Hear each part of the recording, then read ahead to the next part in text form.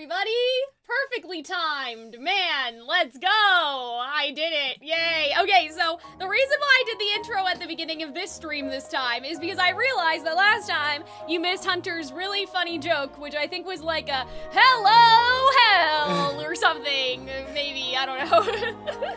So we missed it because my hello Vietnam. Yeah, like it got cut off, so that wasn't fun. That was sad. That's the thing, though. We can lie to them and say I was hilarious. I thought it was hilarious. I did think it was very funny.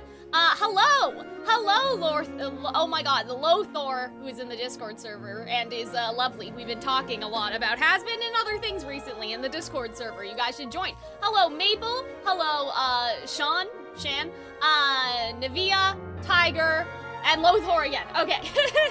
Yeah, we are talking about the finale today. Yay.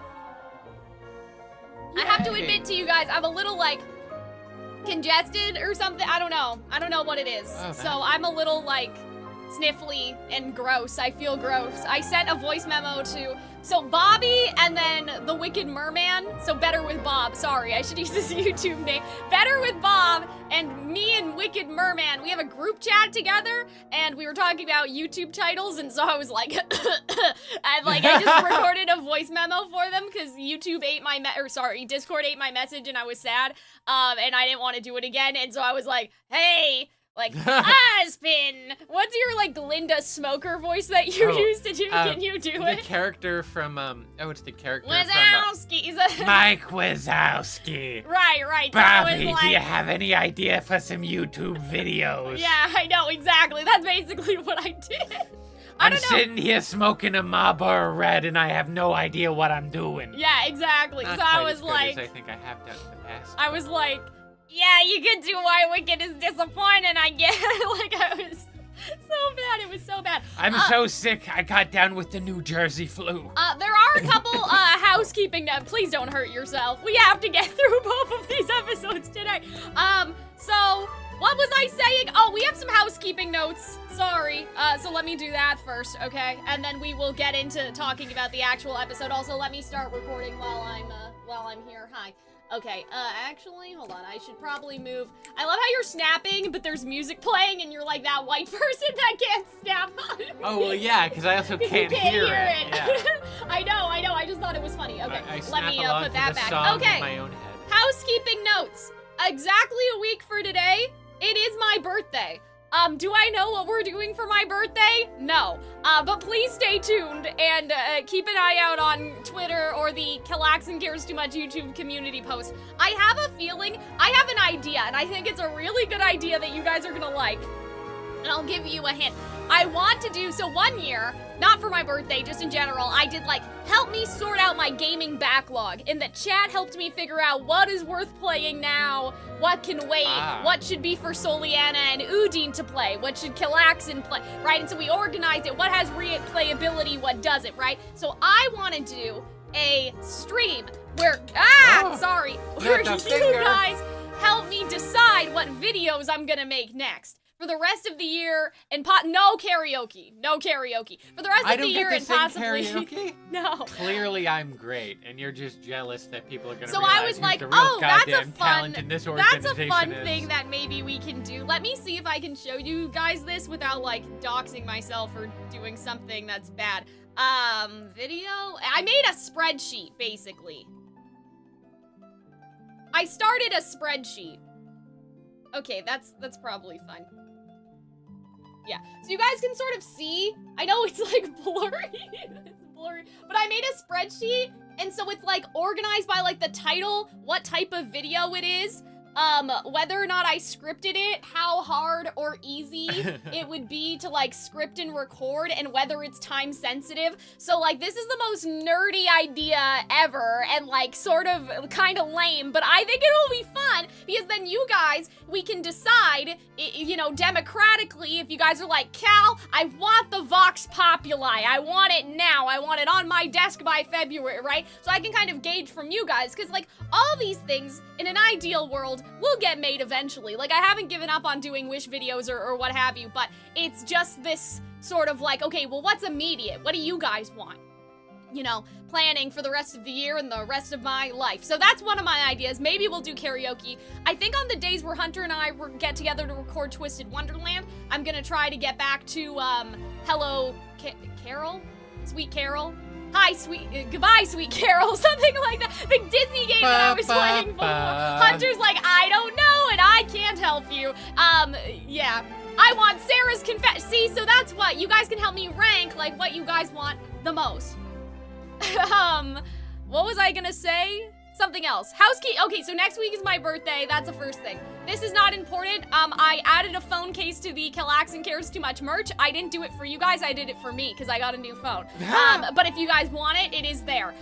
So that's the other thing. The third thing is, I don't think we'll have time for it today because I'm bad and not organized, but I want to do a live stream where Hunter and I do that, like, pick between thing for the Hazbin songs. So not like the ones that we think are like the best or like the ones that we think are bad, like in a very intellectual way, but just based off of the instinct in our heart, like oh no, we love Vox Populi. No, we love Vox Populi. Guys, there was not a single bad song this season. I truly don't think there was. Not a bad Even song, Gravity, no. like, Gravity's not a bad we song. have pickiness for it, but like, Yes. even Gravity is there was not a single bad song this season. But yeah, just based off the vibes in our heart of like, what would we replay in our personal life? Like, you know what I mean? Like, I want to do that either or sort of thing. Lucifer's part of Vox Populi is the only good part? No, the Radio Apple people have to stop this. No, that it's is a pretty not strong true. song, It's a I great feel. song. The little tap dancing. What? Maple? I know you're just the messenger. Sorry. I'm not trying to be mad at you. That's a diabolical thing to say. How could someone say that? It's the whole song is good. Lucifer, like, Lucifer's part wouldn't exist if it wasn't for... Anyway.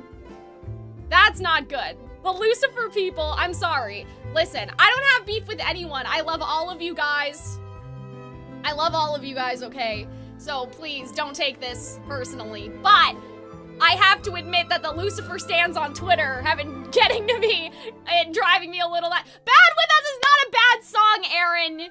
You have to leave, I'm sorry. Here Our Hope isn't a bad song either. Why would you say that it was bad? Okay, well, Bad With Us we've already talked about, so we can't talk about, or I not feel that like we you can't, guys, but. Bad is worse than I think what you guys think it is. Like, just a song where it's like, you know, not the best, or like, oh, there's like, one or two I would not, parts of like, it that bad are a little is, bit, like, you know. not, oopsie. Oh dear. You gotta be doing a lot for things to be bad, I think. What is happening? Sorry, you guys saw Malleus in the background? I can't believe you just have Malleus in the I background. know, I do have Malleus.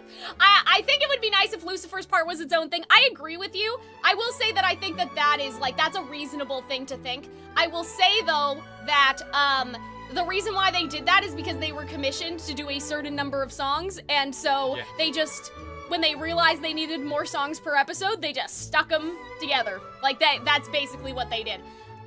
Interesting. You know, the 80s brighter demo was better. I do like the aggressive 80s-ness of it all, but I wouldn't say it's better in terms of the, you know, I used to say musical reactivity, now I'm saying prosody, like the prosody between Vox's actions and the scene, if that makes sense. I think that the darker tone does make sense. Like, it does make sense with Vox killing people, as opposed to, like, if you guys watch my video on the 10 abandoned Disney songs, and hold on, I'm gonna pause this because I'm gonna sing over Fonte. If you guys listen to the original Be Prepared demo, the thanks to me, it was good by Mufasa. Thanks to me, little Simba's gone wrong. Like, it was aggressive. That is how the 80s brighter demo sounds to me. Not that it's bad, but like, Be Prepared is menacing.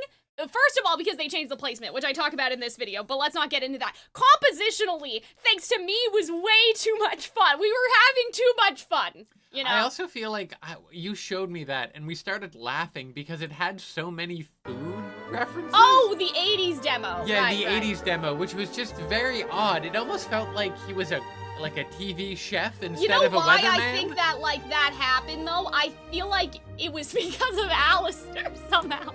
Sorry, delusional. But no, it's because French souffle and then also, what was the other one? Oh, a la carte, right? Like, I felt like it was sort of because okay, like, Vox has a line in Stayed Gone that's like, your medium is getting bloody rare, which I hate that line. I think it's so bad. I think it's actually bad, but he does bring up, like, because Alistair's a cannibal, so I think that the reason why they brought up food was this idea of, like, it's dog eat dog, right? There's blood in the water. He even says, like, you know, smaller fish swim around the big sharks. And nothing's more scary and threatening than souffle. Listen, I'm not saying it was a good idea. Like, I'm not saying it was a good line. I understood the vision, and I kind of think it was a placeholder because they didn't know what the scene was gonna be. I also like the line was French souffle, which implies that, like, my throat kind of hurts. Souffles are I know, French. my throat hurts too. What's happening to us? What's going on? I did have an audition on Wednesday, so maybe I was around the masses when I took the train. I should have wore a mask there, but it's always hard with my makeup and stuff. Some of the songs in the last 2 episodes were a little bit forgettable, but the songs were a huge improvement this season. I don't find them forgettable at all. I think that, like, did you guys, it's a dog-eat-dog world out there. Did you guys see my YouTube recap? I will ask as I try to navigate now, okay, it's okay. Don't worry about it. Did you guys see the diabolicalness of my YouTube recap? Okay, like, that was crazy. Like, that was kind of nuts. The fact that Don't You Forget Reprise somehow got played 110 times within the span of the counting, right? Oh no. So it trumped, like, songs I had been listening to all year in that 5 days that they were counting. I was not shocked. I was shocked. I was very shocked because I didn't think that they were counting anymore, but they stopped counting on November 15th. So you listened to, let's try to do the math. So Fontaine was 116. Nod Cry, I think, was 110. How many weeks ago was that? Like a month ago? Like, Don't you forget, that's 2 weeks. No, it was like 2 weeks. I think it only had 5 days for counting, but it was released 2 weeks ago. Do you understand what I'm saying? Yes, I see. Because November 15th was the cutoff. So in the 5 days between the you episode listen 4 to it 20 coming out, times a day, basically. right, basically, like, kinda, you for sure will not forget. Oh, man. A big old pop-apology. I like that. Yeah, it is oh gosh, sorry. Oh that was our other, our loading screen. Unless it's by playtime, it's by minutes, which is the even more diabolical thing is that it's not by playtime. It's by minutes spent listening to it and playtime as a weighted factor because they said for Fontaine I played it for 545 minutes. And so they showed me the minutes. I had to do the math for the other like the what do you call it? Take a screenshot? No, Google, I don't want to take a screenshot right now. I'm trying to change my music. What am I trying to say? Somebody figure it out. Oh, I did the math for how many times that they played because they did it by minutes. That's how YouTube measures. It's like weighted or something. I do have to like resign the soundtracks though to my other account because it was not good having like my Fontaine. Listening to Fontaine every day while I'm editing affected. Yeah, I do primarily listen to YouTube music. It's like those people that do like Spotify, like the sort of Spotify rewind thing. Yeah. But like their top artist is like, I don't know, like ambient train sound. Exactly, right. Rain on a tin roof. So that kind of fucked me up. Noise. So now I'm gonna listen to all my soundtracks on the Calxiyn Cares Too Much channel and hope that YouTube understands, like, to separate it. But YouTube might not understand. It may still count this under my main Calxiyn account, so I don't know. Anyway, Lucifer getting, sister snatched up in the little... Yeah, that's about right. So yeah, why don't you use Spotify? I pay for YouTube Premium, and so YouTube Music is just easier. But yeah, this scene, you know, I don't have that much to talk about in this scene. They got this old man. They got him. They scammed him.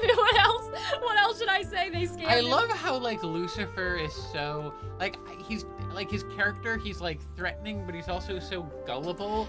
It's like he has this naivete that's very charming. Well, because he's an angel, right? And so now when you see Emily and all of those other characters, like, despite living in here, it's very interesting that he still has that in his character. The other thing that I'll say is what speaks to me with Lucifer is I feel like I do wonder. Oh, new sub. Thank you, Lavender. Thank you.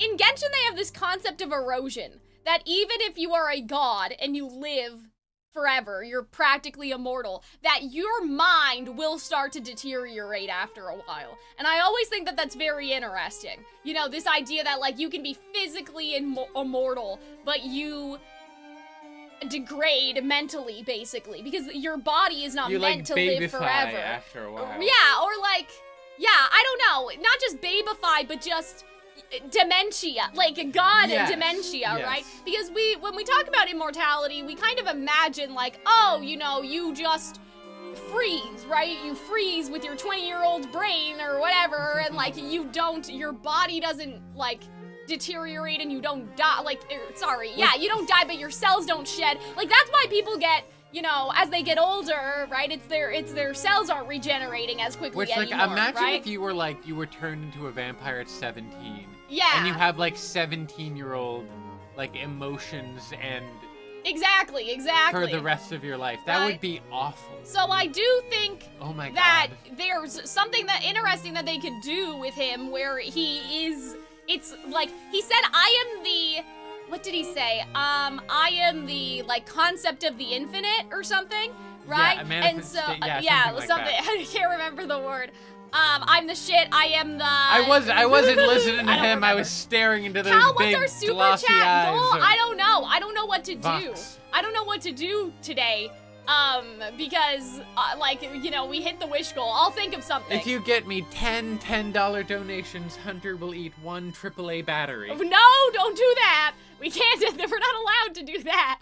I say we're not allowed to as if it was allowed. I let you. Yeah, Hunter, No. like there's rules. The living here. aspect. Thank you. So here's what confuses me about this scene, right? So Vox says, I know that you can't harm sinners. Oh gosh, I'm gonna have to move this. Sorry guys, it's in my way. And then he said, Lucifer has to go to the nursing home. Exactly, he has to do the dementia test. Have you heard that thing about like, you do the alphabet backwards for drunk driving? I'm like, I couldn't even do that now. I've seen that. I can't do that sober.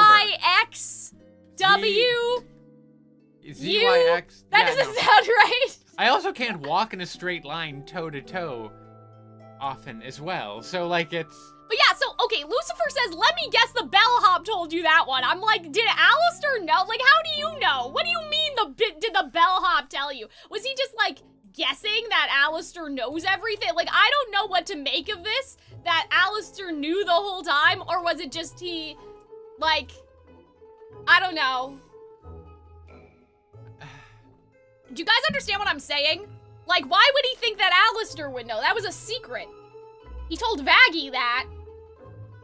yeah, And maybe then- he just doesn't trust Alistair. I guess, so- but I'm like, how the fuck did Alistair know? How would Alistair find out? I don't know. I thought that was funny. What's Spellbound?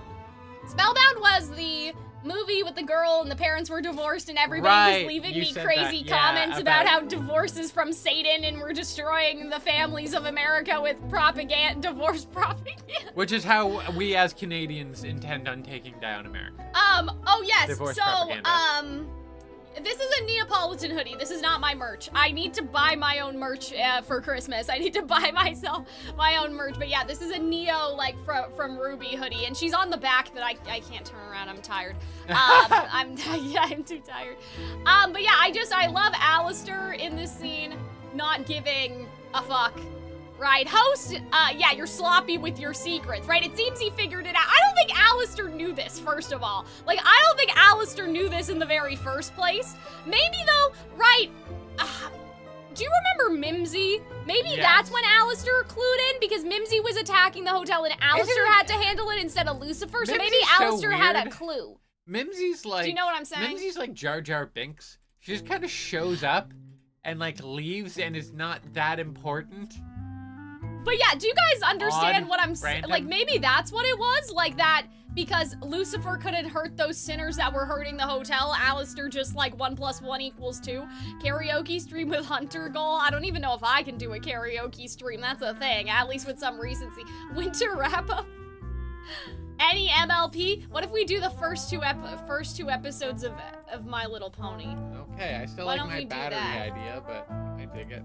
Let's do, yeah, Cause, okay, I'm gonna probably have to do 15 for that though, just because of the math on that, like having to react to Sure. both episodes. It's 40, because it's 2 episodes at 22 minutes apiece. Yeah, I know, but if I have to edit them, That's it's okay. true. This That's is, true. like, this is running at a loss. Like, this is not what we would charge for a commission. We'd probably charge more.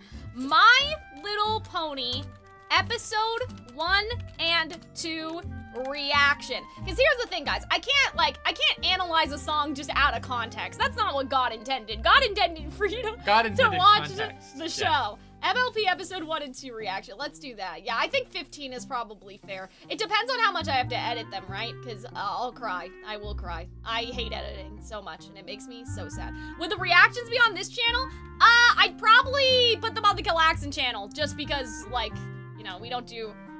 Weren't the guys attacking Mimsy Hellborn? That's a good point. I don't know if Lucifer can hurt the Hellborn either, though. Like, that's a good question. He can't hurt sinners, but can he hurt the Hellborn? Maybe that's why he's able to stay in power. I don't know. Because the other Hellborn are, like, afraid of him, you think? I don't know about all that. Somebody has to... Source, question mark? Somebody would have to find that out. First 2 episodes only have 1 song, though. Oh, that's sad. But it's okay. I mean, we'll still have fun. I don't think Probably. of what even the song is in the first episode of the show. You know what I actually, you know it's in what the I second. want to watch? I want to watch the movie where they have the open up your eyes, see the world from where I stand. You don't know what I'm talking about, do you? Is that Me what is among that? the mighty, you What is that cage at from? my command. That's one of the My Little Pony things. Oh, from the movie. Yeah. Yes. Okay. It's Well, time to grow up I was- and get wise. it's been a while since I've seen the movie. It's a good movie, and it's sort of, you don't really need that much context to understand it. Yeah, maybe I should have done the reaction clip for the movie. Whatever. Yeah. Either way, we'll do something. Here's the My thing, you Little need to Pony watch it related. at the very least the first, Yeah, that makes sense because we episode. couldn't watch we couldn't watch the movie without because the it other introduces like the status quo. one. Yeah, that's true. Although I think technically it takes place after like the 3rd season, you know, but that's a big ask. So here's the thing. Here's the other thing. Like Lucifer, he loves his wife. Okay. Yeah. Obviously, I don't discriminate. I don't think that you can't ship things just because they're not I canon. discriminate against heterosexual But marriage. no. That's not what I We're was gonna pro-divorce say. here at the What was I Calxiyn Cares Too No, Much no, channel. that's not what I was gonna say. I was gonna say, I just think it's funny that the radio apple shippers are acting amok on Twitter, and I'm like, your man is married. Alistair and Lucifer aren't gonna happen anymore than Alistair and Vox. Can't we all just have fun? Can't we all just have Yeah, a of good little course, time? of Like, course. why does it need to be about what's canon? Because, like, if you think that this has a bigger chance, you're delusional. Like, I'm sorry. He's married. He has a wife. He loves his wife. I have not seen. I mean, it depends, right? Because I've only watched. Someone in the chat asked if I'd seen most of My Little Pony. Like I've seen a fair bit. I think I'm on like the 5th season or the 6th season of Friendship is Magic, but I have not watched the newer generation. I've not watched any of the other generations except for maybe when I was a kid and they were initially airing. I watched it like when I watched it as a teenager in high school when like Bronydom was a thing. Like I think a season or a handful of episodes. I think like the first season I watched as a teenager.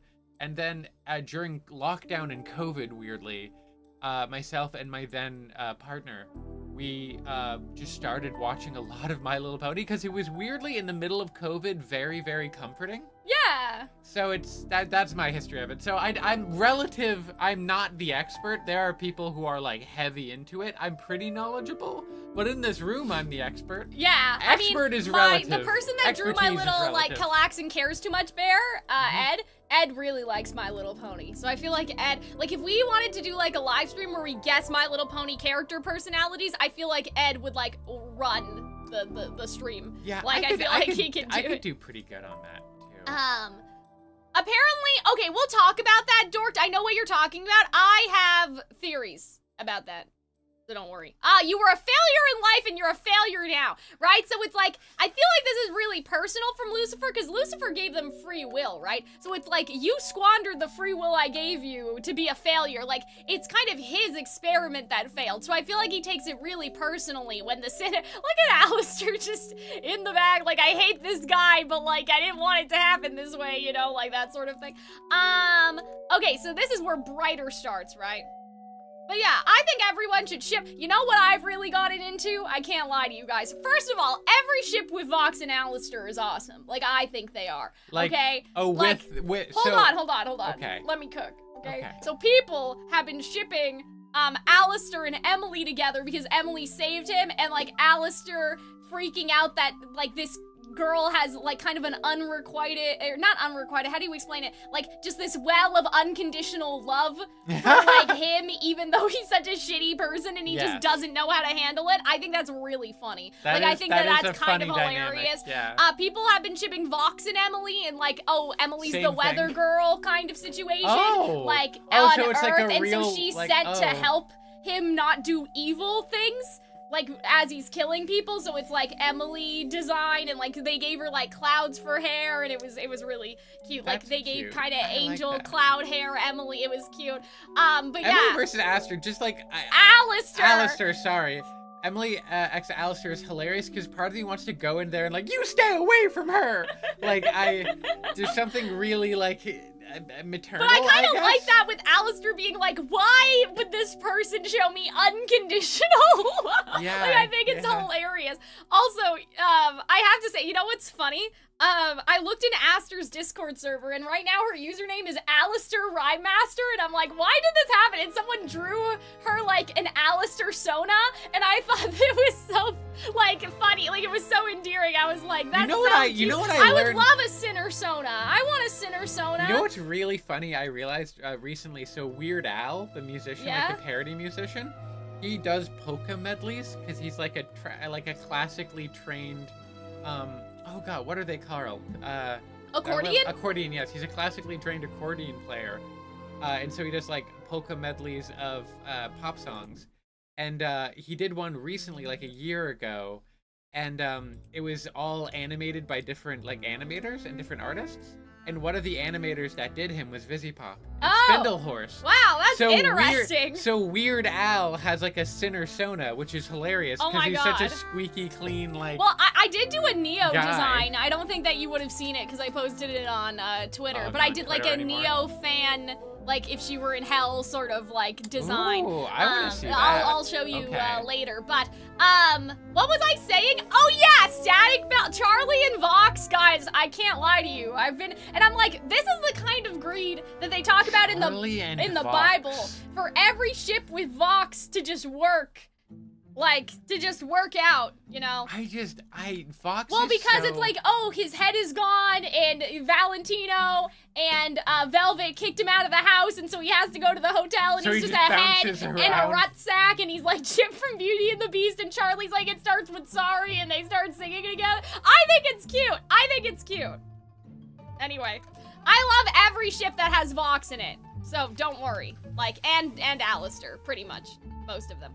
But yeah, obviously Charlie in canon, right? You have Vaggie, but like I'm just saying. Okay, so this Vox design, I really like it. I like his goldfish pin because he's a little autistic shark. Because he just likes sharks nerd. and mammal or aquatic life. People have said this is like somewhere in the U.S., but do you think I know? No.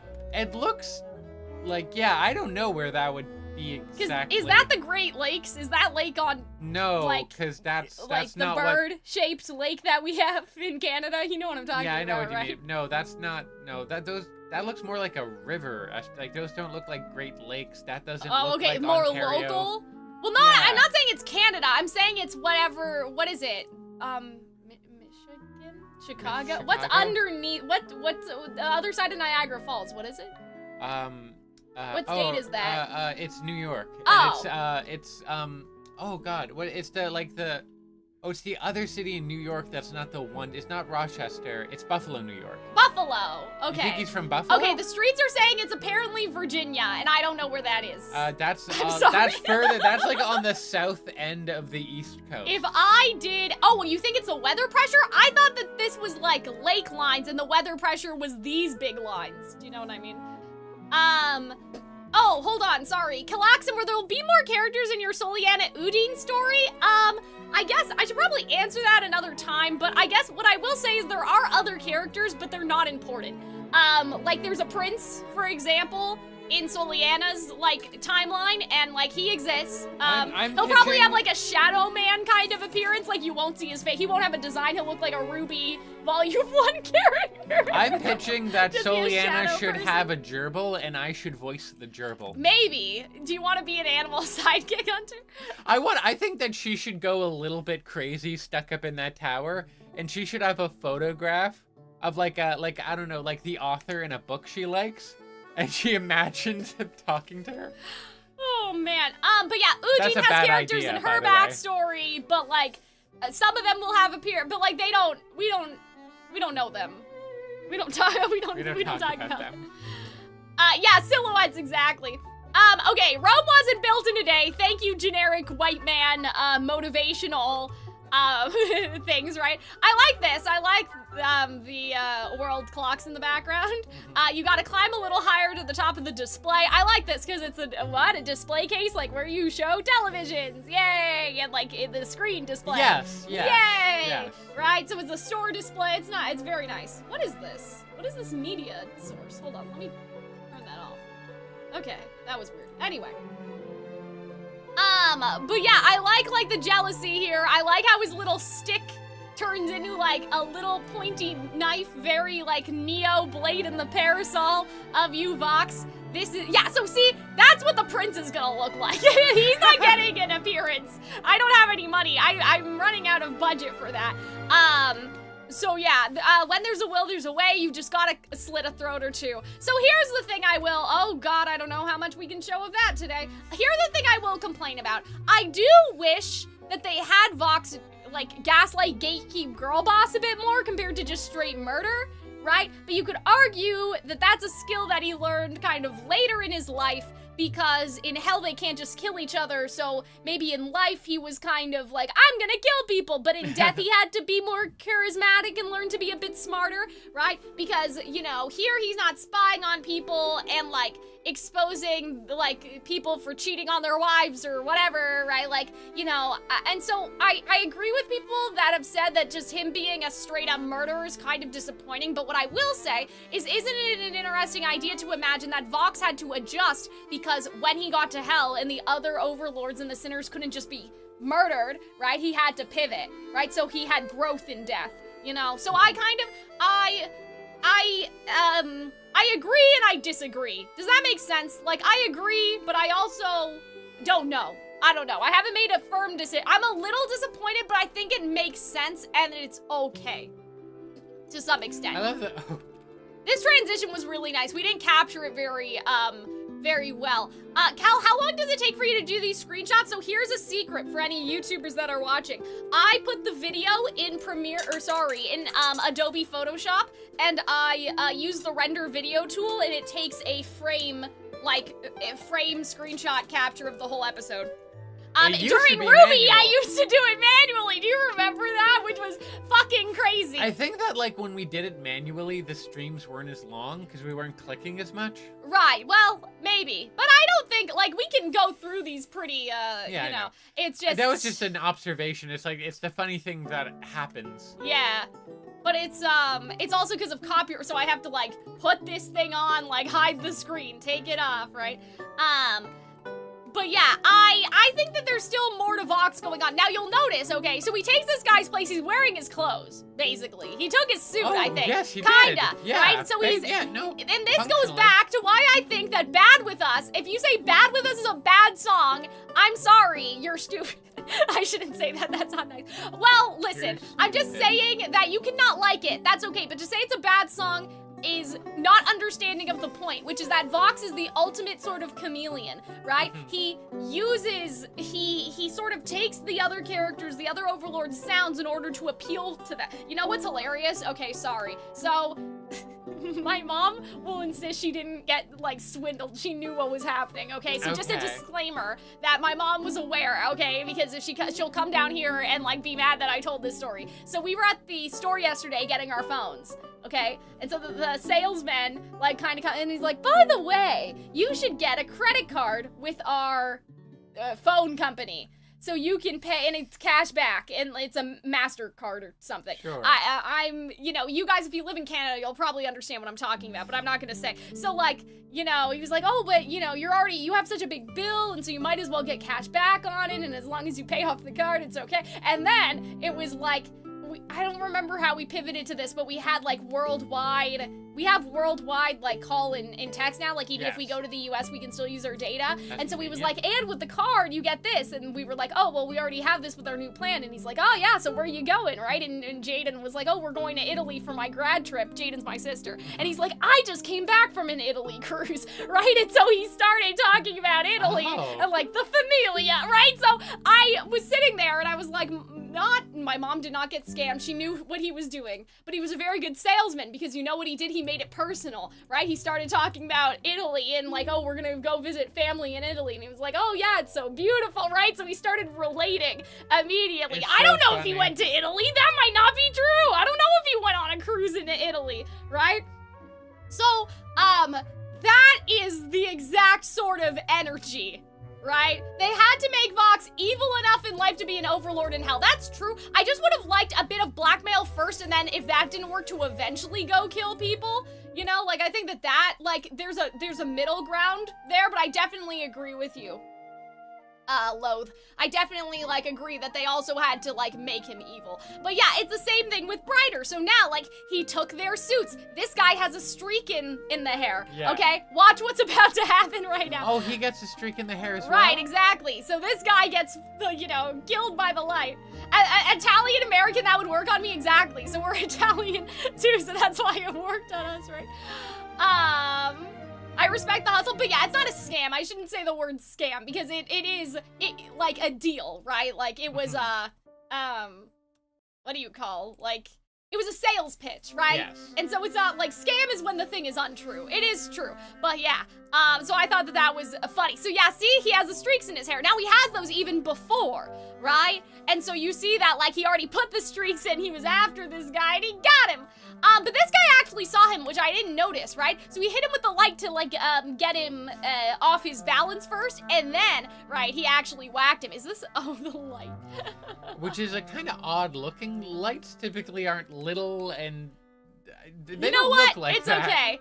But yeah, I really like this, and I feel like that this idea of being brighter, there's so many things that you can do. Like, you know what I mean? There's so many things that relates to. Like, the stage light's brighter, but then also what they're talking about, being a star, right? So you have primary being, like, a star on television, right? But then you have, like, in the spotlight, in center stage. And then, like, if you think about that with Alistair and Vox, it's very interesting that, like, Alistair has shadow powers, right?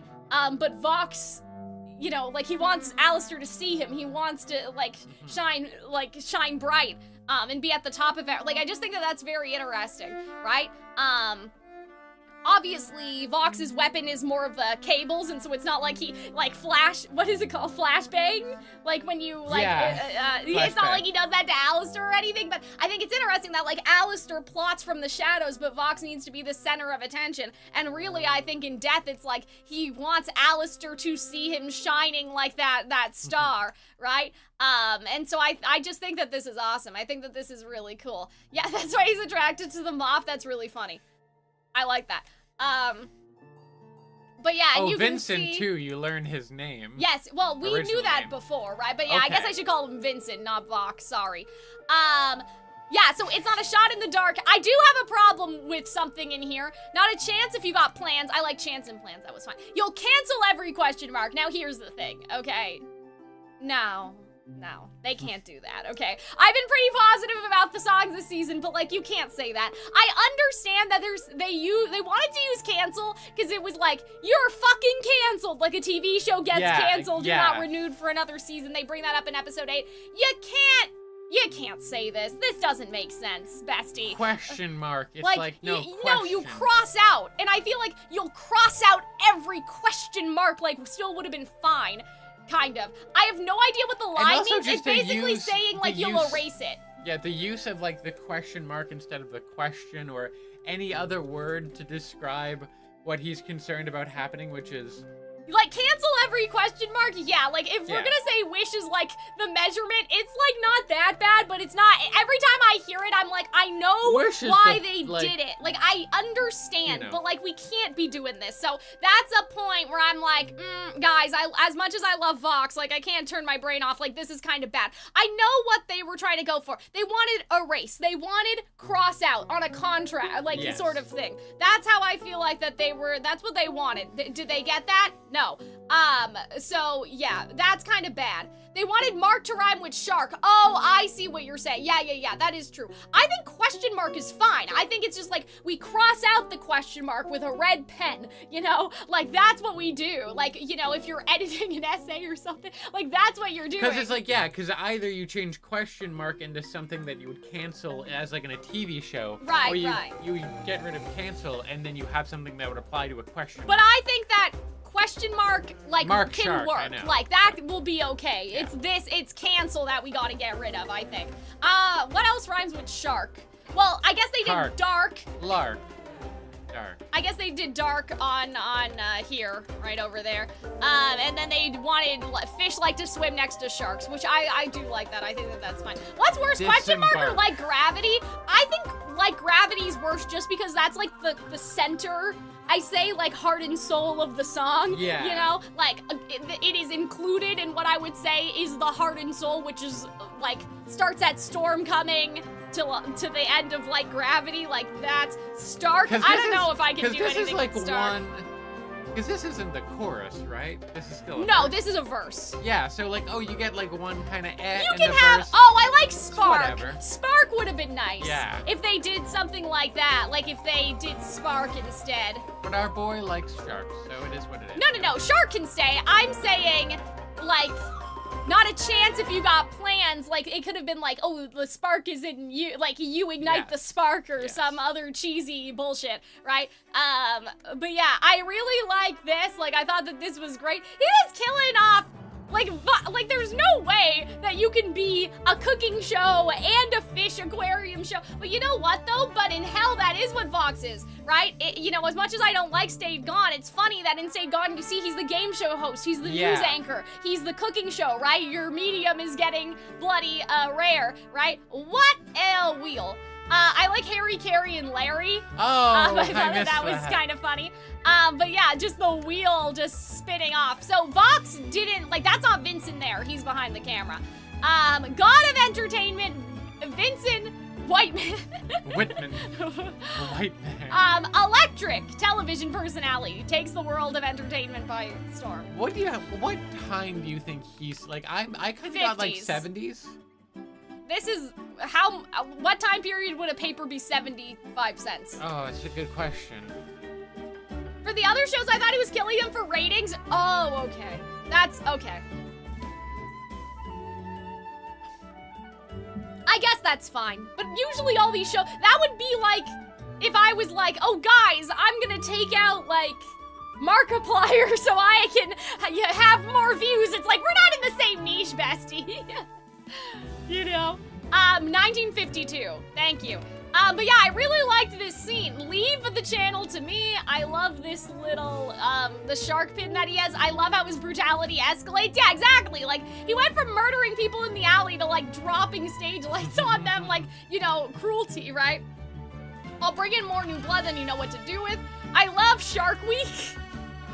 Shark skin feels like sandpaper. I love his little, like, again, it's really cute because one, Shark Week was a thing that existed and it's still because exists. of him. And like, so the implication Color that television. he invented Shark Week is hilarious. And then added to the fact that he just seemingly really likes sharks. The 24-hour news thing is very funny.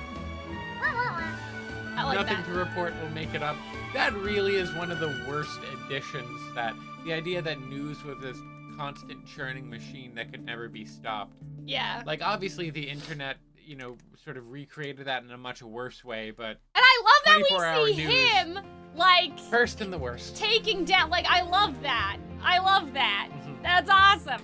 Oh, a cute detail I noticed is that Vox's real name is Vincent Whitman, and the V tower with the triple V makes a W. Damn, so it was all about him the whole time. It was never about the other V's, right? You'd be one step closer. Guys, that is not how it worked. What do you think are, like, the 100... This is such a bizarre thing. I don't know. You don't ask me. I have no Okay. answer for you. In my mind, it's Markiplier and Jacksepticeye because I've been in there since 2010. Like, what are the 100 load-bearing YouTubers that, like, if we, like, put them in the Phantom Zone... Mr. Beast.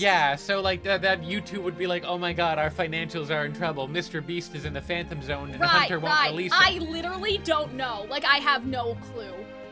I couldn't tell you. I really like Funky Frog Bait, if anybody needed to know. My mom says that I look like her now that you look like them now that I cut my hair. No, you've got a very different Which face. I think that they have a mullet, Yeah. and so I'm just like, I get the vision though, Mom. Like, I get Curly it. hair. Thank you for being Curly supportive. hair and a little fruity, but Yeah. that's not exactly the same thing, you know?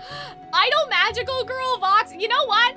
This entire time, I was thinking of the song that was my 5th song on my YouTube rap this year, like the one from Oshinoko, the I've never seen such a liar, or whatever it is, like da na na na na na na na na na na na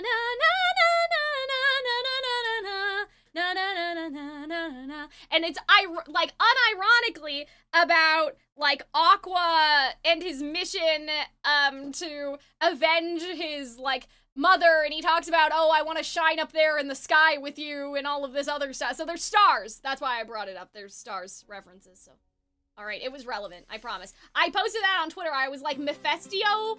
I think it's called Mephisto. How do you get your hair so curly? Genetics. Italian. Well, it's mostly my dad, actually. Really? Yeah. Oh, yeah, I guess yeah. Like, if you put a picture of us side by side when my hair was longer, I look exactly the It's same. like the thickness of the Italian with the curliness. Yes, exactly. Yeah, genetics. And also, curl routine. I go to a special curly salon, too, so the cut also helps.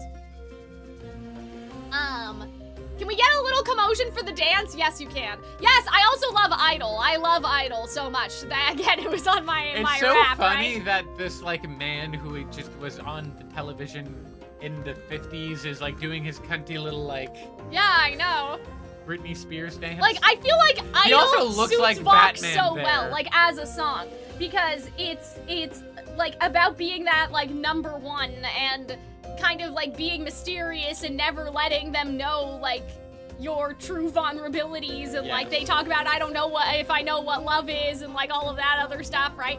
The other studios want to feed you. Okay, so this is where we went wrong, by the way. This is where we went wrong during our reaction. Oh, shit. Oh no, guys, I did the goal wrong. What? I think. How so? did $10 super chat. Wait, hold on. Oh no, that was a okay. I panicked. Wait, but no, the other one that Loaf sent was 5. Wait a second, I think I did it wrong. I did it 10.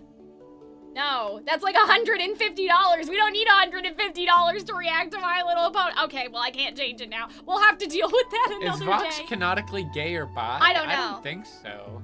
You're too critical, Calxiyn? About what? What did I say? I didn't, on ourselves? Because I said... Oh, that, perhaps. Yeah. Because I said that we're stupid if we missed this and I was sorry? Or was it about the show? Oh, I don't yeah, think I said Vox anything being critical bi yet. makes sense on account of the whole Valentino thing. Valentino's a man, though.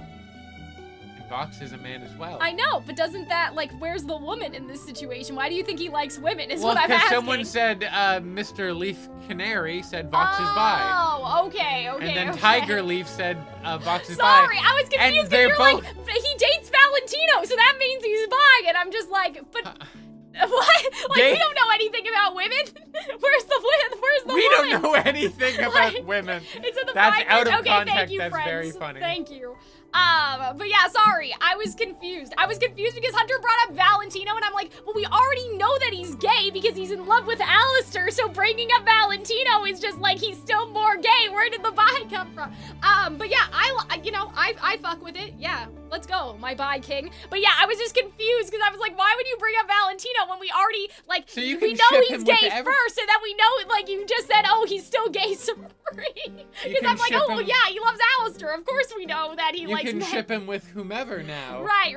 I understand. I get it. You're get free. It. Right. But yeah, so I was basically asking where we have seen the bi-ness in the show, which maybe we Velvet don't know. is a lesbian. Huh. Interesting.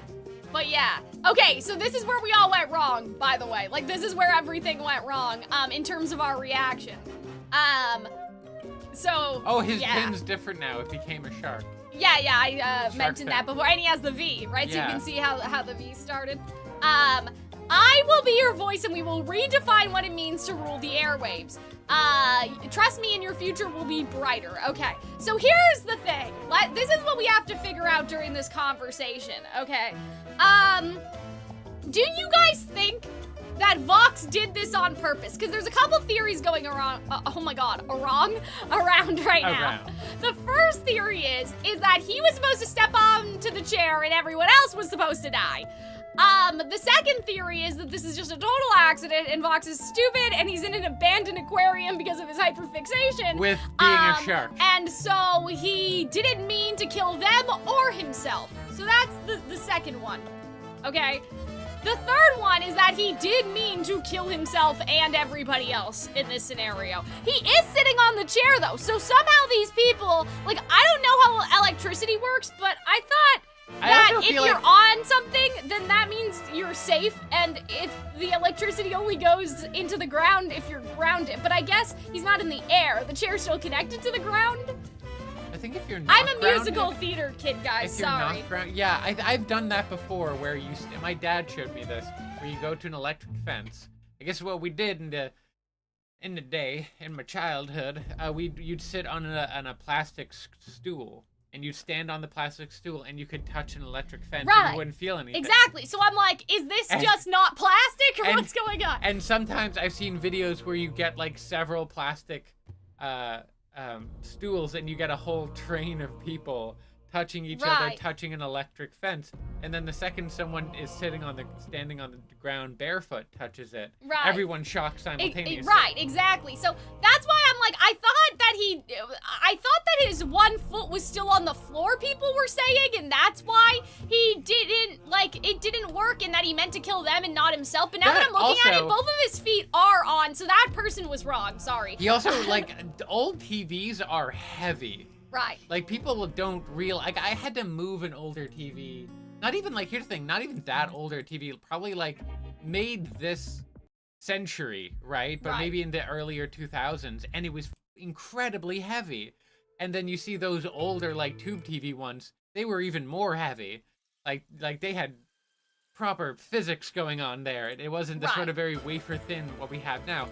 So if that's, like, if he's, like, 5 foot, and that's like a 10 foot drop to the head, that'd be enough to kill you, probably. Yeah. Like blunt force. Their feet are in the water. I knew that. So their feet are in the water, but basically someone in our YouTube comments said that Vox accidentally killed himself because one of his feet was still touching the ground, but that's not true. He's on the chair.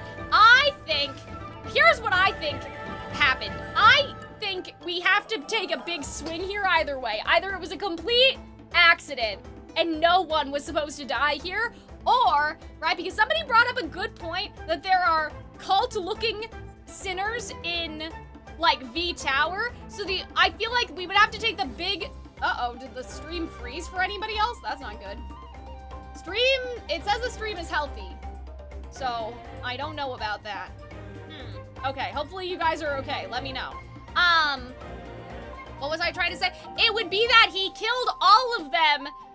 So immediately going into hell, he would have a devoted base. But Yeah. that is like missing reasons. Like for him to do that, first of all, he would need to know that hell exists. He would need to have kind of a conversation with a character like Rosie to understand, because Alistair says like, oh, I don't want to die and then be at the bottom of the food chain. Like I want to guarantee my position, right? So like we could say that maybe Vox was doing the same thing, but he would have to know. Like he would have to know about that first. So I am leaning towards total accident, but I do think it's interesting, this idea that he maybe intentionally, like, maybe, like, he was sick and he was dying or something, and he decided, you know what, if I'm gonna go out, I want to take everybody else with me. Like, but he doesn't do occult stuff in this scene that we know of, so I'm more inclined to think it just was a total freak accident. I'm inclined to believe it was an accident as well, especially because he likes power so much, and I didn't think he has much to gain by killing everyone, right? Well, I think that's why I said it's either two extremes. He was killing himself and everybody, like an intentional, you know, attempt to die because of something that we don't see during this backstory. Maybe he had cancer. I don't know. I'm just making shit up, right? Like, and so he wanted to make sure that he, like, went out and then took all of his followers with him so he'd had a leg up, or it was a complete freak accident. But it can't be that he intended to kill them and not himself, because that doesn't make a lot of sense. Unless all of these people are not his fans and these are his competition, but they wouldn't have conveyed that very well if that was the case. Either way, all these people died, and I feel like that those are the people in V Tower, either way. Like, I feel like he's definitely is using that. I love the persona ass, just everything, the fucking cape that he has going on. I love, he steps on Charlie, then I think this one changes to Lucifer, and then he steps on the Alistair one, and I just love this shot. I think that this is awesome. It looks like an accident to me. I agree. I think that that's a very interesting point, Tiger, like the idea of, you know, composition language, and if it was on purpose, they would have kind of conveyed that more directly to the audience through uses of other camera shots and stuff. Definitely a cult mass suicide. It lined up too perfectly. Okay, so see, we have some debating, like, you know what I mean? No way he didn't realize the TV was unstable. So I think either interpretation works. It's just for the cult murder, you have to, like, you know, you would have to... Well, not all cults are like doomsday cults or death.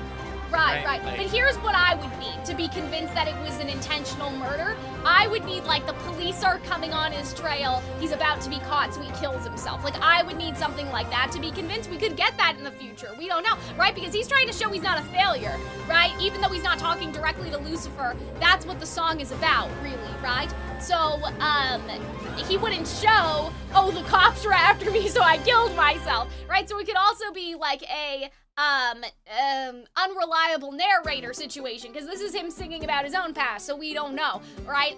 But yeah, I think if he wanted to kill those people and himself, they would have had to show, like, I'm dying of cancer and I'm gonna die anyway. The music's a bit too loud. What happened? Sorry, guys. I didn't know. Genshin's just getting a little aggressive with it. Is that better? Okay, let me know. That should be better now. It's like the lowest that it can be. But I can turn it down lower if you guys need it. I like Milk Carton Angel says, I want him to be a weatherman again in season 3 as punishment I for think his that almost would be destroying funny. all the city.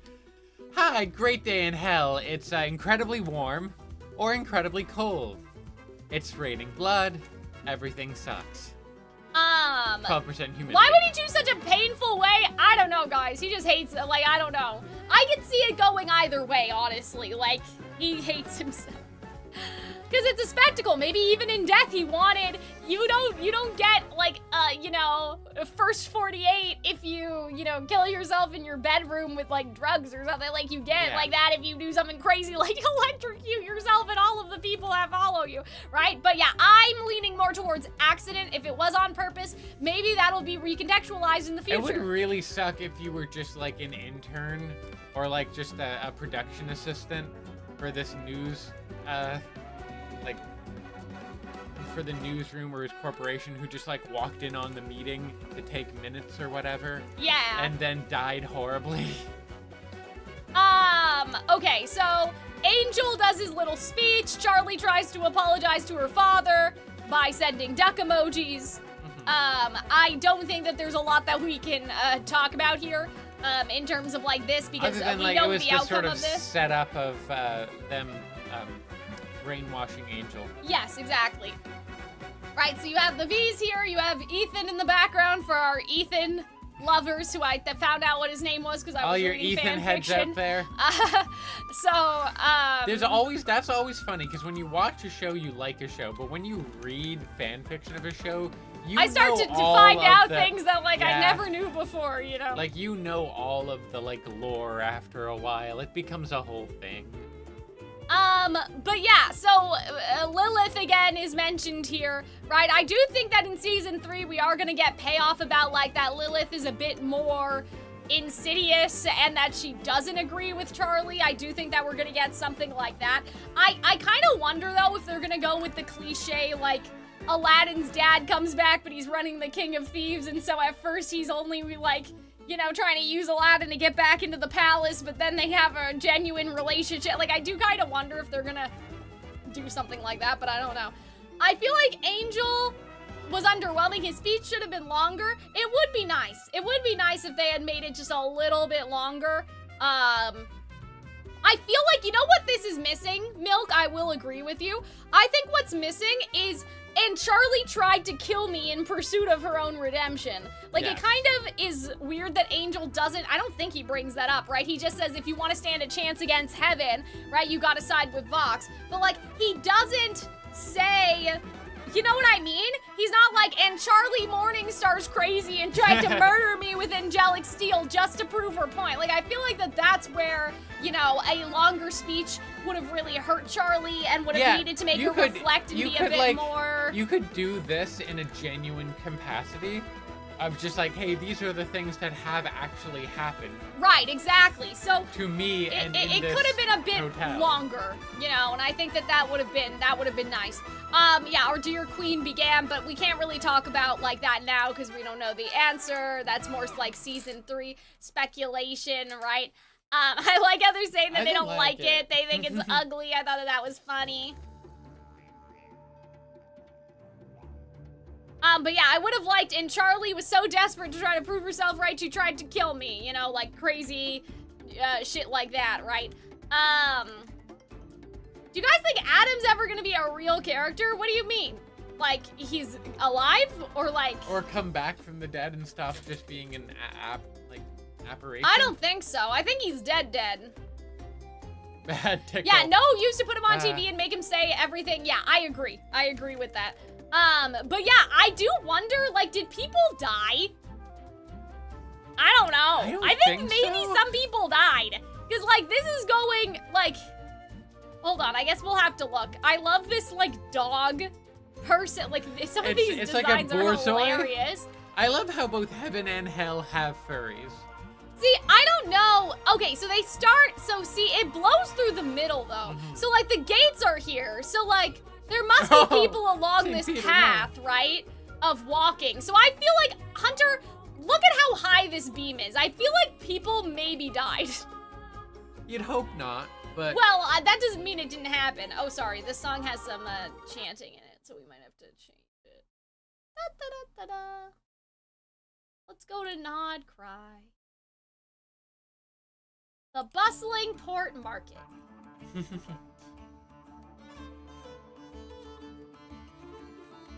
What happened to Adam's corpse was a spoiler. Maybe I think that they took him and they Luke took him and she's in his house or something. Like a propped sort of up in the bones. Oh God, what is that?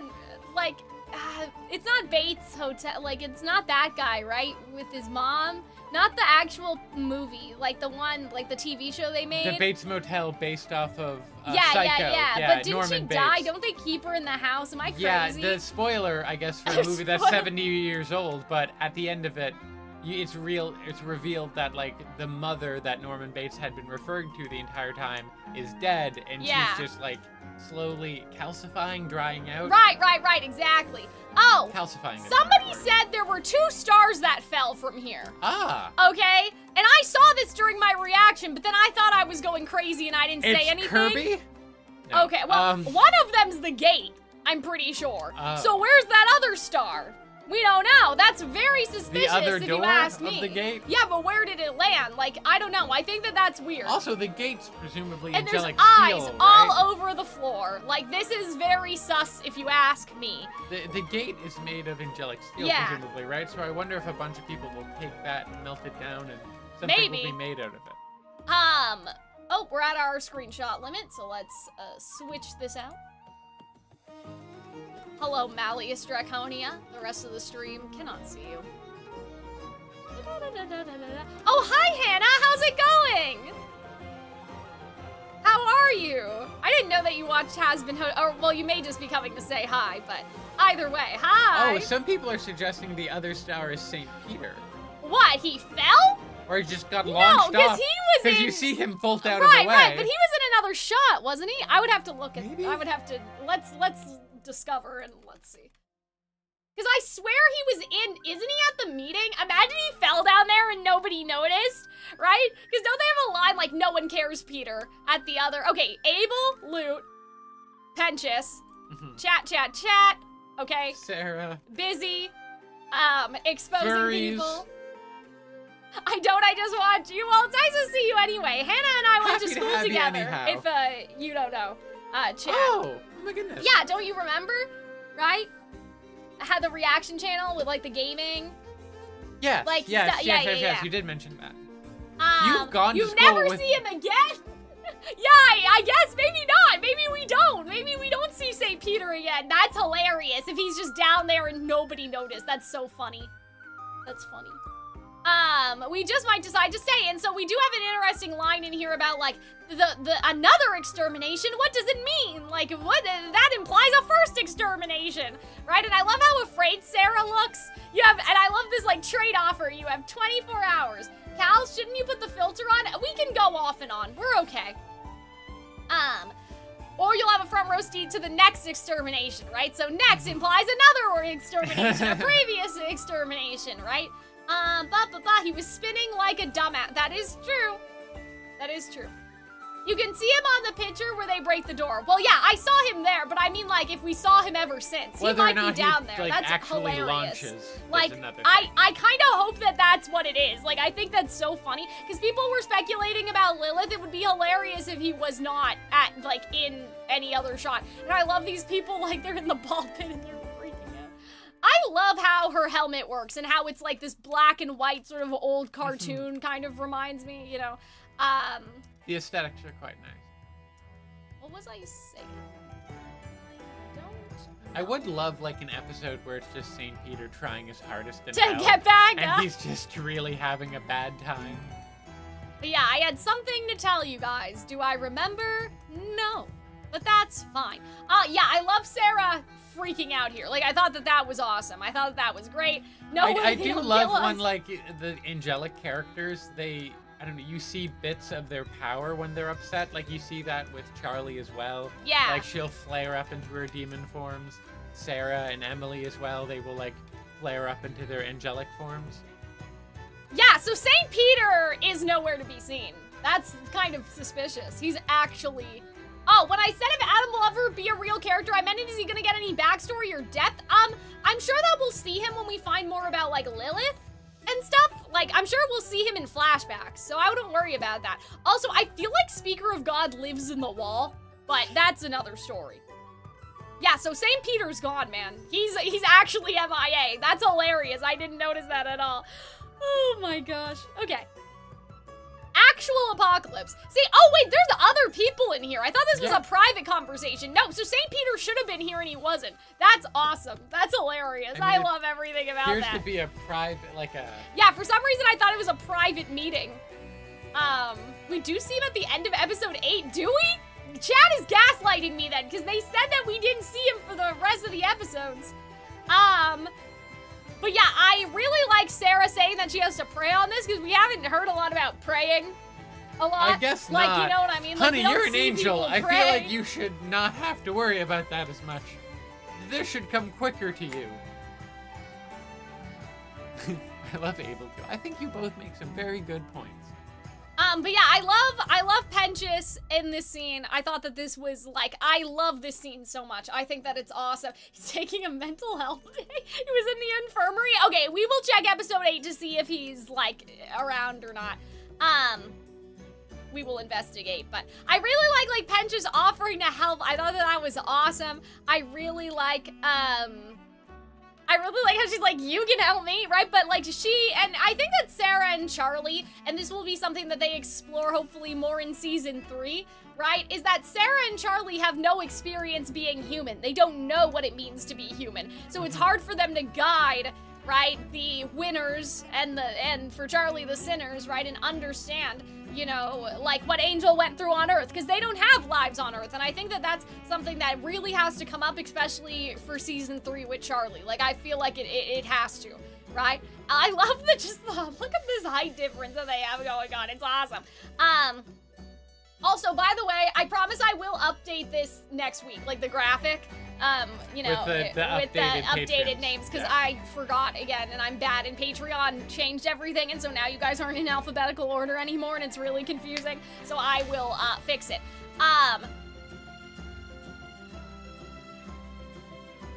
But yeah, I think that this is interesting, right? Everyone is looking to me. I feel like Sarah's character Why does is it really feel like all fleshed of out. heaven was in a happy marriage, and then like Penchis is just a baby they didn't want, screwing up all their plans?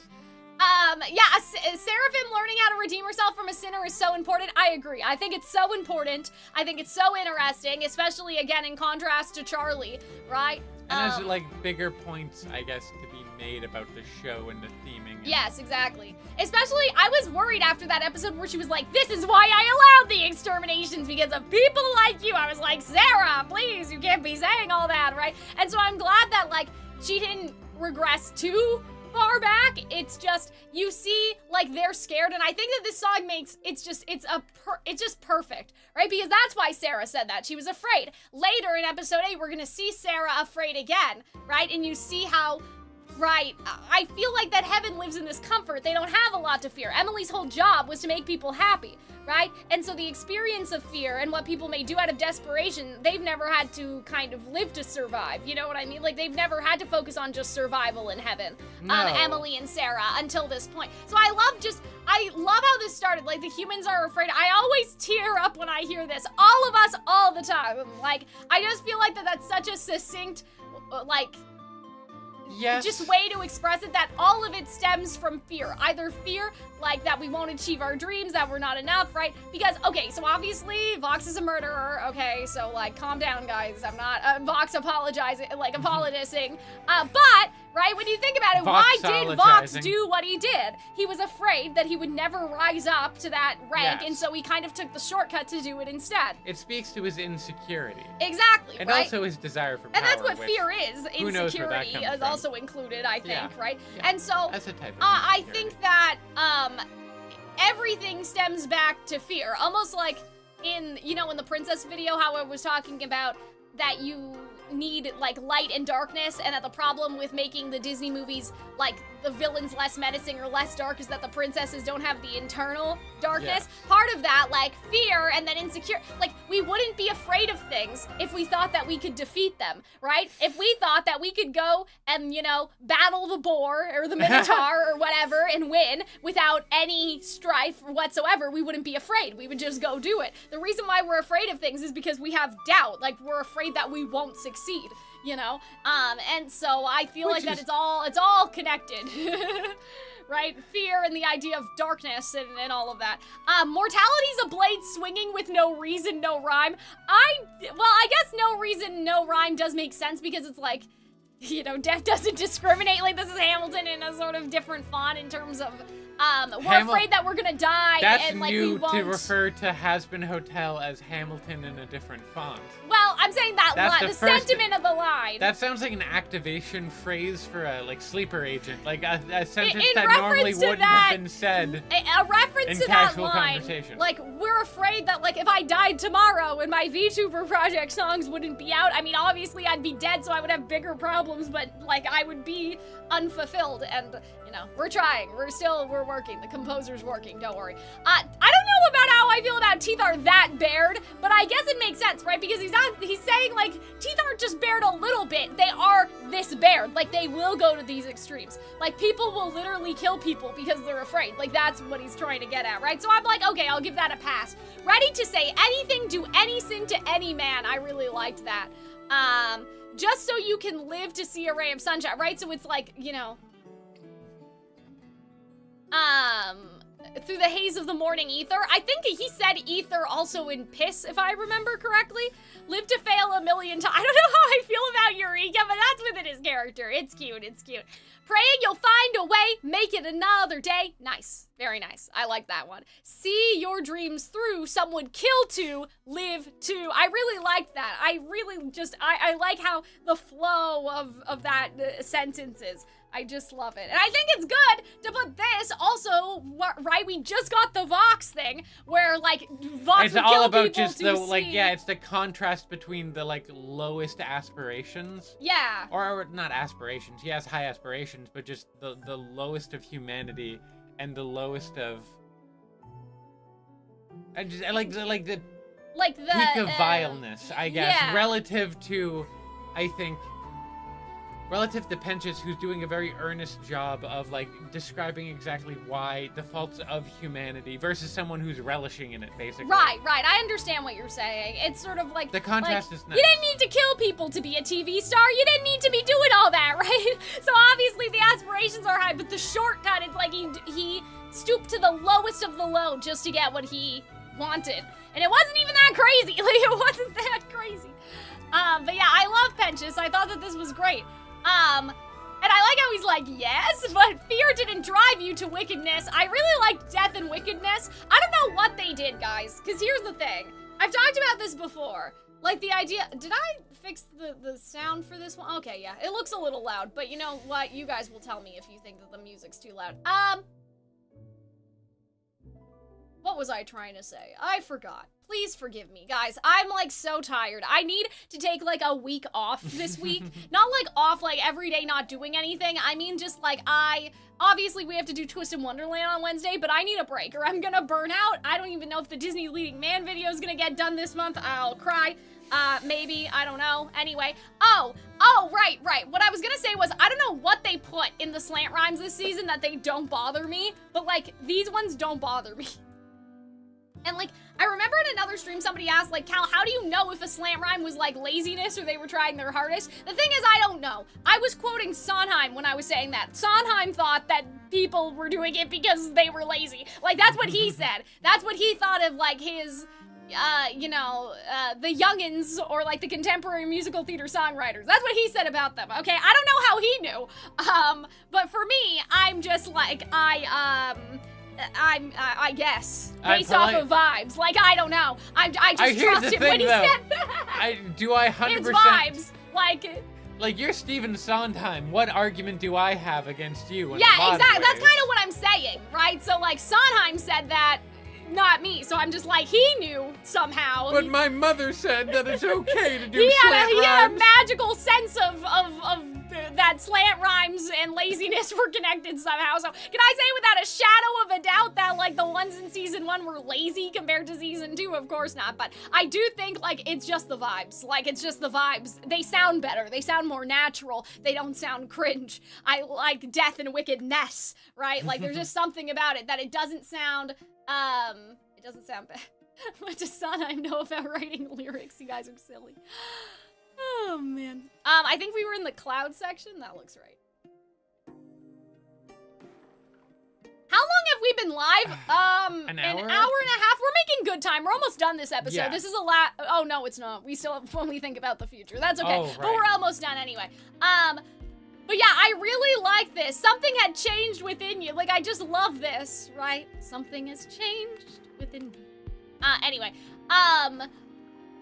yeah, so I love the cloud scene. Maybe I thought it's that just this was awesome. It's just because I had, listened to Wicked recently, but was there something kind of wickedy about the something has changed within me? Like, What do you mean? Like, Sarah's lines in this song? Or am I stupid and I'm, like, mistaking it? Because in my head there feels like the vibe is similar.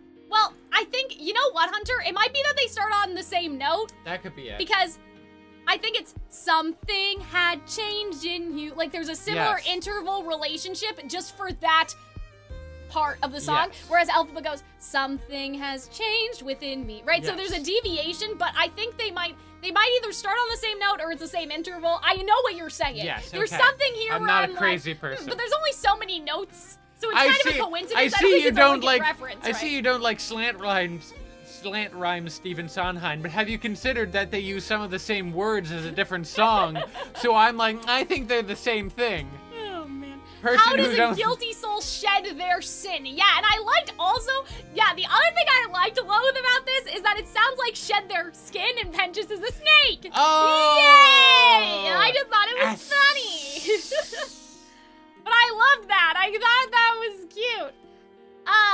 The fact that the lyrics got significantly better, even though they were made by the same team, just given more time to write, is evident that season 1 was not given enough time. I agree, Aaron. I think the other thing they did differently, to my understanding, okay, is that they were more involved in the writer's room compared to last season. I have the feeling, I don't know if this is true, okay, but I have gotten the impression, I'll say, that season 1 script was further along, whereas this time, I believe San Half did, like, confirm this, they were in the story meetings, right?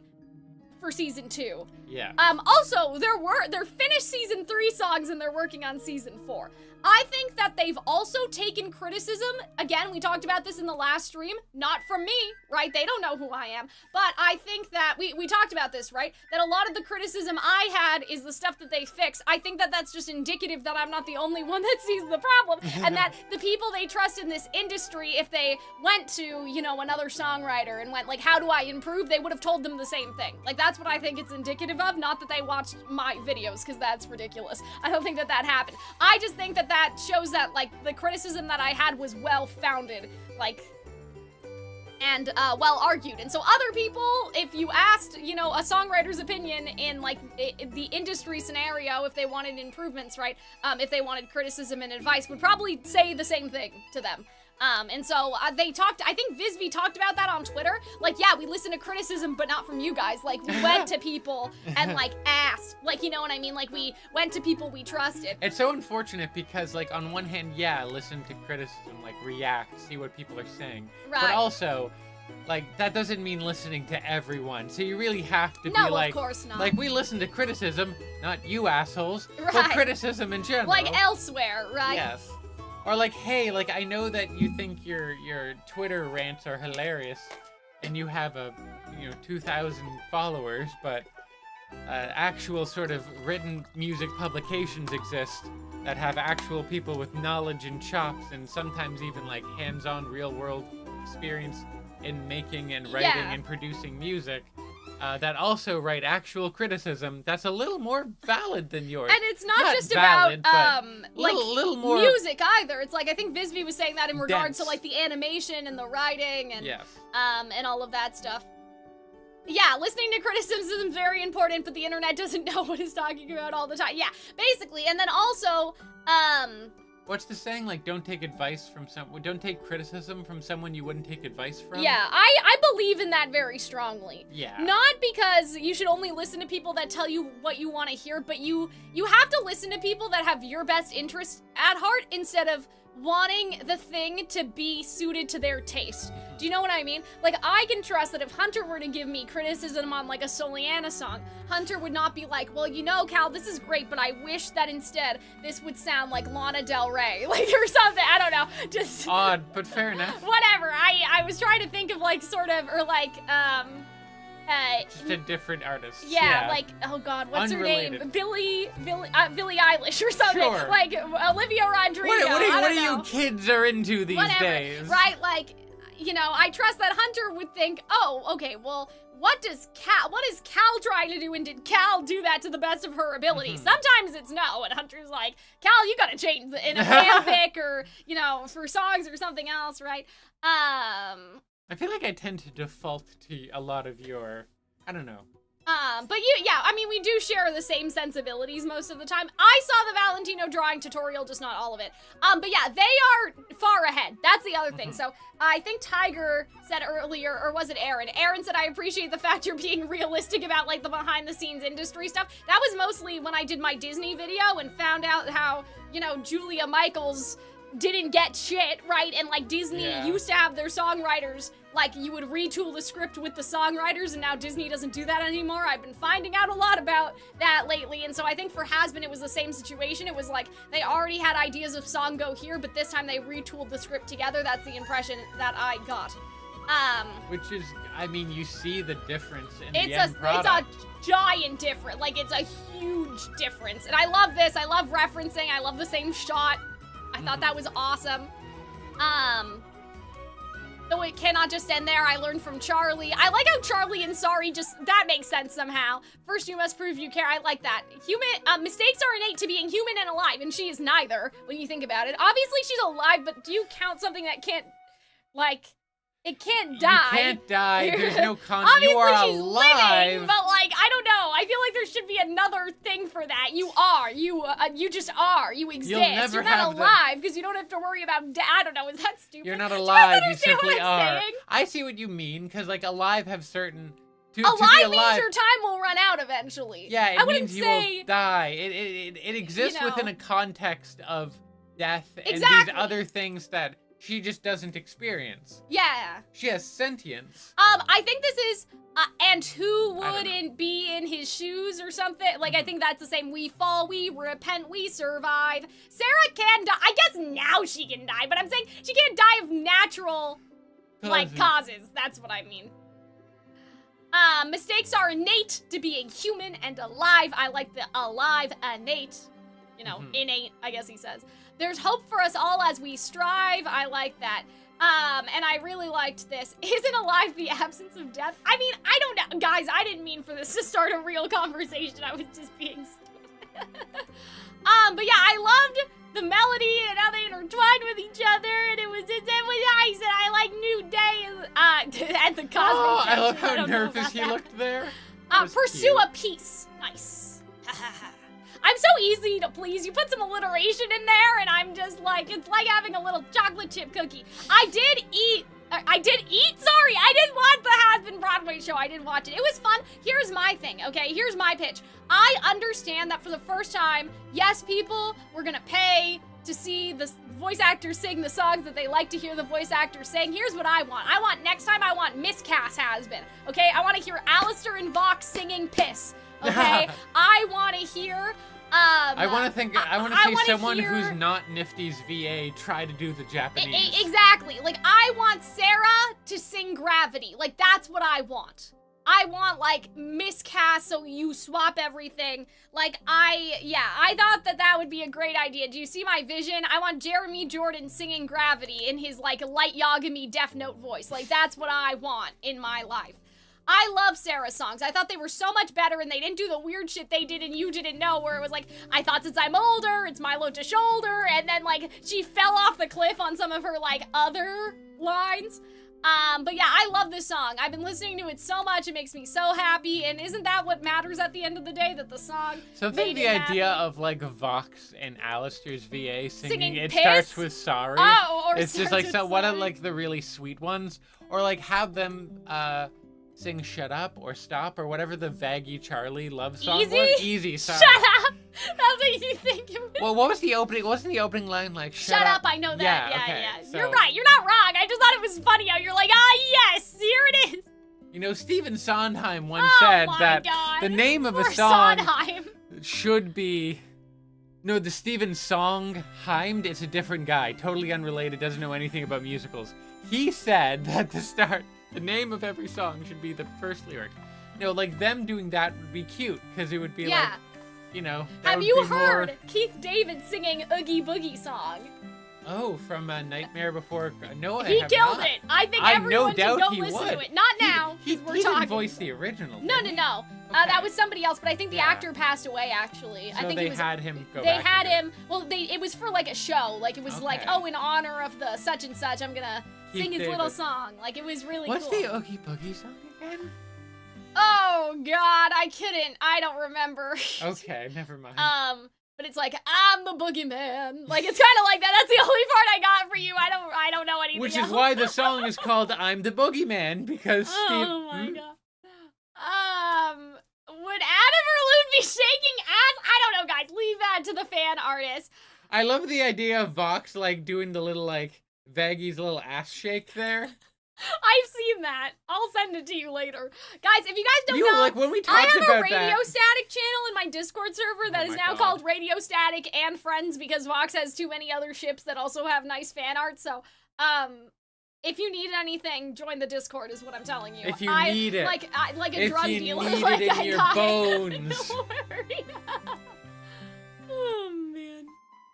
Ugh, I love doing these with you, Shake Hunter. that ass. I'm Shake gonna that be ass. so depressed. What are we gonna do? It's all like we can talk about Twisted Wonderland like this because there's not that much. It's okay. We'll find a way. I'm so sad. I can't believe it.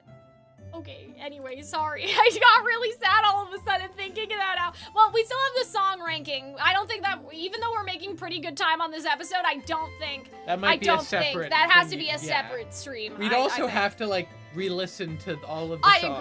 agree. We need to cook, right? And I don't know, because sometimes I feel like when we do that, it's like, Hunter's allowed to have an opinion, but it's... No, but this will be Do we- favorite. This will be Okay. like what you would listen to over like Okay. another thing. Okay. It doesn't need to be objective. That'll be the either or. We can do a ranking separately if you want, like at home. Because it's like, I don't know if it's gonna be like, if it's gonna be the thing where it's like, if I say lower, you say higher, or what have you, it's in the middle. No, or... you're gonna do yours, and Okay. I'm gonna So we're do doing mine. two separate. Okay, Yeah, I yeah, see. that's how I think. Because that's why it would be a stream and not a video, because we'd be here all day, I think. I see. I love your hoodie, thank you. To clarify again, this is not my merch. This is a shirt from the Rooster Teeth store. This is a Rooster Teeth store hoodie. Neo is on the back. I have merch that looks not anything like that. It's kind of similar, but it's not really. I have merch in these colors, but it doesn't look like this. And I made a phone case, but it was for myself. Anyway, what can I say? A little extra razzmatazz. What?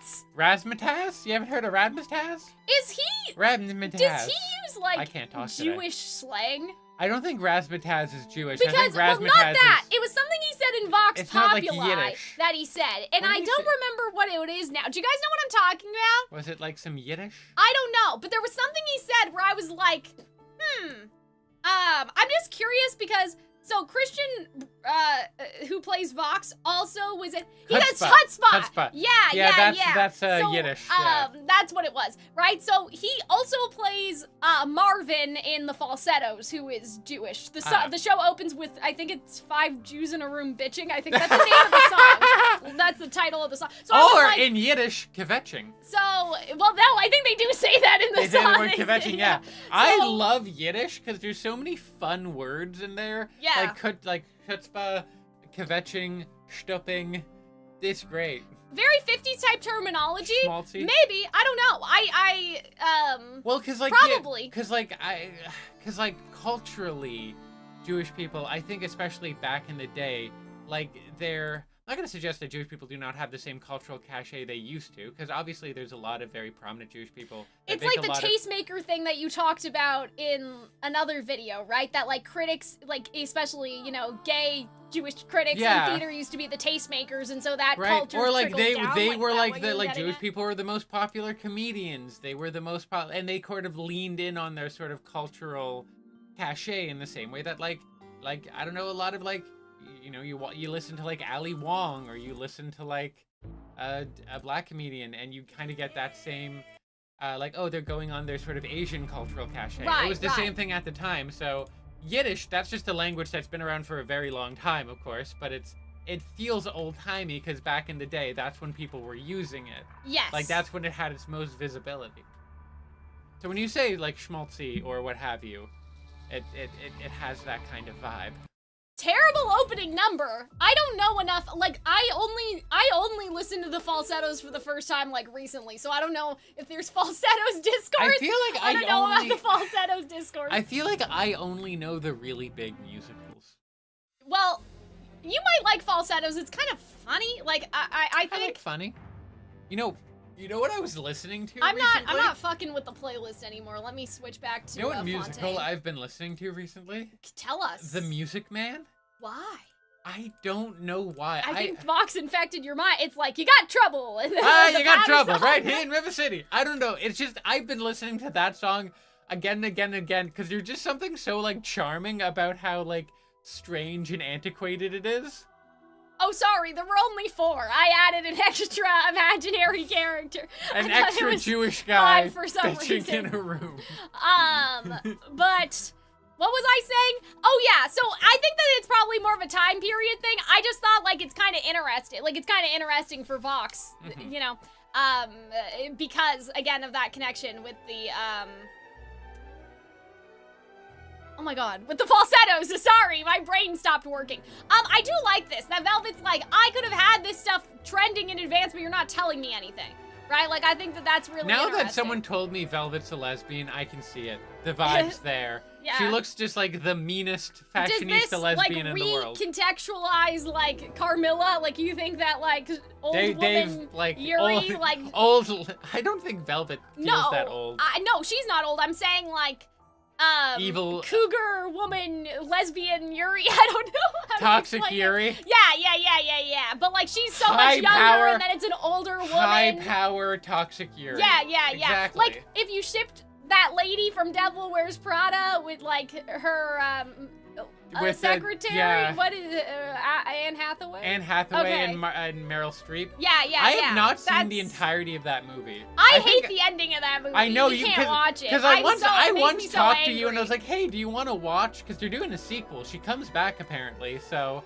But I asked you, like, do you want to watch that movie? And you're like, no, because the ending's stupid. Throwing it all away for a man. And it's like, I get what they were trying to do, that, like, love and family and whatever is more important than your career. But, like, for that man, no. For a good man, sure. But, like, for that man, are you fucking joking? It makes me so angry. It reminds me of the guy from, like, Hades in Hercules. He's like, he's a guy. Yeah, exactly. Come on. So I'm like, that point could have been made with a nice man, but instead this is like a shitty man. Devil Wears Prada. But yeah, I really love this conversation. I thought that this was really great. I love like the tough fucking shit, like I expect him there, right? Instead of, because here's the thing, so in season 1 when Val is angry, like, Velvet kind of forces Vox to go take care of it, right? And like take responsibility for Vox Valentino ripping up models and stuff. But now he's like, tough shit, you go, you fetch him and you get him there. I love this shot. They can't see it. I put the thing on, there you go.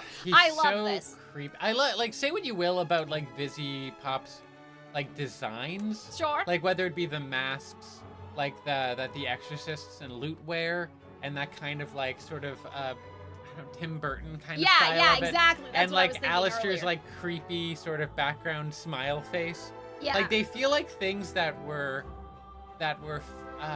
concept art that were like directly one-to-one put in the show. Yeah. And it gives it kind of a unique vibe. Which is... like they have visual motifs. It's too bad, because when we talk about stuff like Ruby, there's such cool stuff in the concept art, and then they have to try to make it with a 3D model. Which is the practicality and it's of it all, depressing. right? You hate Devil Wears Prada? No, guys, I don't hate the movie. I hate the ending. I think the ending, it's like that meme where it's like you're trying to, you know, have fun at the function, but the misogyny is seeping through the cracks. That's how I feel about the Devil Wears Prada. Yeah. I can kind of see that. But yeah, like with a better man, it would have been fine. It's just like, that is not the man. I love this. The sweetheart of it all. You didn't need to do all that, Alistair. Here's the thing about Alistair. Alistair definitely flirts with people to get what he wants. Whether he has any, like, or he's romantic them. interest. Well, that's what I'm saying. Yeah. Like, there are multiple ways to play people, right? We talk about, you know, this is something that was in the book I referenced a couple weeks ago, the, Little Thieves, where the MC talks about the trinity of want, which is power, pleasure, and profit. And it's like, if you give someone 1, they'll use you. If you give someone 2, they'll see you. Like, they'll negotiate with you, like, they'll work with you. And if you give them all 3, they'll worship you. That's, I think, Alistair's character. Like, if I had to put it, like, I think that that's what it is. Like, when he makes deals, he's searching for those 3 things. The pleasure, profit, and, power, right? And so, yeah, sweetheart there for the shippers as a little treat. I took it as him being condescending. I don't think he's genuinely flirting, Trixie. That wasn't what I meant to say. I'm saying that he does this a couple times. He calls him sweetheart, he calls him baby, he calls him friend, right? I think it's to kind of, because he knows that Vox wants to hear those things, but he's also going to say it in a condescending way, right? So I think it's kind of a twofold thing. Like, he knows that Vox, like, kind of will malfunction like he does later at hearing him say, oh, do it for my friend here, right? My friend here needs the ego boost. Like, he knows it's gonna, like, short-circuit him a little bit.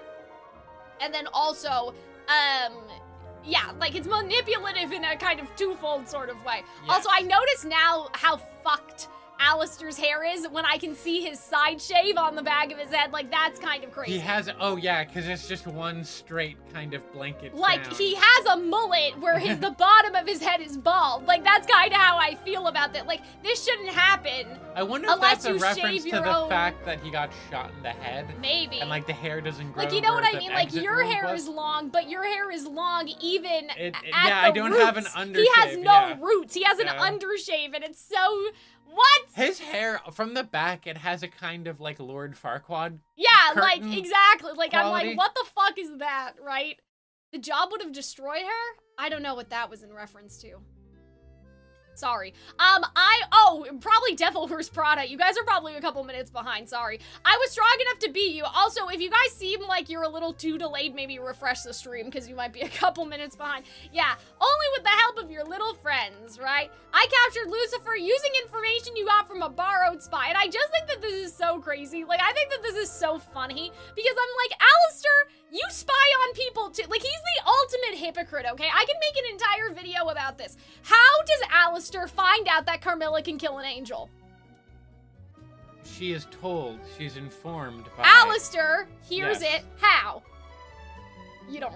I don't recall. Okay, it was the first egg season. boy. He sends the egg yes, boys oh my God, to yes, go the egg boys spy walked in, yes. on Carmilla. Yes. So he's like, you're using borrowed spies. You don't do anything by yourself. And I'm like, you don't really believe this. Alistair doesn't believe this. Unless he's like so hypocritical he doesn't understand. Alistair loves friendship, you know, when it suits him. He loves using people. He loves having help, right? And so I feel like, I think he knows. He's just talking shit. I think that he doesn't truly believe this. I think he does kind of believe that there's no friends in hell thing, but I don't think that he believes that you shouldn't work with other people. That is fundamentally not true with, like, everything that he has done in the show, right? Like, he has not done anything by himself, right? He got all his power from Rosie, first of all. Second of all, he made deals with Vaggie. He made deals with Charlie. He, rage baiting for the love of the game. He helped Charlie by bringing her to Rosie. Like,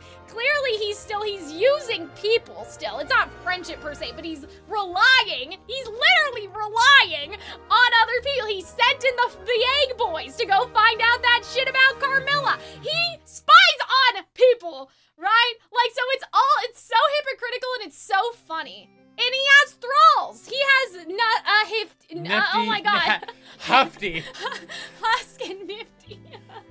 Is that what their ship name is, Hufty? I don't know.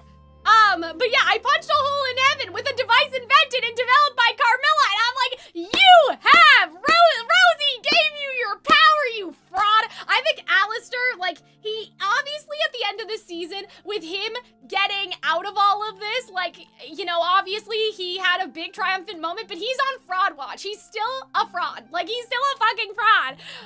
With every accusation's a confession. I'm gonna use that in my fanfic. Thank you. I'm stealing that. I'm gonna keep that. It. I'm putting that in the bank. Like, king of projecting. Oh my God. Right? Ugh. Crazy. Nuts. My goodness. He still has his powers. Okay, we can talk about that later, but here's what I think about that. I think the reason why, and now it all makes more sense, I thought that Rosie was constantly empowering Alistair. That's not actually what happened. Rosie, like, it would be like if I made Hunter a cake, okay? And I gave Hunter the cake. Lovely right? of you to do that. Right? I gave Hunter the How whole kind. cake. And it was like, this is your cake for the rest of your life. Have fun with this cake, right? And then Hunter, like, used the cake, right? Rosie was not constantly giving Alistair a cake subscription, right? The cake he had is the cake that he got. So I think that that's why like, when he is no longer the strongest sinner in hell, the deal's, like, permanently broken because he's not constantly being empowered by her. He was given, like, a sum of power. Maybe a better analogy is a battery, right? Maybe food was the wrong way to go, right? She gave him, like, the big battery, and then the fucking gummy bear company came out with a cheaper, larger battery on Amazon or whatever, right? I think that that's how it works. I think that that's, like, it was a finite, not finite, it was a, I mean, the idea that someone like, could... a physical, here's your power, and it's yours forever. He wasn't empowered by her on a constant idea that basis. someone could, even a very powerful person like Rosie, who's presumably not the most powerful person in hell, could use their magic to make someone else the most powerful person in hell. A lot of P's in that sentence. Oh boy. Isn't that kind of like slightly unsatisfying? I think that we're gonna figure some stuff out. People think that Rosie's an angel. She has angelic markings Weird around angel. her neck. There's a couple other things with her, so we'll talk about that later. It's like you gave someone a gun to make them the strongest, and then someone else shows up with full body. Exactly. I think I'd still take the gun in that situation, but... But yeah, like, oh, the way you've been begging for help all around hell, you fucking fraud watch. Anyway, I love talking about food. Sorry. If my mom hears me, maybe she'll make us some sandwiches for the second part of the stream. She can hear. I'm gonna go up after when we finish this episode. I'll go up. You couldn't even get Charlie to admit she bested her. I love just how, like, manipulating, like, cute, but she never come. Like, you're so diabolical, right? It's crazy. Like, there's nothing you can do, right? And I just love this. I thought that this was awesome. I'll get her here on camera in front of all of hell bowing before me. Just imagine, right? And I love this. I love his little doodle. I love this sort of Gaston, like, she's gonna worship me sort of thing that they have going on. I think they sell that exact, like, poster I saw on the that. store, Yeah. which is very funny. She'll never admit to hell that she was wrong. It's what makes her so entertaining to watch. See, so here's the thing about that. Neither will Vox. Yeah. So I think that, like, that kind of And also, in a lot of ways, explains- Charlie's not wrong. Well, no. But I'm saying, like, if we think about why Alistair and Vox were friends in the first place, maybe it was that sort of constant, not naive, but, like, optimism of, like, everything will go right all the time. Like, just this unwavering belief in yourself. And I think that that's kind of what he used to like Vox for. Vox had that same thing. Like, and so I think that that's really interesting. Like, that kind of answers the question of, like, what makes the princess's little hotel so great? It's that, like, Alistair's entertained by being there. You know, Charlie never gives up. Maybe, you know what would be interesting? What if it's, like, this may be shipper brain, but let me know what you think about this. He's kind of mad that Vox just gave up trying to make him his partner. Because when you think about it, Vox went after the V's, right? 7 years, you know, have passed, Alistair wasn't around, and it's not like Vox has still been trying to, like, beg and grovel and try to make Alistair. Obviously, they made this deal, but Charlie is unrelenting. She keeps trying. Vox gave up on him. I don't know, Chad. You know? I think that there's something going on in there, right? Vox wasn't entertaining to watch anymore because Vox gave up on Alistair. He wasn't desperate, like, he continued to be desperate. Obviously, they still have, right, their Radio fight and Static stayed Bell gone. Thruple, let's go. I like it. Messy, exactly. It's messy. It's a little messy, right? I like it. I like that it's messy. I love how Vox is a dark reflection of exactly, chat. Exactly. You get it. You guys get it. Yeah, implying they stayed together after Alistair rejected him. I need the context for that picture. There's missing things happening here. Like, we don't know. We don't know. This is just like there's more to this. Some men will really try to invade heaven instead of going to therapy after a breakup. Not a shipper, but I read the flashbacks that way. He seemed disappointed that Vox, like, he wanted him to push harder without him. Exactly. Like, I feel like it was the pushing harder thing.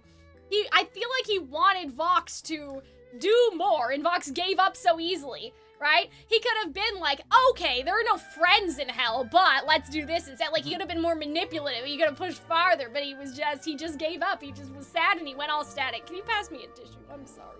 I like how it's like, oh, he's too easy. I thought that was great. But, like, I feel like that's, like, the crux of the whole thing. Like, that really is the crux of the thing.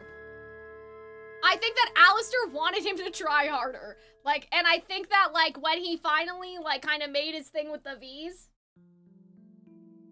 I think that, like, Alistair was like, this isn't fun anymore because you gave up on me in this weird sociopathic way, right? I love her little weird, like, what is this? Like, why wouldn't you have the whole thing be a chair instead of just having... This, like, a weird little, like a chair seat? Inside of the seat. Like, why wouldn't you just cushion all of it? Who's the interior designer here? But yeah, I love Sarah's It's like those, plan. like, weird little, like, Y2K sort of egg chairs that you used to see. See, on the cruise they had these big circular chairs, and you could like sit and read in them, and like it was all cushioned like all around, and it was like a little nest. And I was like, Arnold, I want a chair like this, and he's like, where would you put a chair? And I'm like, I don't know. He was doing that thing where you refuse the first time to seem virtuous. Exactly. Like when, you know, you're at someone else's house and you're like, oh, do you want anything? And it's like you say no to be polite the first time. But yeah, I really like Lute's whole thing here. I forgot that we're still not done this episode. We still have a whole song to go through. But yeah, I really like how it's like, tell them to stand by, right? So Sarah has a measured approach. She's not being totally naive to the danger, but she's also gonna let Emily try. I'm done letting fear guide my decisions. Yes, bestie, character development. Let's go. You go. Share that hope with the rest of hell. I love this. I thought that was really nice. But no, I do believe in you. I love this, right? And you know, obviously Lute's over there and, poor Charlie's pissed. hyperventilating. Yeah. I guess that's the, oh wait, no, this is still near the end of the... Yeah. Yeah. Because we have to still sing, when I think about the future. Okay, so yeah, they're talking about Angel here. They're preparing the hotel's defensives. They're just gonna hunker Charlie's down. having a bad one. Calling her dad. Well, and then Vox calls, which we have to change out the screenshots again, so give me a second, guys. I think we're making good time on this episode. And especially because these episodes are longer. Yeah. I agree. And it has your special Vox song, so you were always gonna, like, spend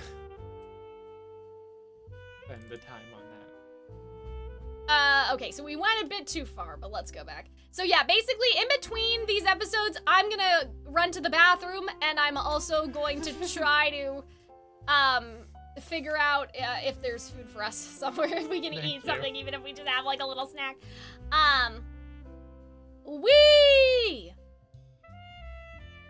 Okay, yeah, so we still have to go back a little bit.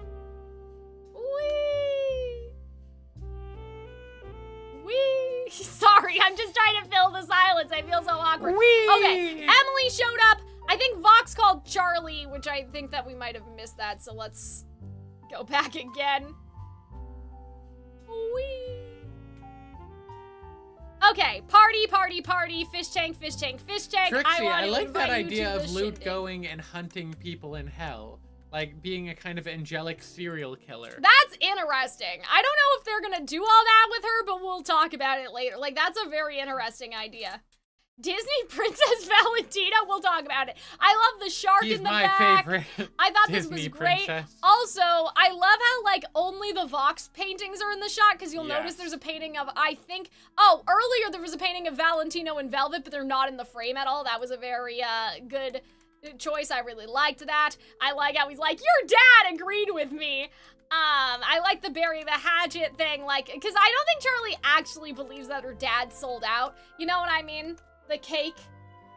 So I like the invitation scene. I like how Charlie is like, you can't, you know, Vaggie's like trying to warn her, but then she has to, because earlier she was so obsessed over proving Vox wrong, but it's like, it's not about proving Vox wrong, it's about kind of trying to convince everybody else, right? But yeah, I like Emily's scene here. I like how she just falls in. I thought that was great, but I think we can mostly skip over this. The only thing I wanted to talk about was Baxter getting revealed that he has access to the entire security. Which is very funny that he just hacked into heaven. Yeah, so pirating Hell's television channels for decades, right? Which is wild, because it kind of implies that, like, for some reason, it's, like, the impassable chasm between heaven and hell, like, is impassable, impermeable. It is a completely, not at all a porous membrane.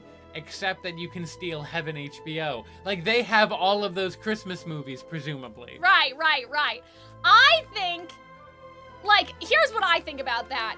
I mean, there must be satellites, right? Like, Heaven must have satellites or something. Yeah. And so I think it's okay. Like, I don't think it's that crazy. It's given kind of Watts in Ruby. Like, I built the security system, so I know how it works. Like, I get to suspend my disbelief. Baxter's redemption was unearned. Guys, I wouldn't say he was redeemed, though. He never did anything bad. He came here to prove Charlie wrong. Then he found out that Charlie was right, and so then he was just having a little tee-hee. Like, he was never a bad, it's not like he was a spy or something. I do think, though, that, like, it is kind of weird. I agree with you, Trixie. It's a little weird how he's a bioscientist, but now he's, like, magic hack man. I think that that's kind of weird, but I think it's okay. Like, I think I'll suspend my disbelief just because, again, I'm thinking about, like, Watts and Ruby, right? Watts made the security system. Watts is also doing some other fucked up things, and it's like, how is Watts, like, coding, but then he's making Ironwood his body, and then they're also doing experiments with Grimm or whatever he did to blow up? I don't remember. There was something, right? Those are different skill sets, but we suspend our disbelief, right? So I think it's okay. I Mostly. like Cherry Bomb's tattoos, the like thick red outline. Oh yeah, those are nice. Those are nice. But yeah, I really liked this. I guess he is still employed by Vox Tech, right? But I think that he's like, he sees the writing on the wall, right? Like, he's okay with losing his job. I love how Emily's the only one that gets on her knees to talk with Baxter. Like, she's just like a really nice like kindergarten teacher. Yeah. You go Feels to the in the student's spirit level. of the show. Yeah, like, I don't think it was that crazy. See, I was thinking if the system was biological, which I think would be kind of fucked up. Like bit. meat walls and like stuff like that. Meat See, I think walls. that'd be crazy, right? my. You made sure my blankets were always folded at my requested 45-degree angle and more tuggable to my liking. I feel like Nifty did this. I think that, because Vaggie was going around doing stuff for people, I feel like though Nifty's the maid, so she would be doing the housekeeping. So I kind of like that small detail, right? But yeah, I really like, and then they have to work with Penchis, to make Heaven's completely alien technology compatible with Hell's, right? So I like this sort of situation. It could be biological, the technological, oh my god, I'm so bad. The technology could be like have a biological component that we don't know about, because that would kind of be interesting. I kind of love it when stuff does that, you know? Kind of creepy and like... Okay, sorry guys, I have to change the music. There's, too little going on there's too little in here going on right now.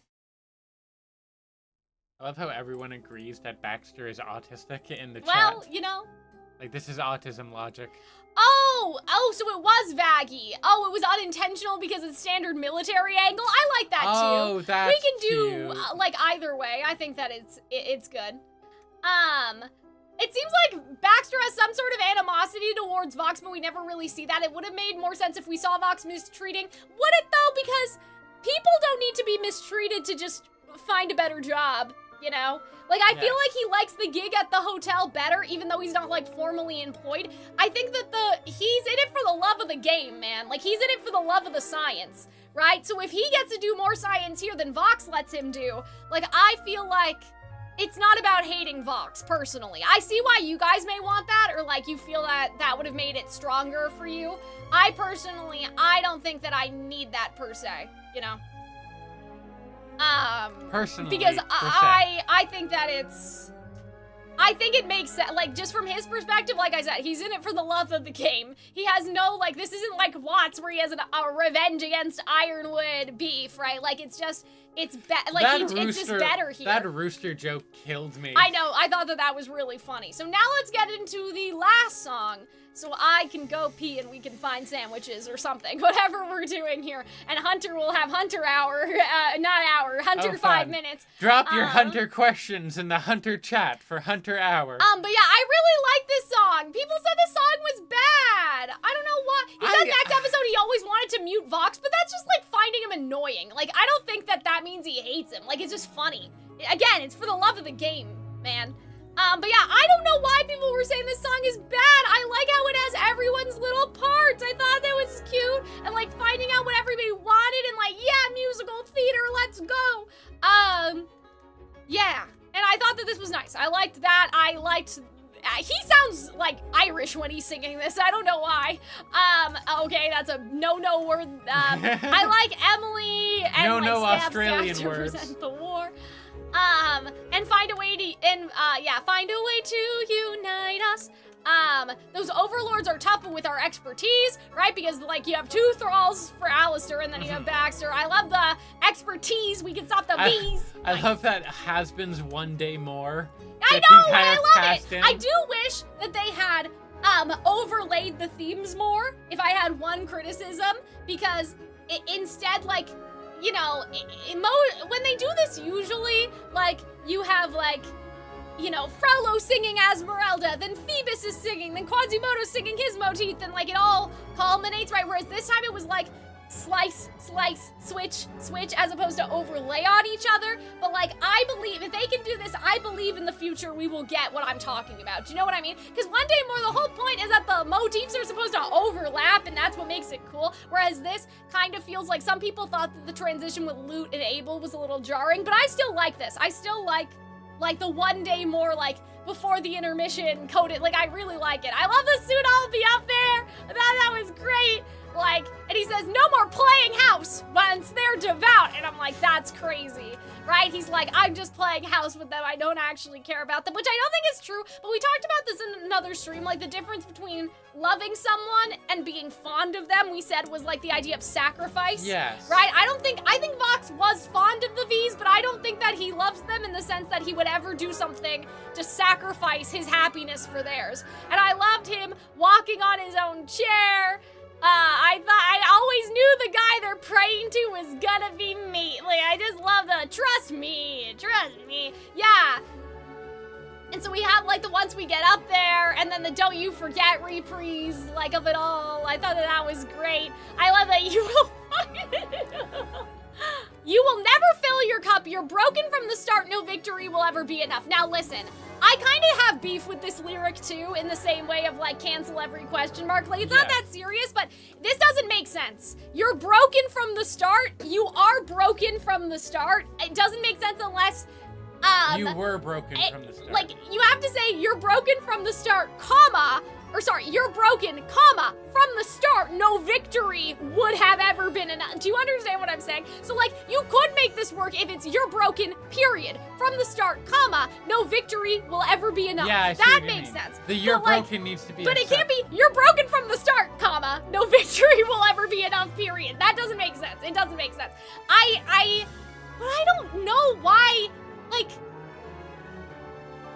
unless it's like you were broken, but that doesn't sound right. Like, do you know what I'm saying? Like, that doesn't sound, like, when he's saying I know this is stupid, but it sounds like he's saying, I don't know. Do you know what I'm saying, Hunter? It doesn't sound funky. like he's saying you were from the start. Our minds, why would it need those stops? Like, I'm not saying he needs to stop in terms of the music. I'm saying as the actor for the acting choices, if that's what they were trying to do, it would have helped with a bit more clarity. Does that make sense? But yeah, I'm assuming that what they were trying to go for is you were broken from the start, no victory will ever be enough. I just think it's, like, it's I odd. guess it speaks to his character, right? That he constantly needed to go up and up and up and up. Oh, no, that's fine. I'm saying the phrasing throws me off. Because I'm thinking you are, even though that doesn't grammatically make sense. Mm-hmm. You know what I mean? Because, like, we don't usually, like, okay, in the dictionary, when we have you are, we're thinking you are. Like, that's what it says. It doesn't say you were, right? Like, you can't do that. What would the you were be? What's the contraction for you were? Because yeah. It's not the same one, is it? Is that what? No, because that's not in the dictionary.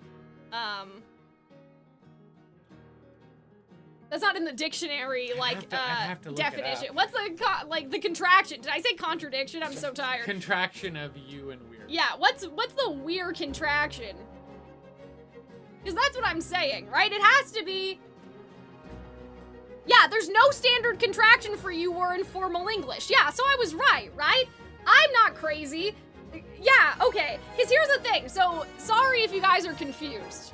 But someone in my comment section on the last video tried to gaslight me to tell me that, like, that's the contraction for you were, so it's fine. And I'm like, am I wrong? Do I not know my English? Am I stupid? But no, like, this is saying that there is no contraction for you were. So it is saying you are broken from the start. No victory will ever be enough. That doesn't make sense. That doesn't make sense. Right? Yeah. You don't say you are broken from the start. So they would have to say you are broken from the start. No victory would ever be enough. It doesn't make sense. But yeah, I saw that in British they used to do that, but like this is not. This is in American English. The comments are Hell would be American. Yeah, I know. That's why I thought I gaslit myself. But yeah, we're supposed to think you've always been broken. This is not right. You can't say this. This is just wrong. I'm confused. Like, I'm confused. I was gaslit into thinking that this was you were, and that's why I was trying to dance around it, not to sound stupid and trying to get from you guys I feel like first. we sounded very dumb there. No, I know. Well, that's well, it happens. That's the one we're thinking of. You have. No, I'm saying somebody told me this means you were. You were. And I'm like, that's not true. Yeah. That's not true. And that's why I was trying to like gauge if you guys knew or not, because I like I said, I got gaslit. I didn't know. Yeah, maybe it was fit the transatlantic accent. I don't know, guys. But yeah, this doesn't make sense. This is not right. Unfortunate. But yeah, I know, earlier we were talking about what affect and effect. We had to double check. But no, we're not dumb. The commenter was dumb. This is not you were. This is always you are. We got gaslit. Yeah, I think there's a way to do this though. Like there must be a way. Like, there must be a way to do it. Like... I don't know. We need to, like, create contractions? Oh my god, I also know. We're so tired. Why are we like this? Because here's the thing, like, I know you've been broken from the start. I think you could squish that in there. I would advocate for that, right? Because I know what you got. You're broken from the start. You've been broken from the start. Doesn't that sound better? Like in terms of meter? You've been broken from the start. Because I'm thinking, right, you're broken from the start, right? I'm thinking, you've been broken from the start. Like, doesn't that make sense? I think you could put been in there in syllable-wise. That would be okay. Yeah. The commenter was dumb, we're all agreed. Okay, good. I don't think it would have been too front-loaded if we had been, because then... You've been broken from the start. Like, that sounds nice to me. I approve of that. Again, I always have trouble sometimes, like, gauging, like, what's bad meter-wise, but I think that, like, that gives us the momentum, because start is on a note that's going downward anyway. That's the thing about meter, guys, that, like, is sort of complicated, that I haven't talked in my videos very much. You don't just want, like the up, down, like, shall I compare thee to a summer's day? Like, you don't always have to do it that way. You need to make sure that your meter makes sense with what you're doing melody-wise as well, right? So the fact that Alistair's ending on sort of like a lower note, right, from the start, and like we're going down, it's okay if we did you've been broken from the start, and like starts, there you go. Anyway, I just sing it in my head. I know, that's why usually in my videos I play the thing. Yeah. But yeah, this is wrong. This is wrong! It's just wrong, I'm sorry. I know we couldn't get through it. Like, we couldn't get through it. We couldn't get there at the end of the day.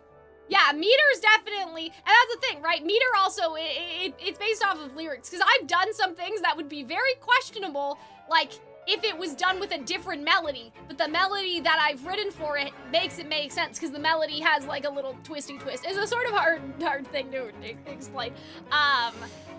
But yeah, we'll see who's smiling in the end. I won't even gloat. You can say your last I told you so while I slit your throat. Fine, like that's okay. But yeah, that broken thing, that bothered me. That was not a good, like we couldn't do that. Like that's not good. Okay, so weird, sexy Valentino. Just, like, he's always situation. like that. Just he's constantly being rude because he's stressed out trying to do his master plan. think about the future? Val, don't let success break up the band. I don't know. Breaking the rhyme to growl, slit your throat is annoying? Well, did he do it, Rod? His throat, gloat. Gloat. Oh, throat. what? Are you guys saying he didn't enunciate the T? I don't remember. As he rises higher, things aren't like they were before. If he glows any brighter, won't you see me anymore? All of that is fine. There's man. a no-no word in here, so let's skip over that. But yeah, I like that they got a part of this song. Here's the thing. Here's the other thing we have to talk about, okay, guys? Before we, again, we're gonna have Hunter Hour, or Hunter 5 minutes in a minute after this song is done. Here's the thing, guys, okay? We have to talk about, I went to the bathroom when you were talking about the Vox section. That's because we're stupid and we don't know our grammar, and so I didn't want to say that that your was not an appropriate attraction for you, Yes. or contraction for you were, without making sure first. Okay, here's the thing that we have to remember about Valentino, guys, okay? They're not trying to humanize Valentino. At least they're not trying to humanize him like that, okay? There's been a lot of debates about Valentino. Here's the thing, guys, okay? Here's what we all need to understand. Brandon Sanderson would say that for characters to be tolerated on screen, they need to be likable, competent, or have initiative. I think he calls it something else. He might call it agency. I don't remember. I've said in my videos before that I think that it's actually likability, unfairness, competence, and initiative. Just because I think that unfairness and likability are sometimes different things. He thinks they're the same thing. I disagree with this man who has a successful publishing career, and I'm just a person on cold the day in internet. hell when I take advice from some Mormon.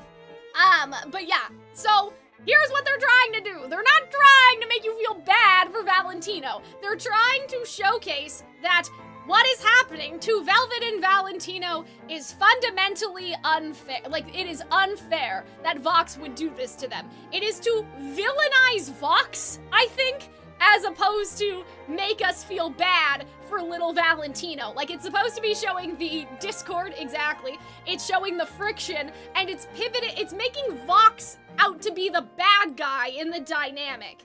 I don't think that it was like, you know, like, I don't think it was supposed to be like, oh, you know, oh, boo-hoo, poor Valentino. Like, I don't think it was supposed to be that. We were supposed to be like, oh my god, guys, I feel bad. Poor little baby, right? Like, it wasn't supposed to be like that. It was supposed to more so be like, wow, that is kind of shitty of Vox that he would toss aside his two partners like this, right? And to also show their own motivations going into the next, like, the final scene and the finale and stuff. Right? So yeah, I feel like that people are I'm gonna say they're overreacting. Sorry. Like, you can't have a character be, like, nothing. They can't be nothing, right? As much as you want to hate Valentino, and as much as I do hate Valentino, I don't like him at all, you can't be filled with, like, visceral rage every time you see him on screen, or he is useless. Like, he becomes narratively useless. Like, characters are tools to, like, they have a narrative function, right? If he was not competent, if he had no initiative, if he had no, again, sense of unfairness, like, in terms of what's happening to him, if he didn't tell any funny jokes ever, he would be insufferable to see every time we see him. We would not be able to tolerate him. We still don't like him, right? But we need to be able to tolerate his presence. And if he does nothing, because he's not a very smart person, so they can't make him competent. They can't really make him take initiative either, because Vox is the one with all the initiative here. He needs to make the Florida jokes, right? And throw shit at throw shit at Vox, or he needs to be going through something that we as the audience, with our own sense of, like, morals, is unfair. Like how Vox made these promises to them and they're breaking the promise. That is an unfair thing that's happening, and we all agree, right? That it's happening, right? So that's what I think is supposed to be going on with these two, right? Is that you can't have the characters do nothing. Like, you can't have them be nothing, and we wouldn't be entertained if they were just nothing, right? And so, yeah, I don't think it's supposed to feel bad at all. I also don't think Vox is going to, like, value them any more or less after this season. Because, again, he might treat them better, but I don't think he's ever going to be willing to sacrifice for them. That's just not in his character. It's just not. Dementia, Lucifer. Right. Yeah, so this was a bit abrupt. But you know what? I liked hearing Gravity here more than I liked Gravity. Like, I like to hear it in this like, I love this shit, my fans. I just like this. But yeah, I liked it more this time, you know? So yeah. I thought she was gonna push this man off the building. Like, I thought she was gonna kill this man. I thought she was gonna kill this man and steal his halo, like how she has Adam's halo on the wrist. I think that there's something, like, suspicious going on, like, with this. Yeah. I don't think, obviously she didn't, because we see him in the next episode, but she's gonna bash this man's head in.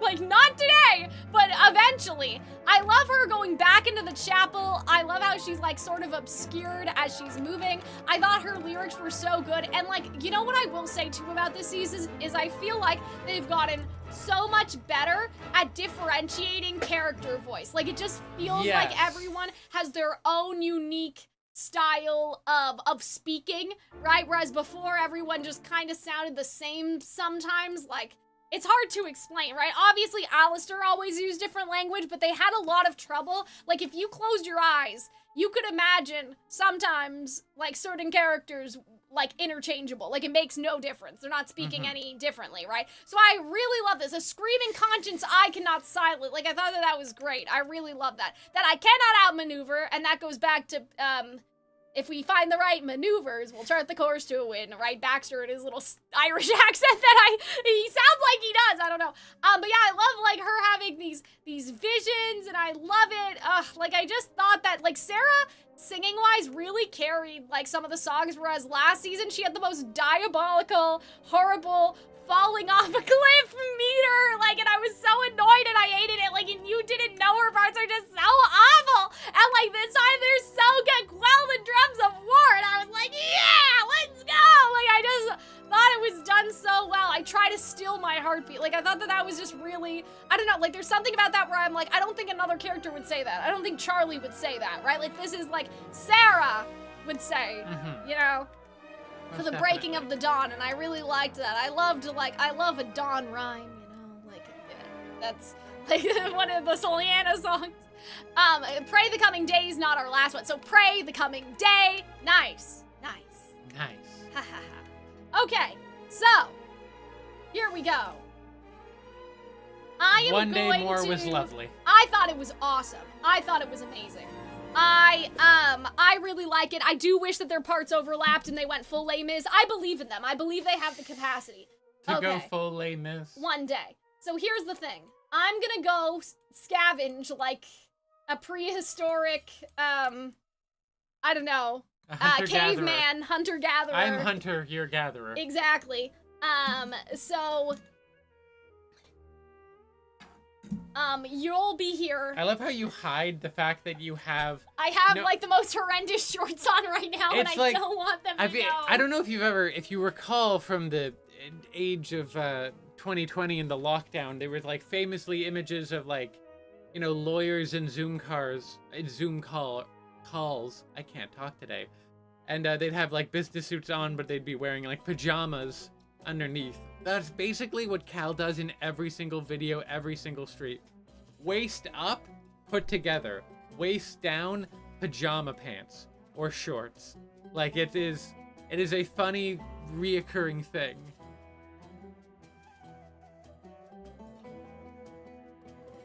Liked Gravity, Disney, Valentino, and Vox from the song Otherwise Miss For Me. I liked it. Oh no, the stream will still be going when you get back. I mean, depending on how... grocery. Here's the thing. Well, I feel like we'll probably still go for another hour or two. The next episode is long. It's the finale. Cal has feelings and a really strong lung capacity, so there'll be a lot of talking. I would love to figure out exactly what, like, the percentage of talking is. Like, what percentage is Cal talking during these streams or on our videos on average, and then what percentage of me? It would be very funny, because I imagine I probably am dwarfed by her, especially in stuff, like in Ruby, it's probably more 50-50, but in Hazbin, I don't know. I don't think I've been beaten. But no, I don't know. I genuinely liked that song. I liked how everyone had their little piece. I feel like we got in a lot of shit for how we felt about Gravity, but I gotta be honest with you, especially me, I think I compared it unfavorably to Skillet, because Skillet is terrible. But it's growing on me weirdly. It's catchy. I can't get that mad at it anymore.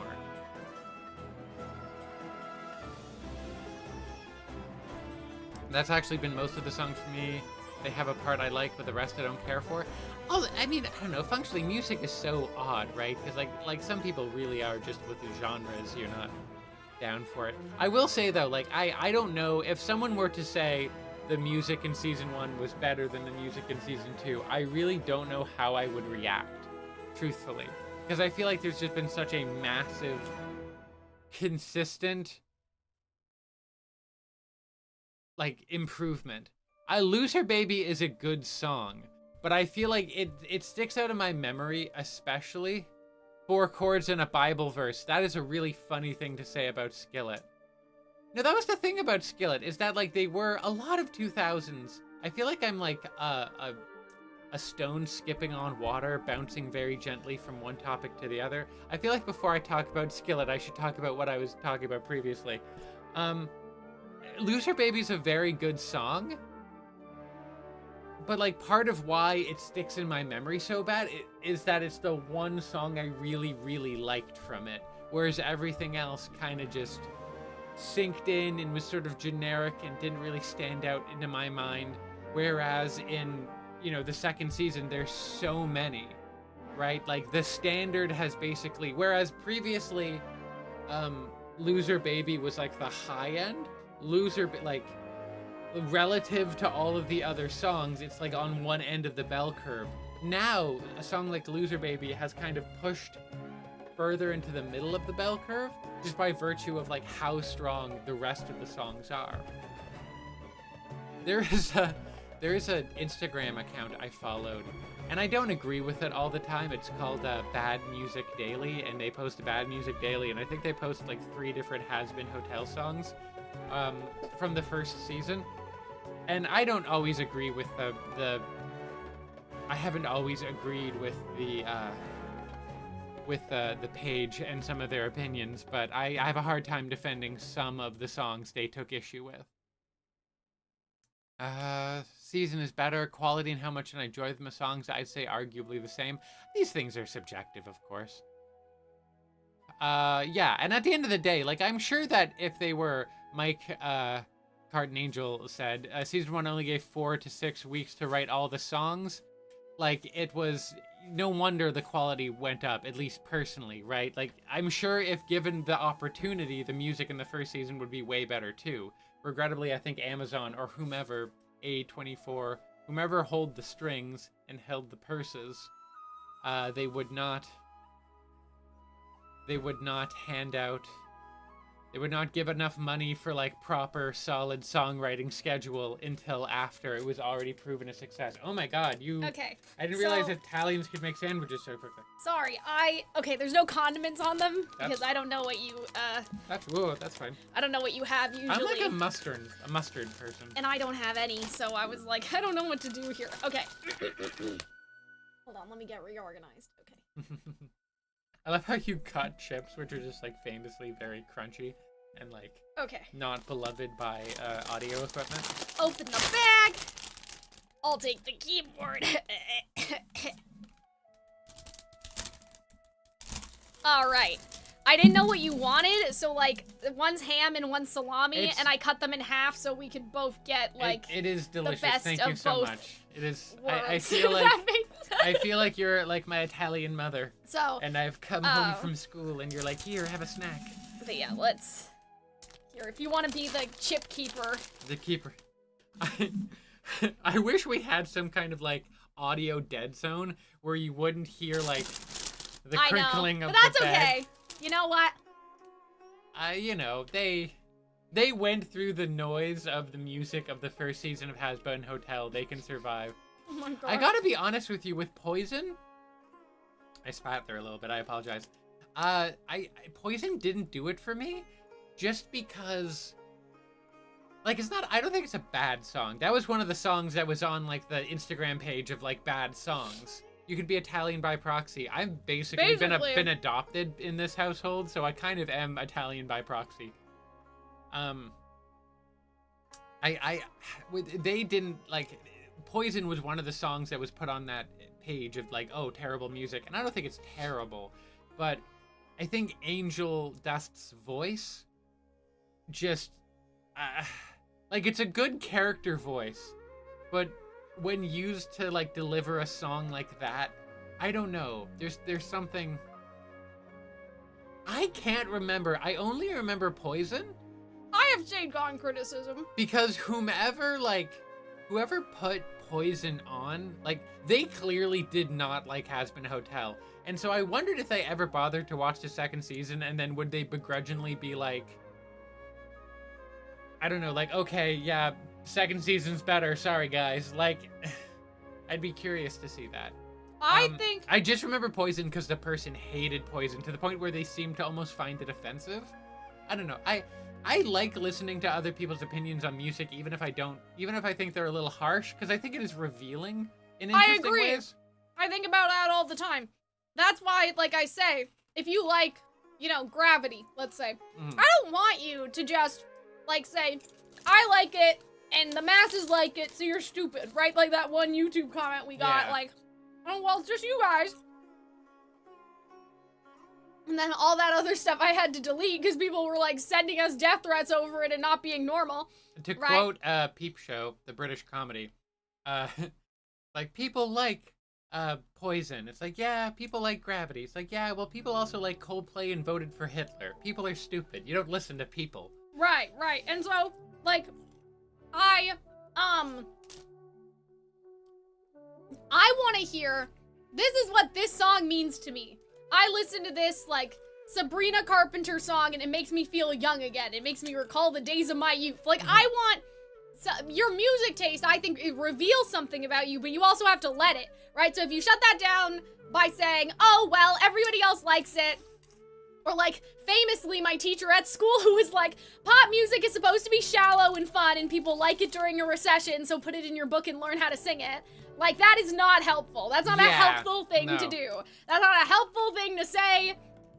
It's not, right? And so, you know, that's why I mentioned in the Chapel Roan video, like, it's not that I hate, like, all pop music. I hate the way people speak about pop music. I hate that it's like, oh, but this thing is so good and so deep and, like, all that other stuff. As soon as you don't like it, though, it's, well, it was never that deep. It's just pop music. And right? That's the thing that I think that's, like, that's with music, but that's just in culture in general. Of course. Like, we're experiencing a real anti-intellectual bend where it's like, oh, why do you have to think? Can't I turn my brain off and like the movie with the da-da-da-da-da-da?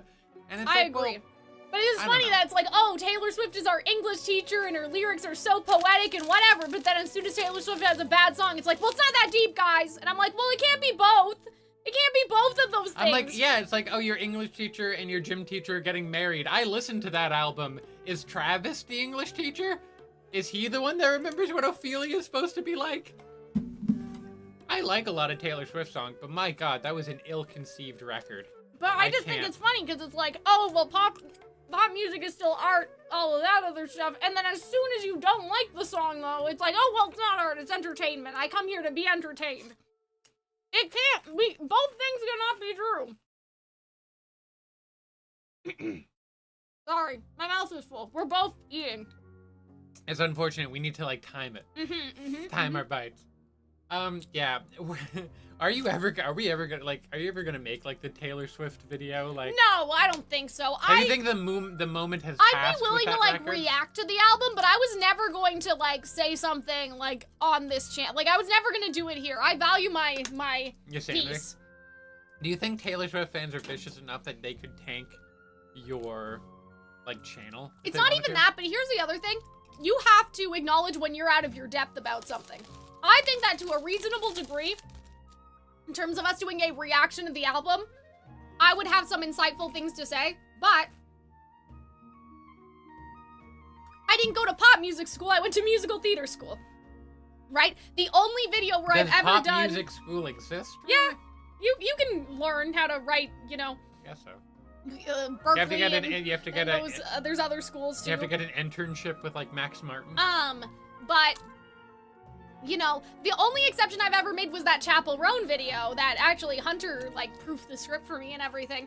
That like the point of that was I'm a picky theater kid and I like this song. Let's talk about it. Yeah. Right? But I wouldn't ever be like I don't have it in my heart to be like, and the Sabrina Carpenter song is bad. Because I'm like, well, this one just wasn't made for me. Like, it just wasn't made for me, right? Reacting to the Taylor Swift out, like, that's funny. We could have fun, but I wouldn't, like, present that as, like, and I'm the person that's most educated. I feel pretty competent and also confident in my in my musical theater, like, analysis, like, Hazbin and in Disney and even, like, you know, like, Sondheim, like, stuff, like, whatever. But, like, I know when I am not the most qualified person to speak about something, and so I feel like when it comes to a pop song or songs in general, like, you can apply a similar logic. Like, the structure is different, but the idea is the same. This song is communicating an idea. Yeah. What is that idea? How good is it communicating that idea? Like, aesthetically, how do we enjoy it? How does it mesh with the, like, you can really go into that. I think you're right. It's just, I think that what I want is sometimes not, like, what the point is. Other people want, yes. If that makes sense. You know what I mean? Like... What do you mean that's that me espresso? Like, not that, but like, I always want a bridge. To me, a bridge is indisputable, like, non-negotiable, that's what I mean to say. Okay. Having a bridge in your song is non-negotiable to me. That is not a popular opinion. Lots of pop songs don't even have a bridge. I feel like a bridge is necessary, or else we're just stewing in a sort of feeling. But at the same time, for some pop songs, it's okay to stew in a feeling, right? Whereas musical theater, you can't stew in the feeling because the journey, you have to change by the end of the song, right? So that's the other place where I think pop music differs, is that you can have a song where it's like, oh, it's so fun about being in love, and maybe the love just gets more intense, but there's not a turning point in the same way for a lot of pop songs. And it's like, we are having the good time, right? And like, that's fine, you know? I don't know, like, bring Sabrina Carpenter, it's like I don't know. Like the Taylor Swift song, like, for one that doesn't work as well, maybe. I feel like we just took, like, a Taylor Swift break in the middle of the 2 episodes. Well, that's okay. We need sustenance. Fair enough. I would say you should start eating some of your sandwich now. We'll talk about this. We will give this 6 more minutes of an intermission, and then we'll start talking about the next one. Sounds good. So, I looked at that one Taylor Swift song, the, like, Fate of Ophelia one, and it's like, okay, what is it trying to communicate? Like, well, it's trying to communicate this notion that Taylor Swift was this, like, lost waif, and then was saved by this guy, and it's like, does it succeed at that? It's like, well, not really, on account of the lyrics kind of being crap, and not really, like, selling the point and being sort of confused. Right. In their messaging, and, like, you know, not really picking a great, like, metaphor or reference in Ophelia. I mean, well, I struggle with, sometimes I struggle with, like, I don't know, maybe, I think I'm more of a lyrics like, obviously at the end of Love Story, there's a happy ending, but the whole point of that is, like, you're the Juliet to my Romeo, not, like, I feel like Ophelia's replying to, how do I explain? Like, it's almost relying so much on the, source material that, like, it's making, like, very direct reference to that material, and so then if you fuck up the reference, because we say, you're the Juliet to my Romeo, like, we say that sort of stuff, like, that's fine, it's just... And it's also, like, I feel like you can't take it out of context, because, yes, like, people have been making fun of that song forever, because it's like, oh, that's not how Romeo and Juliet worked, but also, you were Romeo, I was a Scarlet Letter. Scarlet Letter being the book in which women have a scarlet A, stitched into their dresses if they're adulteresses, which implies that Taylor Swift in that song was an adulteress, which is weird, because it's like, yeah, I don't know, probably, like, I wouldn't want someone I cared about to date someone who was cheating on their previous partner, right? Like, that thing can, like, you know, you can do that again, so it's silly and weird. But it kind of works because the song's called Love Story. It's written by a teenager. It has very teenagery emotions. It's I love how I said Hunter should eat her sandwich, and then you started. No, finish what you were saying. So it works in the context of the song, whereas Fate of Ophelia, it's like, oh, you're trying to be like heavy with it. You're going for like a bigger theme. You don't get like the benefit of being a cute teenager, being silly and comparing her like teenage romance with like, you know, a book she doesn't quite understand or play she doesn't quite understand. Right? Like, you're okay. You get that for free. You don't really get that for free with Fate of Ophelia. I think that's a good way to put it. Teardrops on my Italian sandwich. Who do you hope voices Lilith? I'm hoping for Eden Espinosa. That is who I want. That is what I'm hoping for. If you have any crumbs, just throw them on the table. I'll clean it later. It's fine. But yeah, like, I think that's my number one. I want... What has she done previously? Cassandra from Tangled, the TV series. Right? Let me pause. Let me pause this. But yeah, you probably heard it because it was a very, like, popular song in the Tangled show, and they did this, like, spin around 2D, like, this very complicated animation. But she has a song with Jeremy Jordan, who plays Varian, right? So that's why people want Lilith and Lucifer, because Jeremy Jordan plays Lucifer, so it'll be a nice sort of, like, callback to that, and they had such a good duet. I love the contrast of our chat. Mike Carton Angel says, I hope Idina Menzel voices her, and then underneath, surprise Lilith is voiced by Chris Pratt. I know, but inside you are two wolves. What? Oh gosh, now I don't remember the lyrics. It would be crazy if they did get Idina Menzel. Not like you lost your nerve, you lost your way. You and I were not the same. I'm not lost, your fate was mine to choose. This fate is mine to choose. So I chose to lose my doubts and lose my chains. Lose each weakness that remains. Now that I have nothing left to lose. So that's, I don't know if you've heard that before. That was my rendition to jog your memory, of which I don't believe you I've don't heard it before.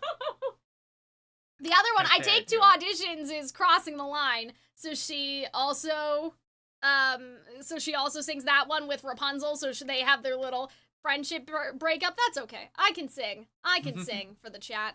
Oh God.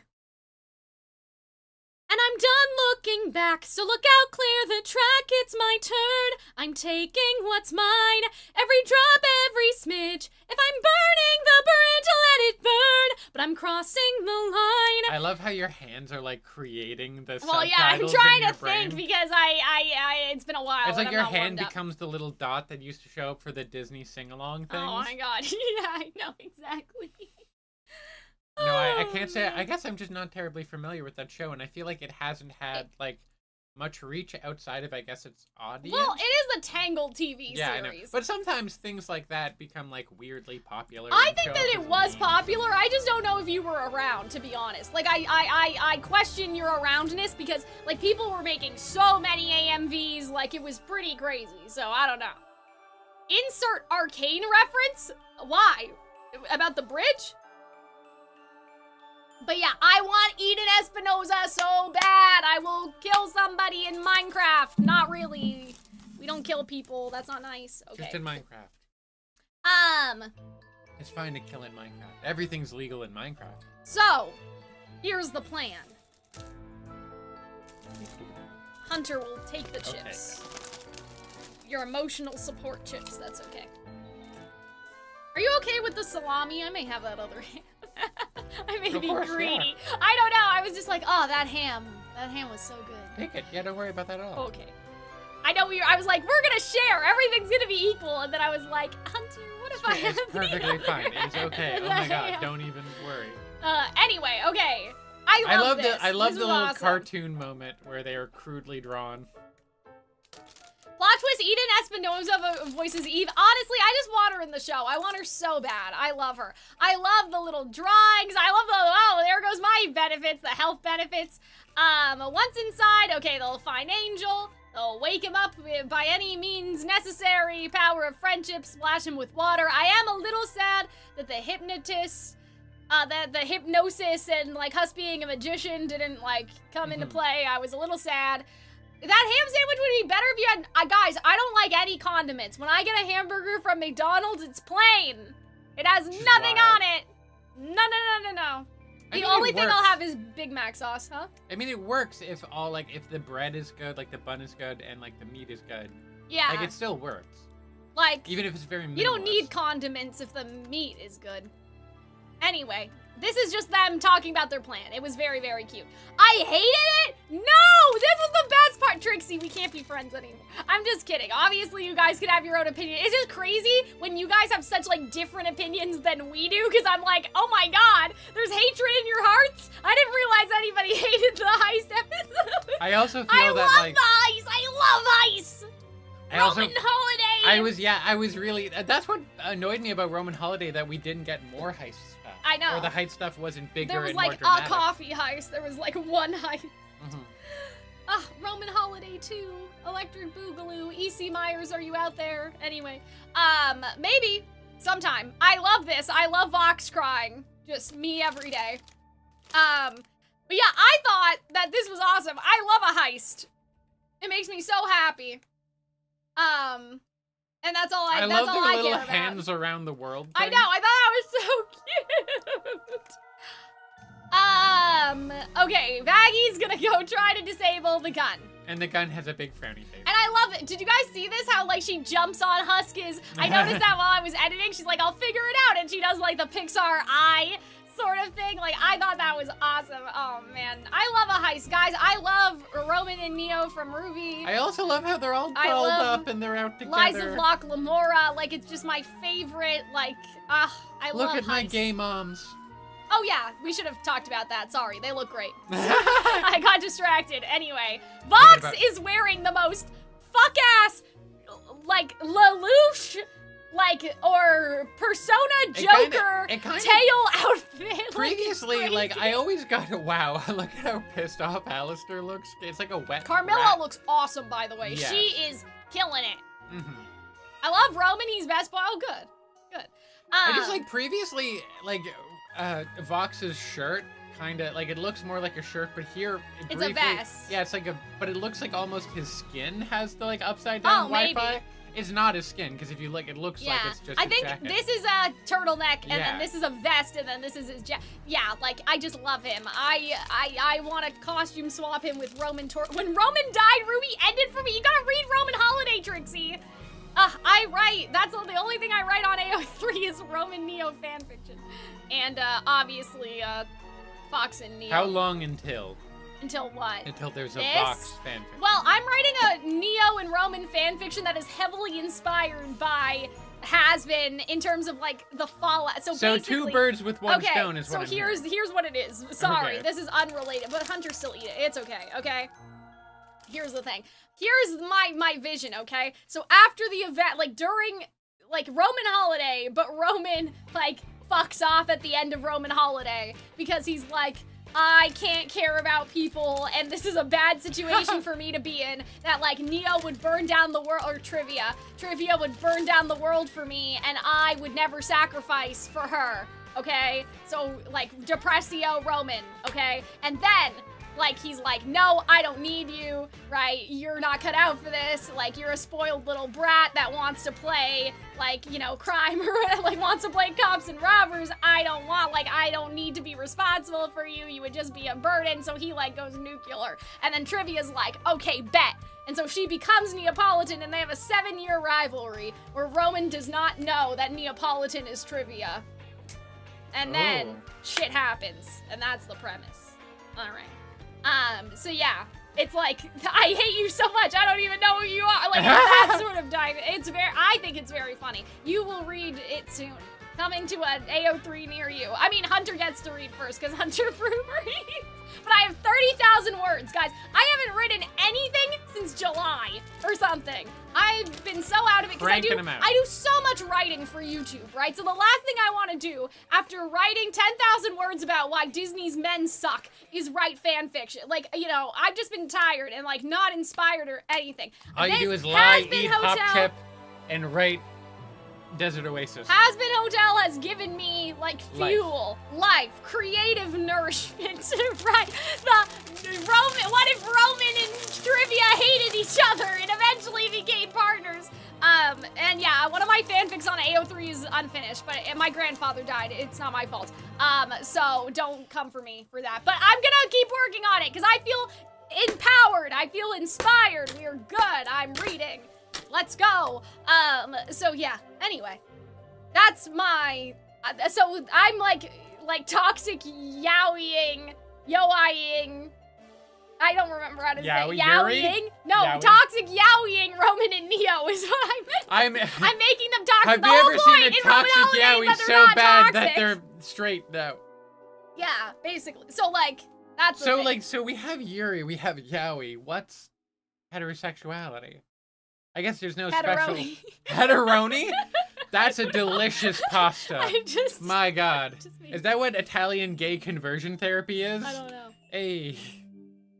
You gotta eat some heteroni. So, anyway, totally I really want to draw Roman in Vox's outfit. I want to draw Roman with a pumpkin head sinner, I think, and like the leaves are his hair. And that's it. You want him to die in a pumpkin patch where a pumpkin falls on I his don't know head? about all that. But I'm just saying, I want to make a fan design. But anyway. Vox, where's my dad? He's around. It's just called that. God, it is just called Het, Trixie, that's you're not right. fun. But like Het is not like, it's not like Japanese. Like we can't you know? say yo-eyeing around the place. Yowie and Yuri. Yo-eye? What? What? Like, I'm saying, like, we can say, like, we're Yuriing around the place. We can't say that with Het. Like, that's not fun. We need something fun. Like, I know Het is a going term, but it's no, like, I know that. it doesn't but we need have a the fun same term. origin. That's what I'm saying. Right? We have to have a fun. We need a fun Japanese term. Yeah, we have to have a fun thing, is what I'm saying. Oh, people are chanting in the back of this Twisted Wonderland track. I've never heard that before. That's scary. I love Vaggie just, like, hating Vox. Like, I thought that was great. But yeah, I love his, again, persona, Akechi. Like, I don't know what's going on with all that. I think it's hilarious. I love it. Vox. Yeah. Alistair. Vox. Okay.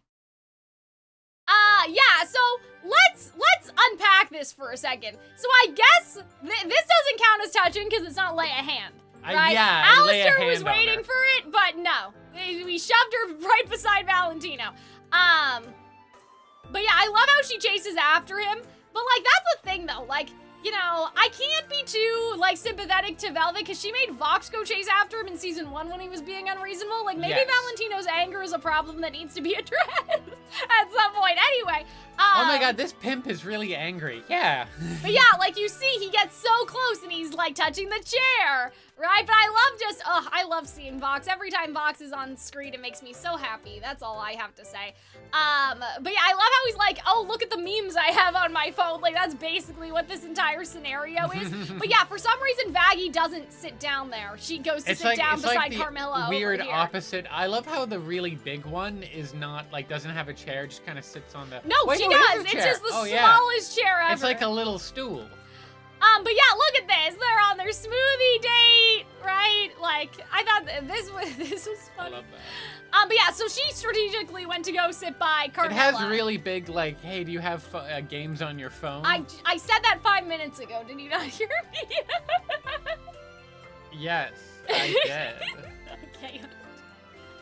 Maybe you have to eat the other half of your sandwich. You may be, you're delirious. I did not sleep very well last night. I know. Well, that's what I'm saying. You need energy. Oh, dear. Eat your sandwich. You'll be less stupid.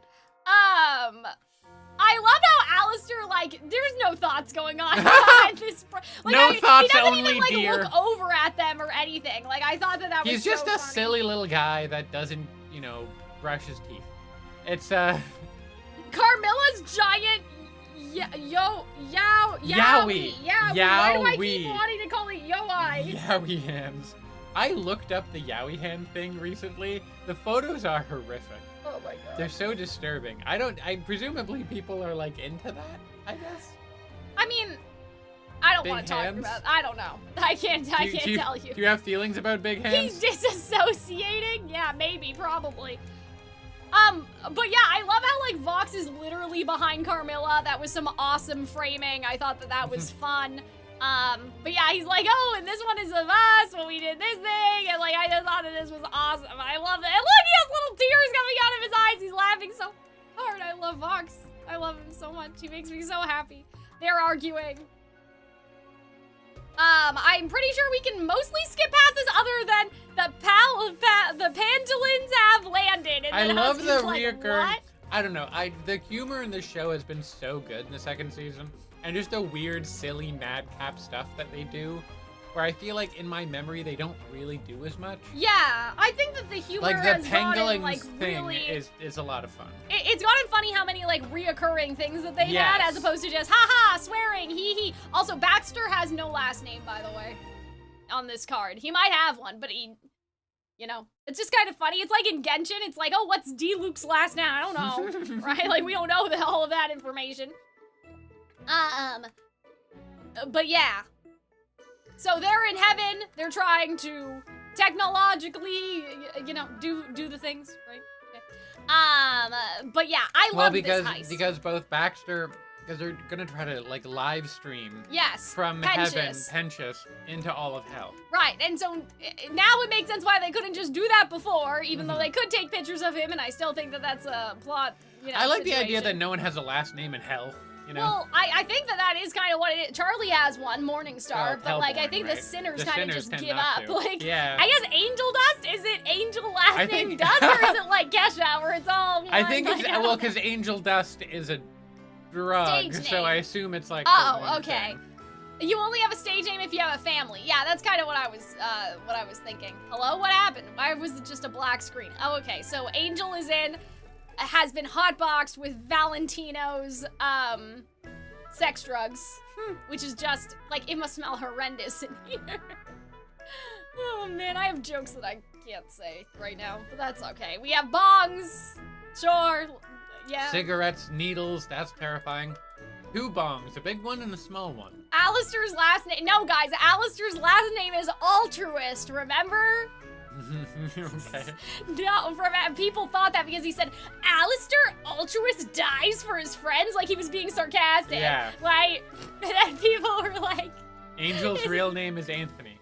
Oh, okay. Hey, Tony. But yeah, people were like... yeah. Oh god, the drug Just den like thing is so Popul- disturbing. Oh, man. But yeah, so this is fucked up. What was I saying? I forgot. Oh, I love Emily's fake hand binoculars. We were cracking up in our reaction when we saw those. We thought it was so funny.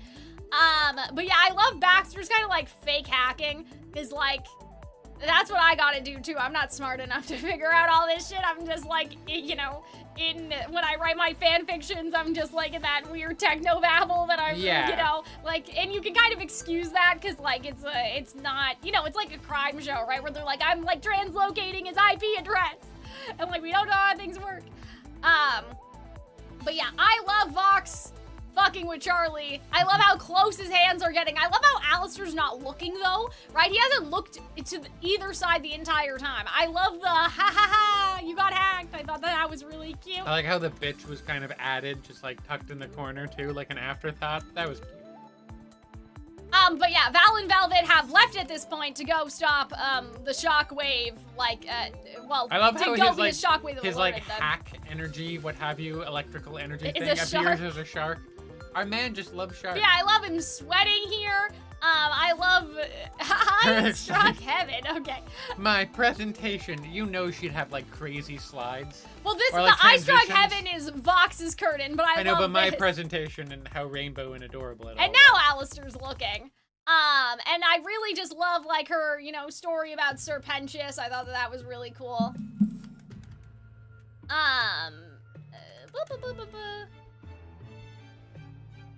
Twisted Wonderland Alchemy lesson music. I love this, like, film reel demon. I think that's so cool. I love how, like, because they're in the entertainment industry, right? A lot of them are entertainment-based sinners. Like, I think that's really awesome.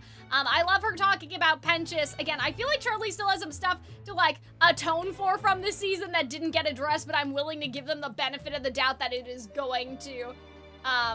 Click to insert subtitle. What? Oh, Oh, was that on one of the slides? Oh, I didn't even see that. That's so fun. I thought you meant in the Add captions subtitle. of the show. That's cute that she added that. I love that. This confirms Adam was a genius and cracked the broadcasting to hell. I don't think so, though. I think it just means that they had a way to do it and that they just, like, forgot. I think the implication is that, like, he came in a hologram, people right? in the know just knew how to do that. Broadcast to and Yeah, fro from hell. but the thing is that he was broadcasting down to, well, I guess it's the same thing with Penchus, but the live stream, like, for a live stream, you need both upload and download. I mean, I guess for the hologram, though, he would need to see what Charlie's saying. So I guess that's true. But I don't think that's like, they set up the heaven embassy to be able to do that, whereas Penchus has to set it up for all of heaven, I think. So yeah, I think that that's the reason why. Sorry, I got confused. But I think it's funny. Like, genius inventor Adam's kind of a funny idea. But I think it's because they built the heaven embassy in hell, so it's like, it just worked. Like, it just, don't worry about it. You know what I mean? It's almost transmitting heaven to heaven technology, not heaven to hell technology, would be my argument. I guess. So Vaggy's she's just be trying anything. Like, I don't know if this is the most effective thing to do. She's just stabbing. And then Discover's like, oh, hi, my girlfriend's dad. Yeah, I know, and it's like nobody knew he was under here. Oh, man. Yeah, he only had connection to the Heaven Embassy, exactly, I think.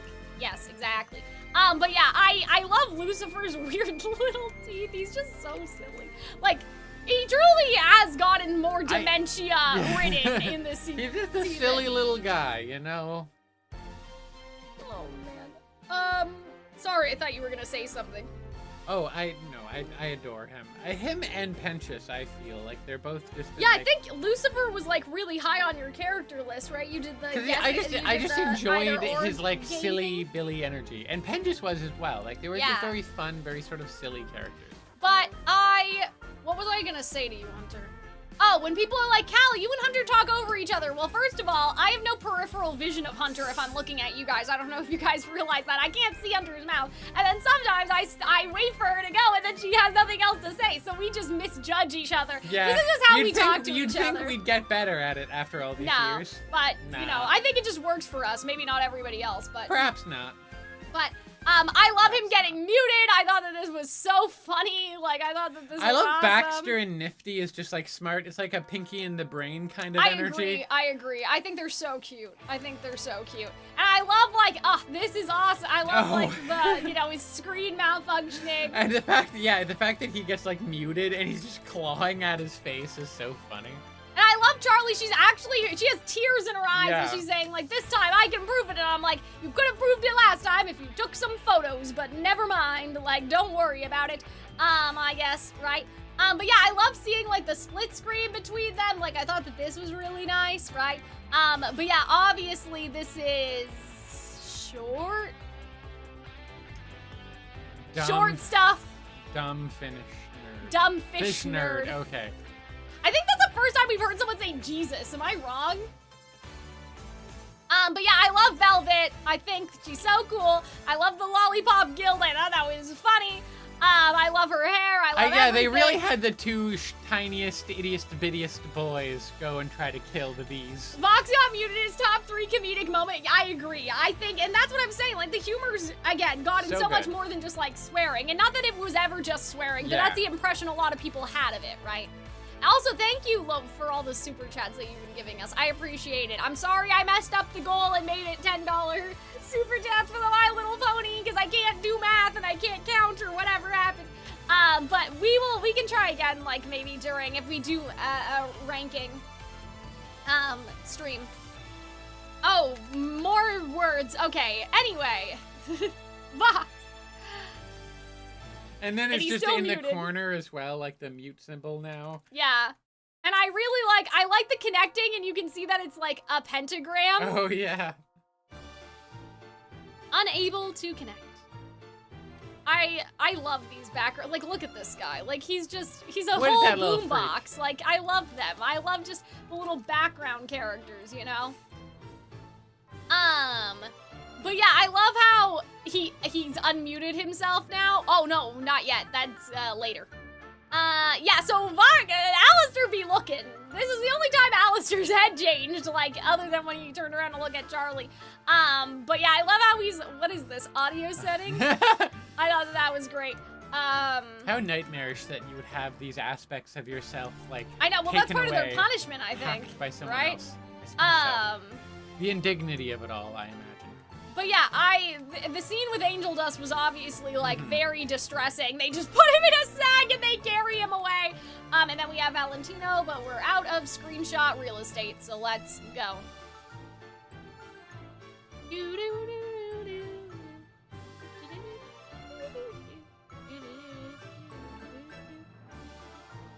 Oh, there it is. Imagine going into your own audio settings. But yeah, see how the eye thing is definitely gonna be important next season. If it's not, I'm gonna cry. If they're it's just everywhere! if it's just an aesthetic thing. No, it means something. Will you be forever sad? It means something. Rue is coming. Oh, also, a little Jack-in-the-Box freak. yeah, I love this guy. Yeah, I don't like liars. This guy's just a giant knife. I mean, he's a shark knife, but like. Maybe he's the host of Shark Week. Maybe. But yeah, I loved Emily coming down, right, like from her, you know, secret position, right, because now she's kind of distributed everybody, so she doesn't need to, like, still be up there. But yeah, I really love how look at how Charlie looks at her. They're so cute. I think that they're so cute. They love each the other. show gave Valentino guns to nerf him. What? He always had guns. Yeah. Didn't he? He had guns in the other fight. I think so. What did he have before? Do you guys know? Because that's the same. The reason why they had that fight, I think, in episode 4 was to foreshadow what their like to make sure that we understood what their powers were for this episode. So Valentino uses like the same guns that he does in episode 4, and then Velvet is using her same powers. Jack Frost. I know.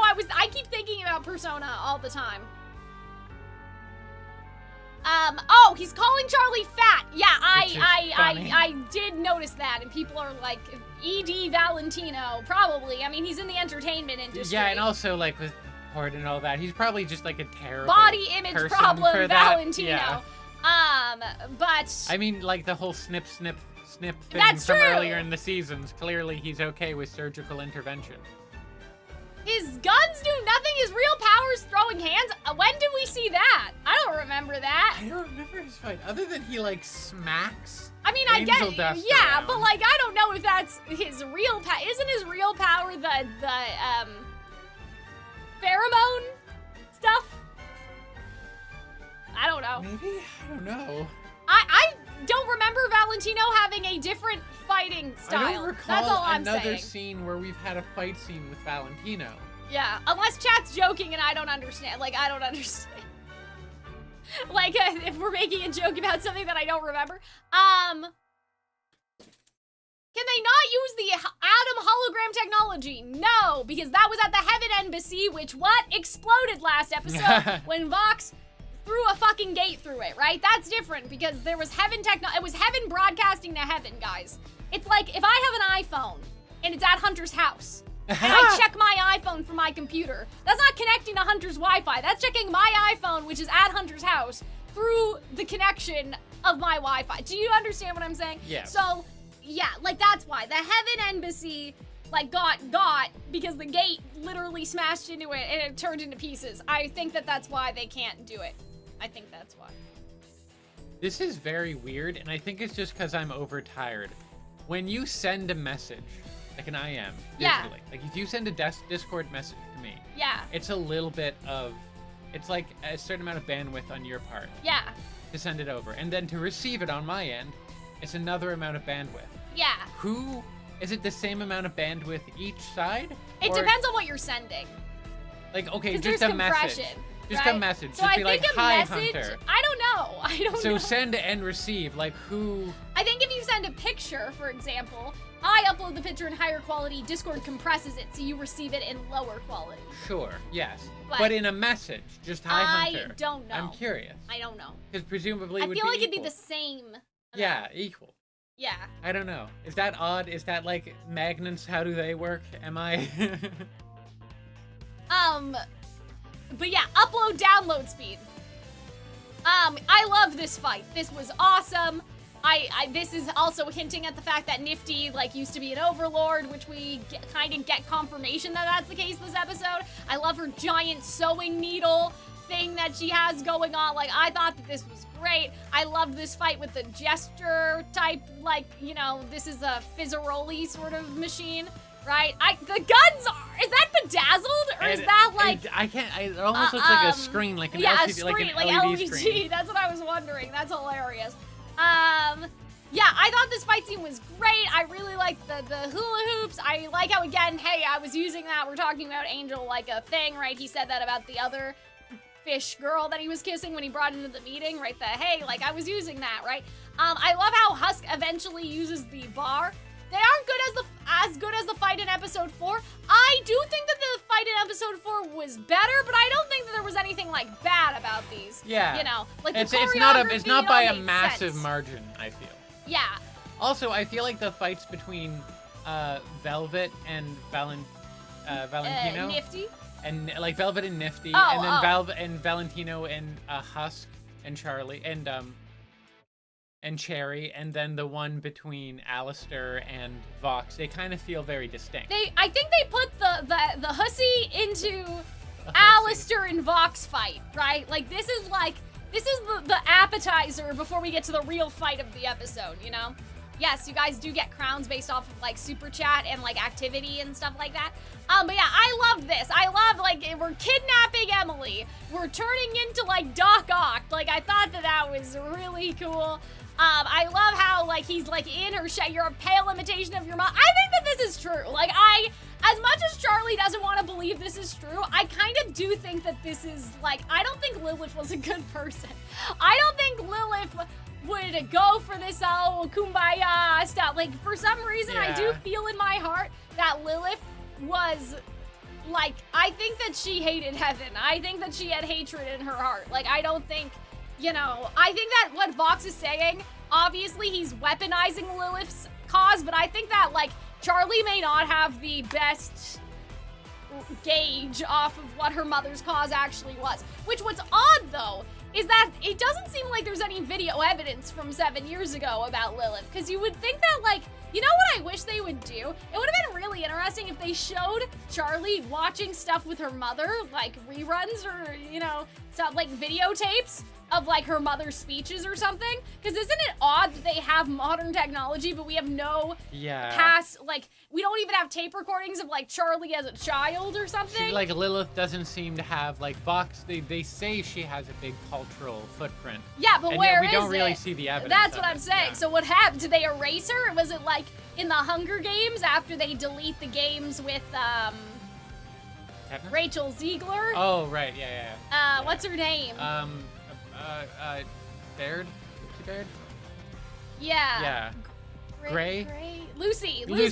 right. Now I remember. But yeah, I'm like, did they delete her? Like, what happened? Not Alistair, not Lilith, not Alistair, not the bees, me. Which is interesting, because I guess Lilith counts as a sinner, right? But yeah, I love, Alistair. This was everything to me. Maybe you should say it, Charlie, right? Stroke my friend's ego, he needs it. So I feel like what Alistair wanted, here's my interpretation. He wanted Charlie to clue in on, like, say it, Charlie. And Charlie was like, no, right? He was trying to send the signal. This was the signal. This mouth, teeth, lip thing, that was the sign for Charlie to play along, but she didn't get it, so he had to evoke the deal. Like, at the end of the day, he had to use the deal on her. But yeah, see how he says friend, right? It's the same, the sweetheart, the baby, the honey, right? Because he's like, oh, He's Alistair, why, right? So it's the we're same friends thing. now? Yeah, it's like the same thing I said earlier with the sweetheart, right? Oh my god.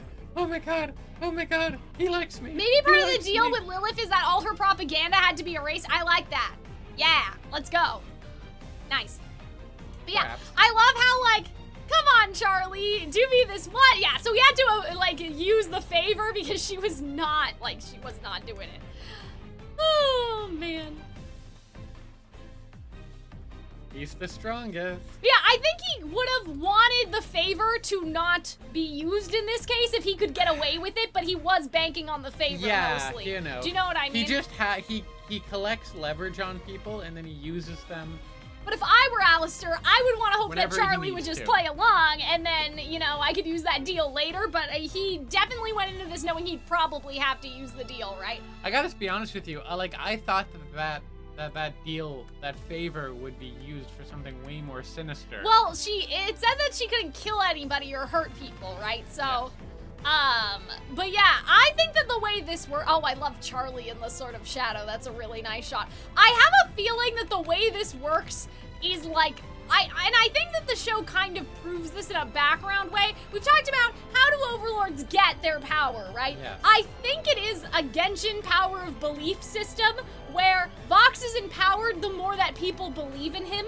and the less popular he is, the weaker or stronger. Like, it's tied to that. Like a pixie from Tinkerbell. Yeah, like, I feel like that's how it works, and so all of hell was, like, watching, because this isn't really about them believing Charlie, right? This isn't all of hell was like, oh, Charlie said it, so it must be true. This was that Vox was able to basically defeat Charlie, Yes. not in a physical fight, but in the fight that matters, right? And so I think that people miss that. It's not that all of hell is listening to Charlie now, it's that Charlie became subservient to Vox in that moment. And that's why they're like, oh, Vox is so strong, even the Princess of Hell has to concede to him. Like, that's what it's supposed to be, right? And you see him get empowered. Yeah, exactly, from his ratings. Exactly, Luna, exactly, right?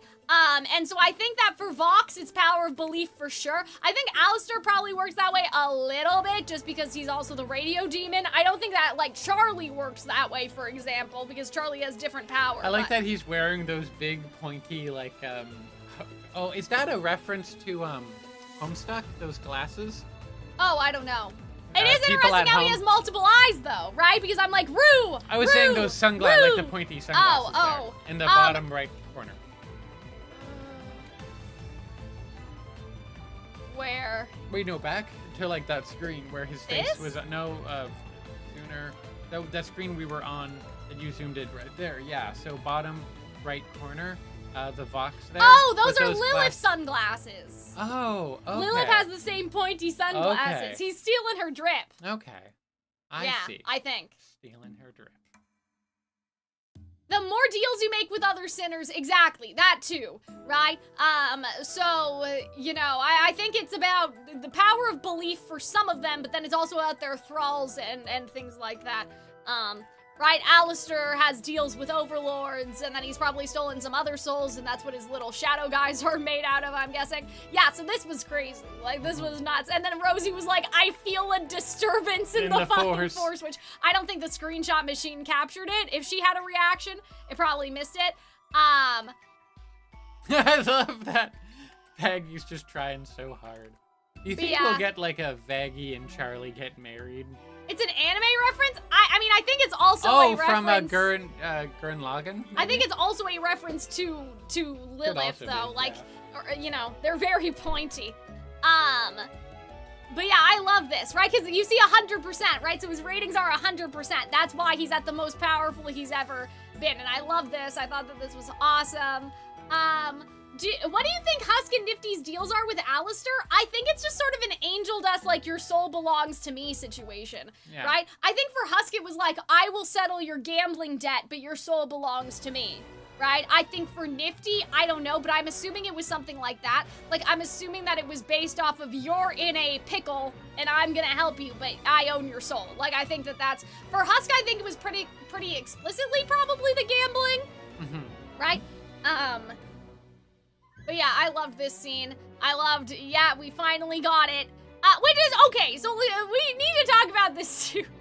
I love that he, like, used two, like, I don't know, I love this, like, weird, like, stacking of 3 different promises all in one go. I thought it was awesome. It was a lot of fun. Again, he's still on fraud watch, but, like, you know, he did free himself. What the fuck is going on? Get back in your chair. I just love how pissed off and confused he is. You swore not to lay your hands on Charlie, and, like, that's what I was thinking, that Vox was, like, stupid to just agree without thinking, because I was like, dude, don't you want to be a bit more specific? Like, don't you want to add some more terms and conditions? But he was just so excited, right?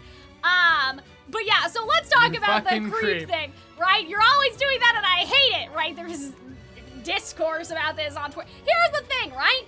Alistair does the same thing. He touches Charlie by the shoulders in an earlier, you know, he's mad that Vox is using the playbook, but he's the one that wrote it. Like, Alistair wrote the book, right? Because there is something in psychology, right? That if you touch someone during a job interview or while you're making a deal or something of that sort of nature, I think it's called Midas touch, that they're more likely to, like, listen to you and respond positively because you're touching them.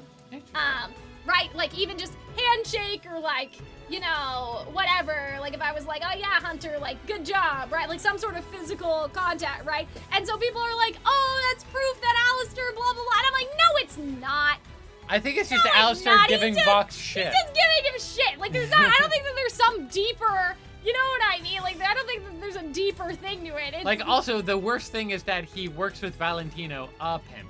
Right? Like, it's clearly, like, if but you yeah, want I'm like, this is giving disgruntled divorce, like, you're always doing that. You're leaving your dirty socks on the floor and I hate it. Like, I don't think it's that serious. You know what I mean? Like, Alistair gets into he's getting into his personal space right now. Like, you know, I don't think that it's, people were kind of jumping to many conclusions. And I'm like, I don't think that we need to jump to all those conclusions. It's just, Alistair was just trying to get under his skin, and he's a hypocrite, and he hates it, and, you know, that's part of Alistair's character. I didn't hurt her. I love how he's so pissed off that he's like... I didn't say not to hurt her, you moron, right? And I love this. I love this so much. Guys, it's a reference to a King Midas. Everything Midas he touched turned to gold, guys. Greek myth? Greek? It was Greek, right? Probably. Greek myth, I believe. Maybe. I don't think the Vox touchy thing has an objective behind it. Well, I think he does though. Like, not in a like nefarious objective, but like in the sense of like that's what you learn in business school. Like, you know what I mean? Like, I feel like that's what it is. It's not like he's even conscious of doing it. It's just like he learned that that's a strategy. You know what I mean? It's like, oh god, there's another thing like that in a job interview that you should always do, but now I'm suddenly blanking. Eye contact? I don't know. Not just eye contact, something else, but yeah, like, there's another, sort of psychological trick that you're supposed to, not job interview. When you should ask other people for favors if you want them to like you. Not ask them to do you, like, not ask if you can do something for them, if they can do something for you, because it makes them feel, like, valued or something. And so that's, like, another, like, psychological thing. Like, if I was like, Hunter, can you do this for me? You'd be like, oh, Cal, yeah, sure, I'm useful and I love helping, and wow, this person decided to confide in me. Our friendship must be so strong. That's the thing, right? So I feel like that it's just, like, I don't think he's doing it, like, yes, I'm gonna touch her and then she'll believe in me. Like, I don't think that it's like that. It's just, it's something that you learn, especially for professions where there's negotiation. Real estate agent. It's like the Roger story that I told at the beginning, like the phone story that I told at the beginning of the stream, where the salesman was like, I just came back from Italy. That's very funny. Right? But yeah, I love how they're just arguing. It's so, like, married couple I love coded. It. Like, wordplay. Right? So great. And I thought that, and I love how Charlie's just like, anyway, that's none of my I got business. other things to worry about. Right? And I just love how he's like, well, it worked, hee. Yeah, and he's still doing the, you know, the whole baby thing. Right? You're nothing if not predictable. Crazy. just nuts. I can just beat your ass back to submission. That is, yeah, well, I guess so. You're the most powerful sinner, and hell now I have to thank you for that. Look at him! What's the point of this, Hunter? Like, you know, like twirling around, playing with his little wires. Yeah. He didn't need to do all that, right?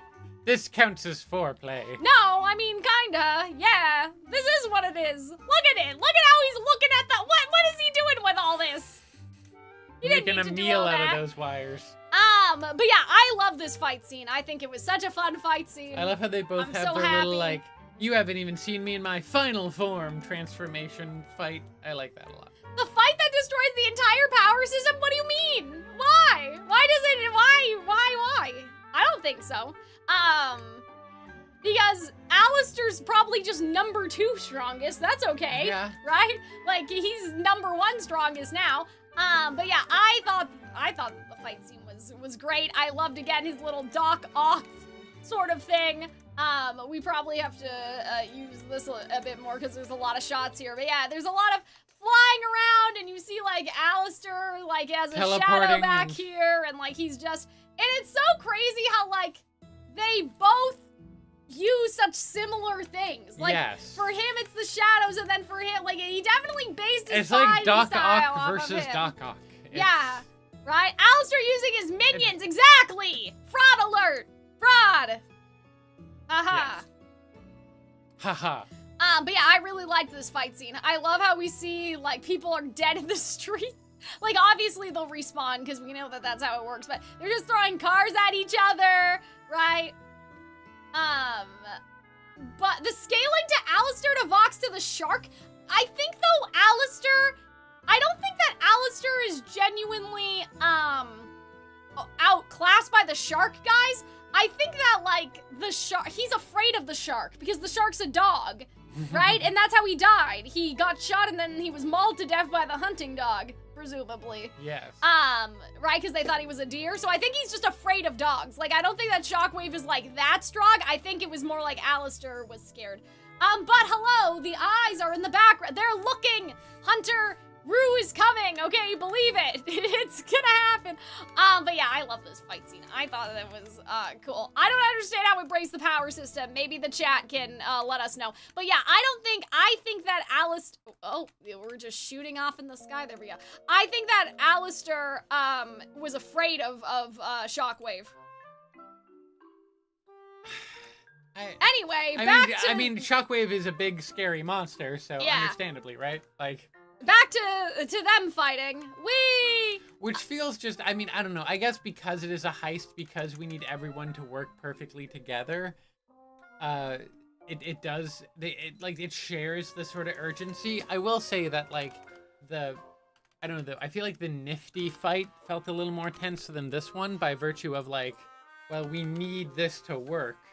In order for, like... Well, we want to save Angel, yeah, don't that's we? true. We also want to save Angel, but, you know. I think Alistair's little demons are, like, souls that he stole and, like, aired the screams on the broadcast, but that's just me. That may not be true.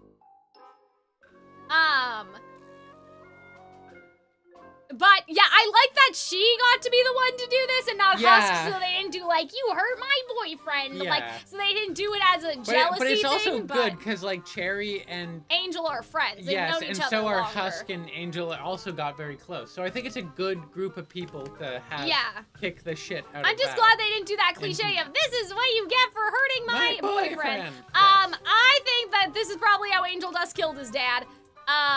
Strangling? Oh, yeah. No. So that, and like they say that strangulation is like a crime of passion because you have to be personal. Perhaps, or like there has to be a personal connection. I've heard things said like that. Like, yeah, I mean that's as far as I know.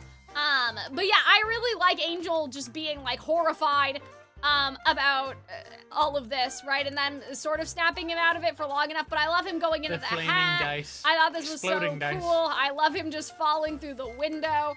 Yeah, I like how they used his eyesight against him because they showed that, right, in episode 4. So I felt like that they did a really good job. And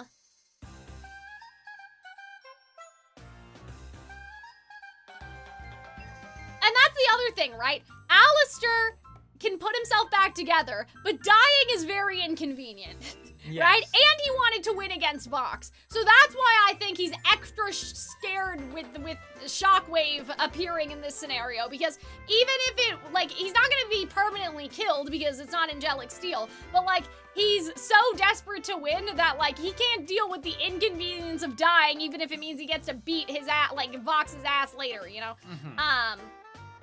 But what was I saying? Yeah, I don't think that it's too crazy. I think that, like, it makes sense that he's freaked out by the giant, you know, that could at least, like, set him back for a while, right? Yeah, you still can't take me on one-on-one. And I'm like, well, you had your little minions, bestie.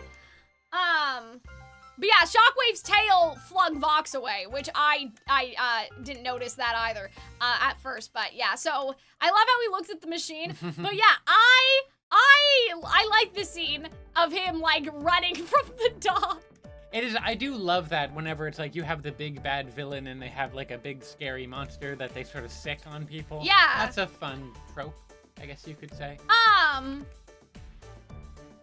Scary but yeah, dog privilege. this is crazy too, right? Like he literally killed people. People died on this day. Evidently, yeah. Like people actually in his own district. Like he killed his own like followers, which is nuts. But yeah, I really like them helping people and trying to get people to safety. I thought that was cool. I'm like, Charlie, where did that shield come from? I like this pinata guy, right?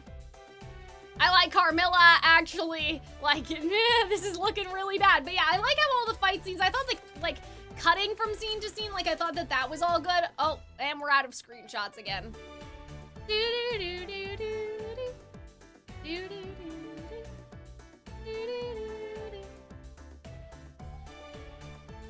Hello, Twisted Wonderland. Oh, there's Carmilla. Okay, there's Bax. I think we're making pretty good time given that this finale is like 45 minutes long. A lot of it was fight scenes that we kind of talked about, right, in our reactions. So, I like that you hit like a girl and I'm like, nifty. What is that? What do you mean by this? But yeah, look at Velvet's little profile picture. So fun fact about Velvet that I didn't realize until I was doing some research is that Velvet used to have a Neapolitan color scheme. And they changed it at some point, which I'll show you a picture of later. But I guess it makes sense because she's like red velvet, right? And so I miss and they scorched her hair off. I forgot that she's detail. bald. That was fun. She's bald and she's... And she falls apart like a Barbie, which was And she's attacking people that have hair, or whatever it is. But yeah, she is a doll. That's her sinner form.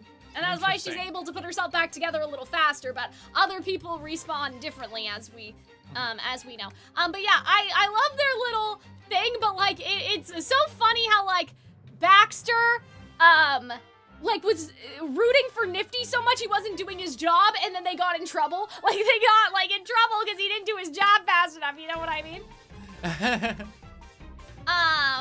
Yeah, Penchis can do his work, right? Yes. I feel like the Emily thing, I totally agree, Love. I think that was super important. And we're getting to that as well. I can. But yeah, you see Velvet, she puts herself back together fairly quickly. I'm pretty sure Vox is losing his shit, and look at him, he's like, wee! And they have to duck because they almost got hit with it too. But yeah, this is when Carmilla gets involved, right? And she starts to help. Look at her. Look at how she looks at Carmilla.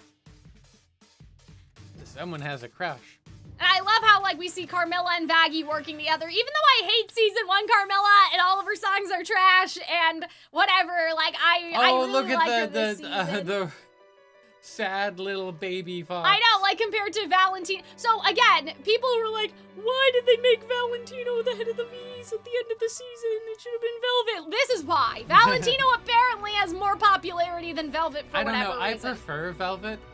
Oh, no, I do too, but I think it's like Velvet is the brain in the background. He's just the figurehead. That's right. True. Oh, yeah. He's the wizard to the Madame Morrible, if you will. But I love this. I thought that this was great. Because he killed all his viewers, man! I'll be back for season 3. I thought that was funny.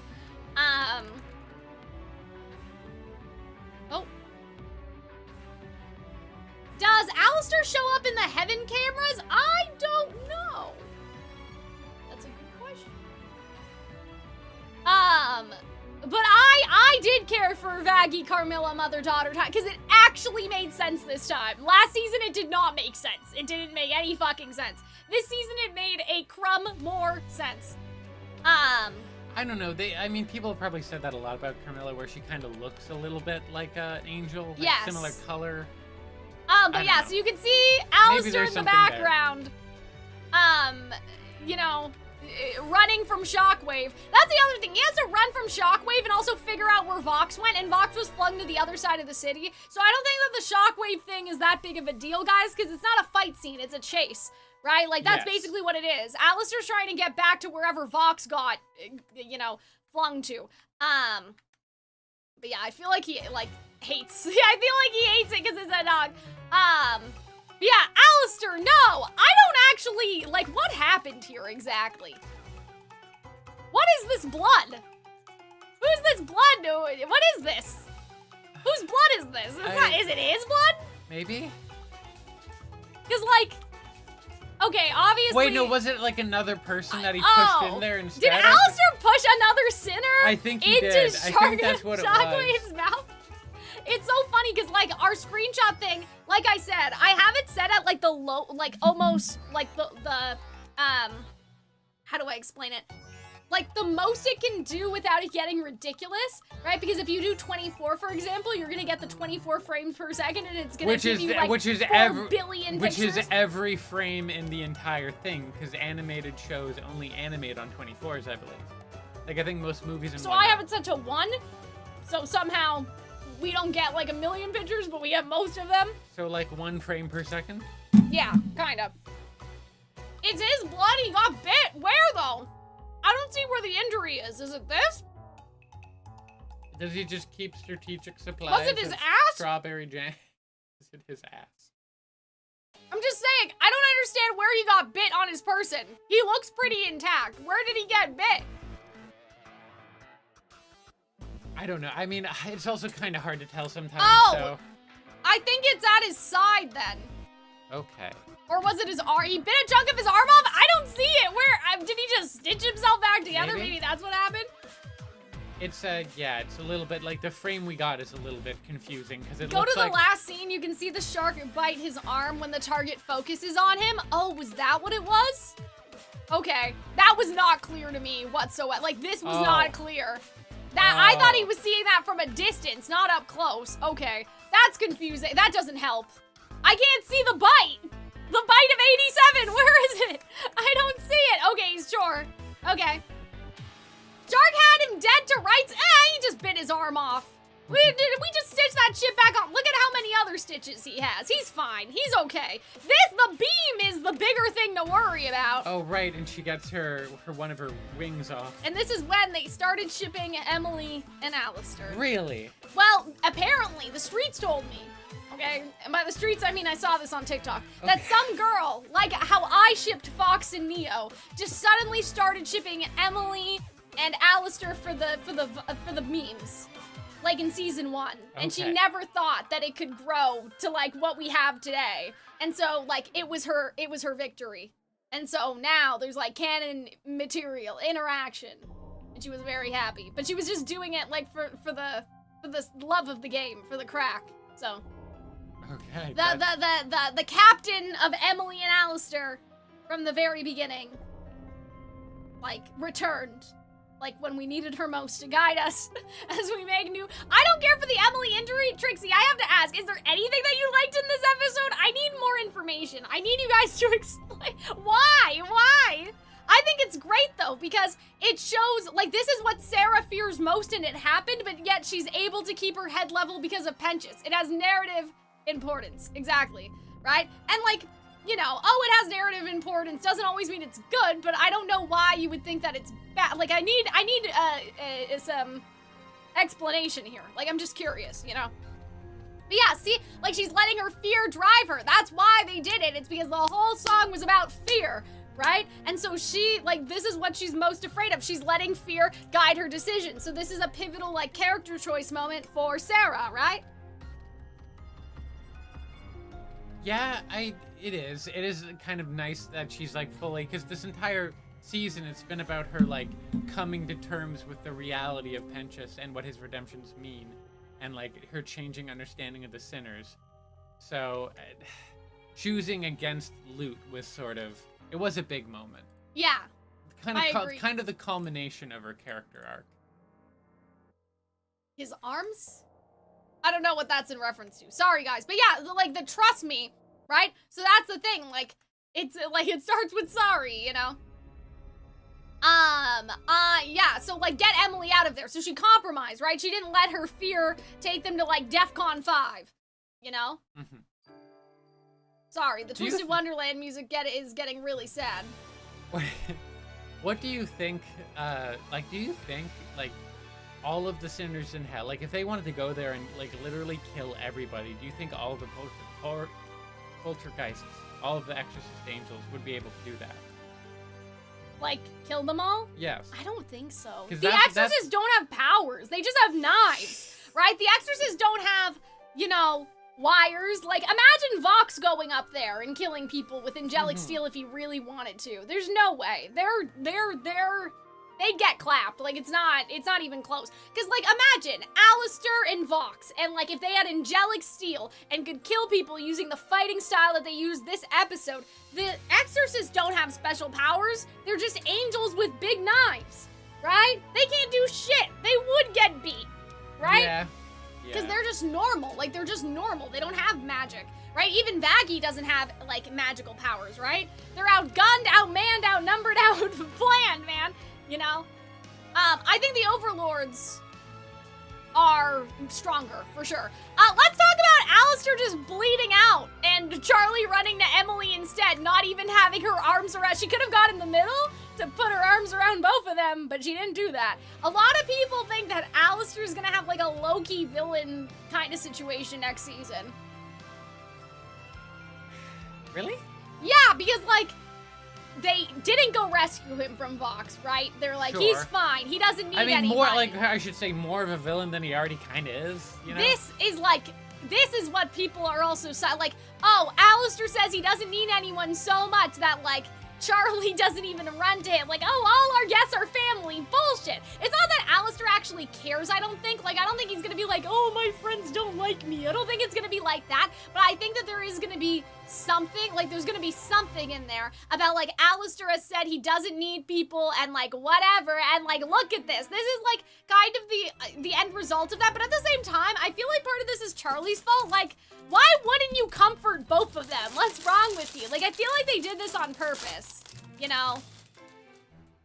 I feel like they did this for something that's gonna happen later, because there's no reason for Charlie. She could have just went on the middle, right? Because I was just thinking about that, because the V's were like, you knew that they were trouble in the first season, but they really weren't the main antagonists in the first season. Adam was. Right. Now the V's are taken out, so I'm like, okay, who's gonna be someone you knew was bad news, but wasn't really the main villain? Right. Like Alistair, You gotta loot Alistair. but Alistair kind of feels like a really, really long-term kind of villain, right? That's Whereas true. someone like Loot feels more like I think immediate. we're gonna start to see changes in his behavior, at least, maybe. Maybe that's what it'll be. Charlie actively ignores Alistair's and Lucifer's pain, and they're literally bleeding out. Exactly. And I don't think Alistair cares too much in a, like, oh, my friends, right? Like, that sort of way, but I think he is gonna notice this, right? Nobody valued him. He's the host of the hotel, and nobody cares. He was cranky about it enough to leave, and he was like, fuck this, I quit. Right? Yeah. So clearly, like, everybody's been getting on his fucking nerves. And I feel like that this is like, wow, like, this is gonna be a big thing, you know? I feel like it's gonna be. But yeah, I loved this scene.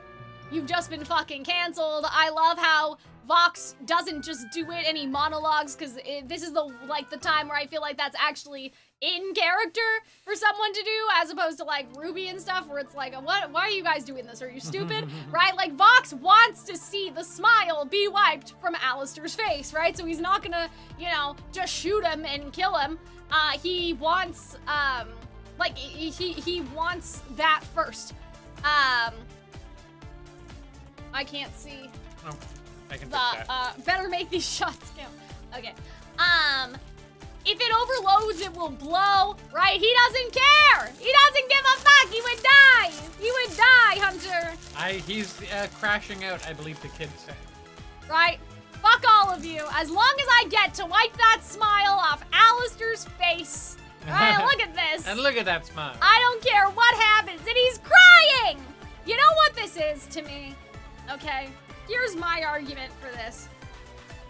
I don't think it has anything to do with, like, I want to make Alistair miserable or whatever. Yeah. I think it's like, I want to see Alistair vulnerable for once. He laughed in my face. I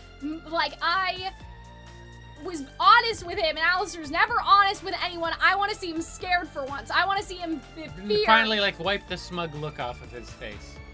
That, but I feel like it's more about the fear of it. Yeah, okay, Like, to perhaps. see, like, Alistair actually afraid of something. or somebody.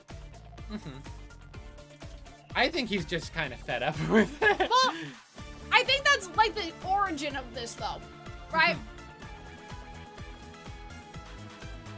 It's not just like Alistair like admitting that he was wrong, or like, oh, Vox, you are the strongest sinner. Like, I don't think it has anything to do with that.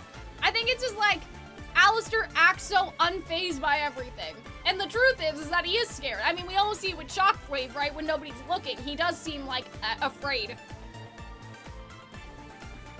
Or annoyed, at least. So, I do like it. Exactly. Like, he wants to see him hurt the way that Alistair made him hurt. I think he also just likes being in control, and the one thing he hasn't been able to be in control of. Like, he can manipulate everyone, but he can't be Alistair. So, like, taking him out, like, kind of puts him back on his spot, right? Yeah, and, well, I think on top of that, it's like Alistair is, like, to the very end, will not, like, budge. Like, he would, he too prideful, right? He wants to see Alistair's, I think, pride be taken away, right? Because even, like, when Alistair's kidnapped and he's tied up in the house and he's like, oh, do you really think that you're going to do all that, right? He's not afraid of him, right? He doesn't respect him. He's not afraid of him. Like, I feel like that Vox wants to see that, you know? And I think he is. Alistair is scared here but won't show it. I agree. I just like how sort of his grinning freakness of himself. Well, I think this is a different smile than usual, too. It seems wider and even more menacing. Well, because imagine, like, this is the crazy part, right? It's almost like you have to ignore the mouth and just focus on the eyes. Like, the eyes are I what was thinking reveals about that, things too. About him. Right, because, like, when you smile, your eyebrows and, like, you know, your cheeks and stuff, when you're sad, I feel like he has sad top half and, like, smiling bottom half. Does that make sense? But, what was I had something to tell you guys and I forgot. Sorry, this is why I need to eat the rest of my sandwich. Painful grimace, yeah, something like that, but Rictus grin.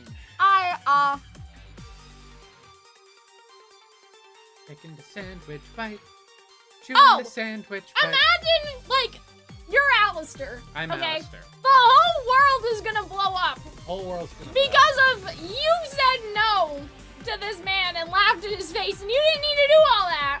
You know, men will do anything other than go into therapy. Second time I made that joke, but he just gets rejected, I just so think he that's decided crazy. he wanted to destroy the world, which is Because I don't think valid. Alistair feels bad. Like, I don't think he feels bad, quote unquote, you know, about this. In terms of, like, him being the cause for the end of the world.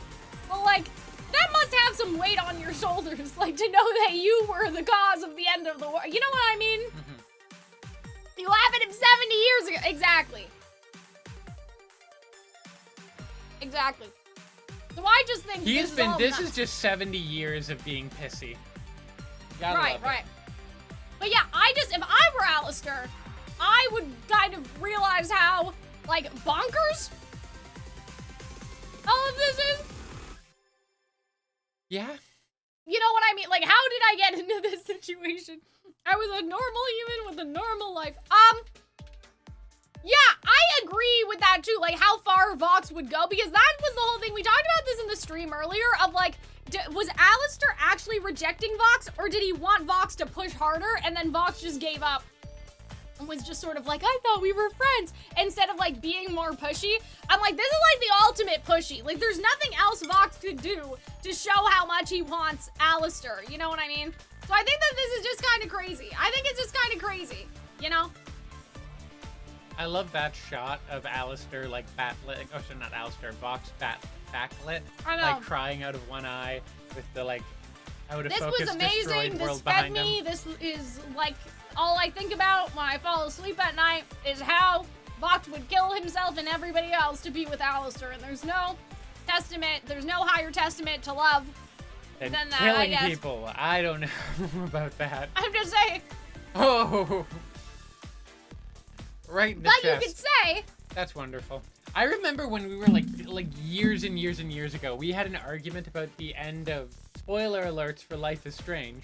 Oh, okay. The ending of Life is Strange, which is basically like it was basically like, hey, one person you really love versus, thousands of people who are kind of anonymous to you. Right, and I remember right. we had an argument about that because I was like, I'm gonna have to probably save all those thousands of people. I feel Well, terrible. the game wants you to have an argument, I think. Yeah, but I remember we had different sides on this back in the day. Right. What I was thinking about though was if our definition of loving someone is sacrificing for them, this is not love, obviously, because he's not putting Alistair before himself, but No. he is putting himself, like, he is willing to sacrifice himself, which I Yeah. think is a level that he would never do for the V's, so that's also No. kind of crazy, is that there's still not love going on. His loathing is so intense, he's willing to throw it all away just for Exactly. the satisfaction of it. And like, there's a it's real a love and it's a loathing. there's you a know? real obsession there. Yeah, I think it's fair to say. exactly. Like, he just wants him so bad. Like, he wouldn't even do this for the V's. I don't think he would do this even if the V's were in danger. He wouldn't kill himself and then blow everybody up. He would only do this for Alistair. Yeah, I like how the V's turn against them. I love you're not killing us over the deer, right? Because he was willing to sacrifice them too. Yeah. For Alistair, in a sense. That Not stupid for deer Alistair's is benefit, wonderful. but for what he, wants with Alistair. Yeah, I like this, and I feel like it acknowledges, like, he's obsessed with him. This is not this is not just loathing, it is, like, obsession to the point of, like, I love how romantic. one of his antennae off of his hat's all droopy. Yeah. He's all stressed out. But yeah, I loved this. I thought that this was great. I love the head getting ripped off of the TV. I thought that that was awesome. I love it's like, we're leaving. He just scoops them both up too. I didn't realize he had velvet under his arm. That's wonderful. I wonder what would happen if Alistair agreed to join Vox in this scene. Well, do I have some fan art for you? Look in the radio static channel in my Discord. But yeah, I mean, I guess turn against him may be too strong of a word, right? Because they don't want to die, like, they're not doing it out of the goodness of their heart. It's self-preservation, right? They also need to live, right? They aren't gonna let him do something that's self-destructive. But either way, like, the V's, actually being the ones to do it, I'm saying, as opposed to, like, Charlie and Vaggie. Like, it is meaningful that the V's do it. Emily's big eyes in this moment. Right? Yes. So yeah, do you guys know what I'm saying? Like, I like that it was the V's that did it and not anybody else, because it's, like, I feel like that it kind of puts a nice bow on everything. All right, Hear My Hope, let's go! I loved this song. I listen to it all the time. My YouTube rap next year is gonna be crazy, I'll tell you that. It'll be very Okay. Hasbin heavy. A couple points for Val's competence, exactly. But yeah, I really like this song. When I heard it in the Broadway show, I was like, this is too much like The Greatest Showman. I'm gonna hate this. Pasek and Paul, the damage you've done on the musical theater industry is irreparable, and you should be held accountable for your actions. In the head. I like corny. Guys, this is musical theater. What are you doing here? Sorry, John, not to, like, put you on blast, but I gotta say, obviously, we all have different opinions, but, like, guys, it's musical theater. You can't come here and expect anything, like, what do you mean? I just think corny's an interesting word, because I'm like, people are breaking out into song, John. It's like, I'm sorry, yeah, John. it's like, like, what do you want? Like, this isn't, people are saying people hate it because it's an MLP finale. Like, no, people hate it because it's a Care Bears finale. They all do their Care Bears stare. It's a musical. But I don't think it's too corny because it's a musical. You're allowed to do that. It's two-season finale-y, but, like, it's the season finale. Series finale-y? Well, that's because they have to make sure that in case they're not renewed by Amazon, they get they give everyone a satisfying. But they are renewed, I think. They are, but, like, I think that's the fear in their heart is that anything can happen, right? The ending would have been better if she died. I don't think so, though, Mike. I have to disagree with that because that would only validate Sarah's fear. Part of why, or maybe part if of the Fox lesson. died? I don't know. I know you don't because of. But this is about her sacrifice, yes. right? So for Sarah, her fears cannot be validated. Her fears have to, like, halfway come true. Right? If Emily died, I think that would be a step too far because then we'd set back Sarah's character because everything Sarah was afraid. It's like if you have OCD, right? And you have OCD thoughts right? And you're like, oh my god, no, I don't need to check the candle. I'm sure I blew it out, right? And that's one of your OCD thoughts. And then the one time you don't do it, your house burns down. Yeah. You can't be doing that, right? That's a little bit too crazy. Like, that's too crazy. I think that that's basically what Emily dying here would be. It was like the one time Sarah decides to let her fears go, the thing that she feared. We can't be doing all that. You know what I mean? Yeah. I agree, it's about the unification of heaven and hell. I agree. I just don't think it's good. Trixie, I need to know what your favorite song is. I'm just curious. Again, I'm not saying this to accost you, but I'm like genuinely, I need to know what the metric of not good and not bad, like good, bad is, you know? I mean, if you're not used to musicals like that, then I guess in extent. But I'm just curious, because I'm like, as a songwriter, I don't think anything in this song is bad on a technical level. You can not like it, but to say it's bad, I'm like, well, what's wrong with it? Is it the lyrics? Is it the storytelling? They were successful at everything they wanted to do. We can always say that the thing that they went for you think is bad, but in terms of how the song completes its objective, I think that the song is good. So that's why I get confused sometimes in the chat when you guys say, oh, this song was bad, but I'm like, but there's nothing wrong with the song. Maybe you're not happy with the circumstances the song was created for, but the song was created for the circumstances. The circumstances were not created for the song. Yeah. So the song executed what it's supposed to do. If you don't like what it was supposed to do, you have a problem with the writers. You don't have a problem with the song or the songwriters, you know? I love this song and it made me cry. Thank you, chat. It would help her forgive? I don't think it would help her forgive. I don't think that she would forgive. I think she'd be pissed. I think she'd be really mad. I know what you mean, Mike, but I don't think I don't think so. I don't think that Sarah would feel that way. She needs to see she needs to see Emily willing to make a personal sacrifice for the sinners, but having Emily die, she'd be crashing out. Like, there's no way. I don't think that we can, like, reconcile Am I the only that. one that thinks that Emily looks, like, all these characters look strange from profile? I think it's because they kind of, like, increased the animation for this section, too. Perhaps. Right, you just don't, it's like, I don't know, Phineas and Ferb when they look straight ahead, right? Like, they look wall-eyed briefly. Power of friendship is powerful in this story. That's true. It is important, right? And it's, you know, I do think it's important in the same way that, like, how do I explain that? How do I explain this?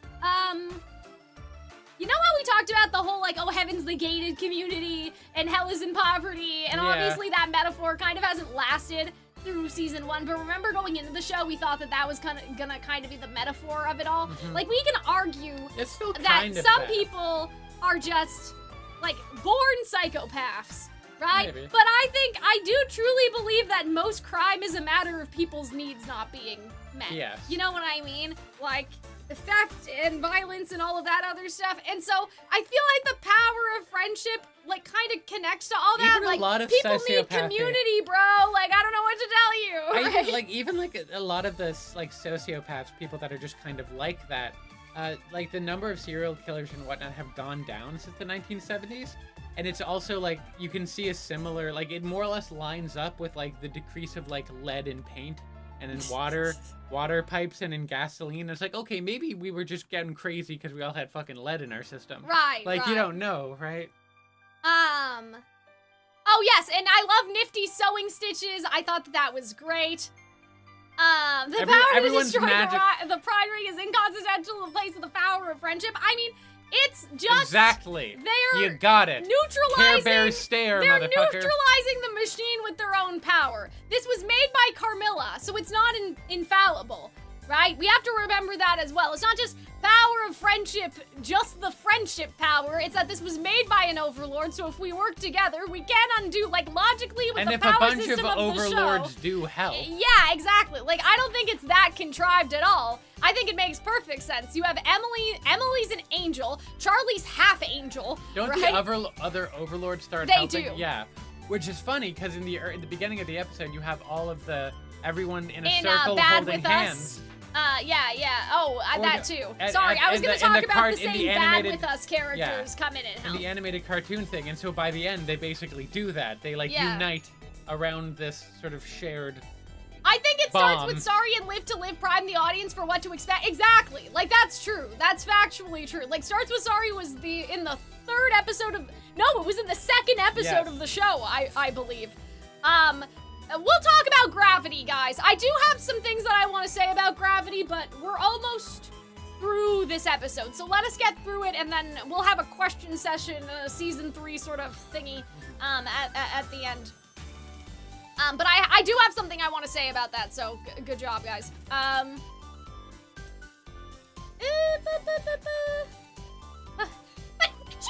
my god, sorry. Okay. I have no thought. My thoughts got sneezed out of my head. I'm okay. I like this. I like the loot part of this. Yeah. Like, Abel's like, this isn't what we It is talked funny about. that Abel's just like, babe. This is the one part of the song where I'm like, because in my memory, it just felt that Abel was just like, hey, cut it out. Like, it seemed a little too His quick. lyrics are kind of bad. I'm not gonna lie to you, they're not great. But I do think Loot is kind of stupid here for revealing her hand so early, because she's tried to kill Vaggie and everyone else while Emily was still down there. And so I'm sort of like, didn't you just get caught in 4K then? Like, aren't they gonna know that they can't trust you? Or is it gonna be like, Loot's sorry and she won't do it again, right? She was just stressed out. Like, Loot, like, they know Loot's entire agenda now of wanting to kill Vaggie. Like, they know. They're aware. I feel like that wasn't great. You know what I mean? For Loot, I'm not saying it's a bad character choice, because I feel like it is within her character. If she thinks that this is the only chance she's ever gonna get because they're all about to blow the fuck up, I think that that's fine. Yeah. Nose bleed, and then they have his nose start bleeding. That's a bad lyric. Weird. We didn't need to do that. They wanted Can't Breathe, Nose Bleed. Never been so worried. How? Right? How? Now? They didn't need to do that. They didn't need to rhyme nose bleed and breathe. I don't think that's such a weird lyric, and I don't understand why they did that. And the fact that his gold is just a weird Well, image. it's his blood. I know, that they but have gold still, blood, I but- think that line is stupid. I haven't seen a justification for it. How am I supposed to handle the pressure? It would have been, it would be better. I thought it would have been better, but anyway, better and pressure, that's fine. If I were anybody else, I do like this, dear dad, tell me what you would have done. Too bad that I'm not your braver son. I do like this. I like that structure, but they wanted this structure in my head. What I perceive here is they wanted this structure, and so bleed and breathe was the sacrificial lamb to get the better version of it, which is this verse, which Poison also, I think, has a case like that. I wish that I could be, right? Why did I, oh God, why'd I have to be picked? I don't know, this just feels like a big else. thing that, I don't know, it just feels really crammed in. I doesn't agree. have a lot of room to breathe. I agree, because, like, who are you? Do I care about this guy? Like, you know what I mean? They gave him a little part of... I might go to the bathroom, okay? Yeah, Is that sure. okay? Yeah. Okay, Why sorry. are you asking me permission? Like, I'm the 'cause it's teacher. the Go, thing. it's Okay. okay. I can handle it. I like it. I like the ideas here, but I feel like Abel was not showcased enough for him to get such a big chunk in this song. You know what I mean? Like, I feel like that there was a little bit too much. There's just a little too much of him in here, right? Like, for the relative to, like, this is like almost the payoff to something that wasn't promised. Like, we didn't plant this. I mean, I guess throughout the entire season, he has been like, I don't wanna do the conflict, but I'm saying this idea of, like, him not being his dad's braver son and stuff, like, I kind of wish that, like, we got a bit more with that. I don't know. My headcanon is that Adam is represented in the Abel part because he's a better musical talent. Am-I happens off-beat, which brings all the momentum to the stop. Cal, can you explain why that is musically? No, probably not. Just because I don't have a photographic memory of the song for you. I'm assuming it happened maybe just because, like, do you mean why he sang it that way or why it stops the momentum? Because that's a different question. In terms of why he's saying it like this, it could have been that he made an acting choice that was more conducive to a previous track, and then they updated the track and they didn't update his acting choice. Like, sometimes that happens. But I don't remember this well enough because I skipped this part. I listened to this song and it's like, hear my hope, but no loot anymore. And I also have one where it's like, hear my hope, but it's just Alistair. It's just Alistair and Rosie. So yeah, I can't I can't tell you. I don't know why it happens. I don't know why it happens. I think it's, but yeah, I think that probably something happened, like, something happened with that. He says, am I when the backing track's not playing? Okay, maybe that's what it is then? Maybe it's like that the music isn't conducive to this take anymore? Adam goes into Abel's mouth to possess him? Oh dear. But yeah, I do like this idea. Like, I like him embodying Adam to command Loot, and I like this reference to Hell is Forever. I just think that he took up a little too much of this song relative to, like, I don't know. It's not that it came out of nowhere. It's not that it came out of nowhere, right? They've been, you know, sort of, Abel's been like, I don't want to lead, all of that stuff, right? Like, it's not like we haven't gotten that. It's just weird for this to be such a big chunk, and the nosebleed lyric is stupid, and so I'm a little annoyed, but I do like how quickly Loot, cowers, if you want to call it that. And like, he just sends her home. His helmet is off in the next shot, by the way. His helmet was on, and now it was off. They gotta make him sing somehow. I guess that was why. It was like 20 seconds. It felt like a long time. Am I crazy? Well, like I said, I listened to the song without it, so maybe that's why. It felt like a lot. You know why? It's because he got two, I think this is why Loathe. It's because he got two verses, right? The nosebleed thing and the Dear Dad. That's like two verses, even though they're short. Like, I think that's why. Like, yeah, like he basically, maybe we could have done one verse and the, am I supposed to do something? Maybe, I don't know. You're very crazy? What? Hear My Hope is the longest song in the show, that's true. Hold on. Let me investigate this while Hunter's in the bathroom.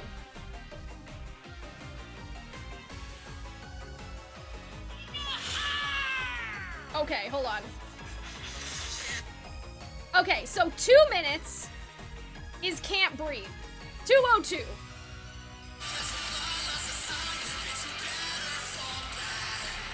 I'm sorry to report, chat, that this was in fact 2:02 to 2:50. So, how much time is that? 2:02. 2:50. 48 seconds. So, yeah, it was 48, not 20. It was 48 seconds. So that's almost a minute. That's like an audition cut. That's like almost a minute. Hi, Ed! How's it going? I found it funny how much it sounds like, Ed, we were talking about you earlier. We were saying if we ever did My Little Pony guessing, that you would lead us in the My Little Pony character guessing. I feel like to be a Vox simp, you have to be crazy. When did that come from? Yeah, less than a minute? That's a whole minute of real estate in this 5-minute song. I'm sorry, are they wrong? 1/5 of the song is Abel. Is Abel and thing, which is also, like, on one hand, okay, sure, but 1/5 of the song isn't a lot of time. I think it is.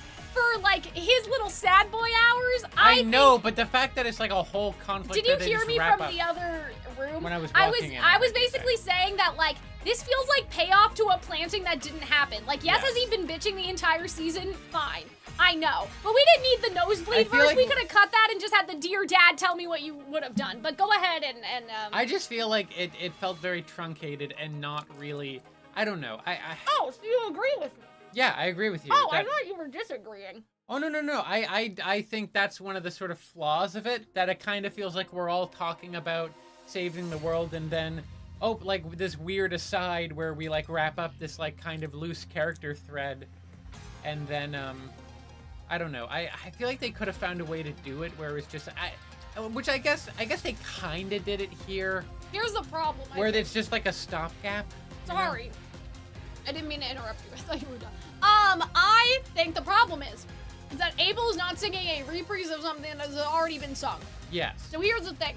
It's okay if you were doing Gravity, which Lute is doing. Yeah. Abel's not, though, as far as I remember. Now, have I listened to Gravity very much? No, because I don't like it. But I don't think Abel's part is even lifted or leitmotif lifted from Gravity. It's a whole new part, right?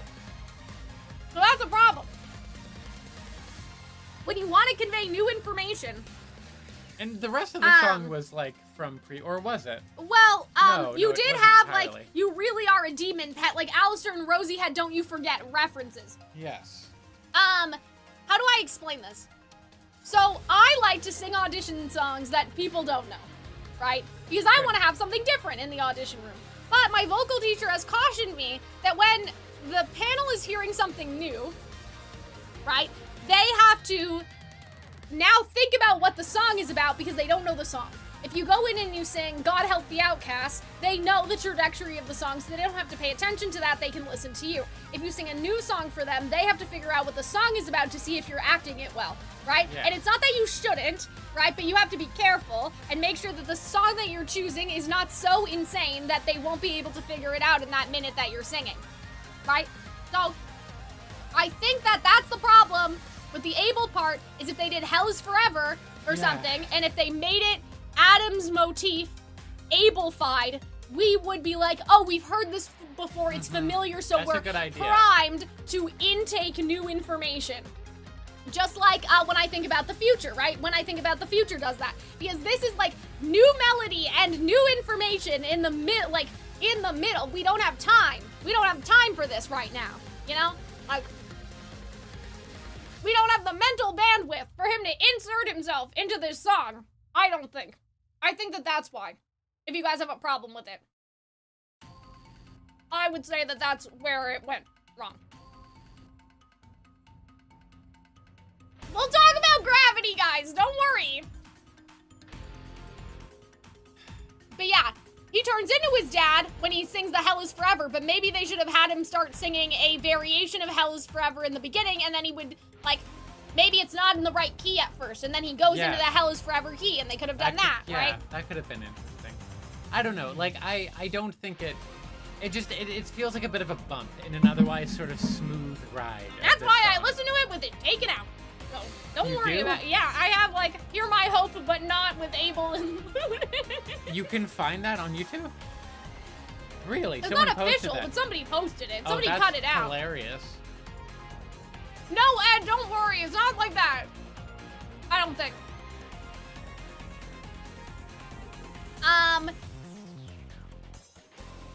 Okay, yeah, that's just, I like Zestiel coming back. Right. I liked it! Yay!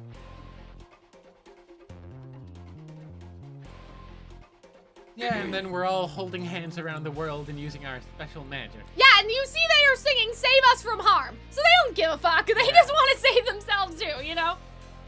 But yeah, I like Zestiel coming back when Carmilla came to her senses, because that's what they say in the other episode. ZZ has like some beats, right? Which I think is pretty cool. One of the overlords kind of has like spunky, oh my god, spiky cactus magic. Spunky cactus magic. Sorry, spiky cactus magic. Yeah, just for the day, guys. Okay, people were so mad that Valentino and Velvet came back to help with this, and it's like, guys, just for the day. Man, okay. I love this. Her puffing She can just materialize. It's so much fun. I think she's an angel, guys. Like, there's no way. There's no way. She's definitely an angel. Like, she's one of the fallen, you know. Fallen angels? Her and Because I think it's more Lucifer than just Lucifer in the Bible. Like, I think it's other ones, too. Perhaps, yeah. Lucifer or maybe I just made that up. I don't know. I'm not sure. Anyway, I love this. You double-dealing manipulator. And she says it with the accent. I try to sing it all the time, but I can't shake. What's in it for me? I don't work for free. You want help? Well, you know the fee. Nice. I will not reward a snake like you. You'll watch them die unless you do. Right? Very nice. Oh, and I love how it has all the heads of all the different and they're all characters. sad, right? Yeah. Liar, you wouldn't dare, right? So she has, I think, a vested interest, not just in making sure, it's not in the Bible. Okay, I just made shit up. Maybe in, like, kind of the same mythology that Lilith is from. We talked about that in the last, stream. Quid pro quo, it's only fair. I love this. I thought this was great. You really are a demon pet. Yeah, right? Because remember, don't you forget, you are my pet, right? So now they're twisting it around. You really are a demon pet. Like, nice. Yeah, I love this part so much. It made me so happy. Are you okay? You're like, Cal? I am so out of it. I'm so sorry. Oh, it's okay. I Do feel you need bad. something? Do you want some water? No, I'll survive. I can do it. Do you want a little chocolate bar? No, I'm okay. I feel like I probably haven't necessarily been on top No, you've been form. great. Okay, all well, this that's good. Guys, a round of applause for Hunter, who didn't sleep well. No, you've been great. I'm just noticing now. Well, it's like 6 o'clock. I don't blame you. Yeah. Hunter's usually in bed.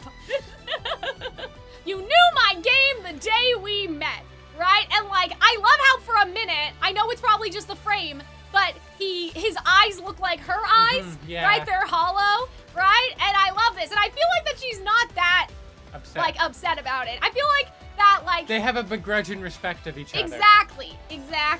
Hunter, please live Bessie. I'm trying. Here's what I think.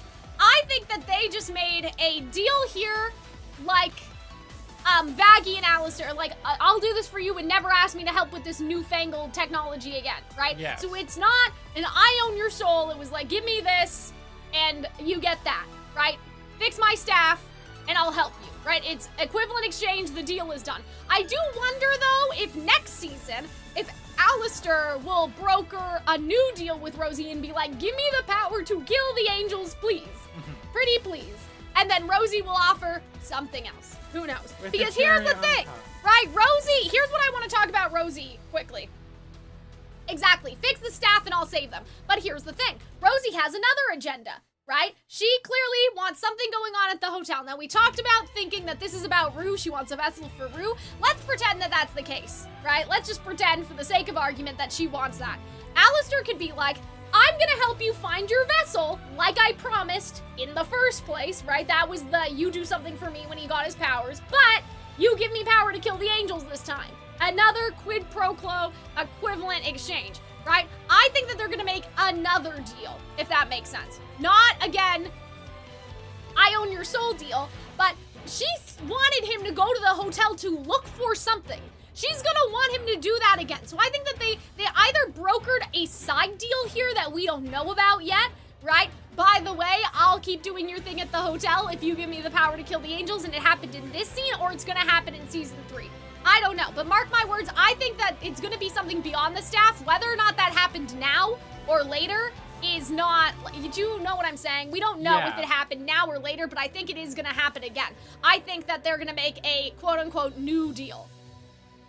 Right? But I think that it's, again, no owning the soul. There was no other deal related to the hotel?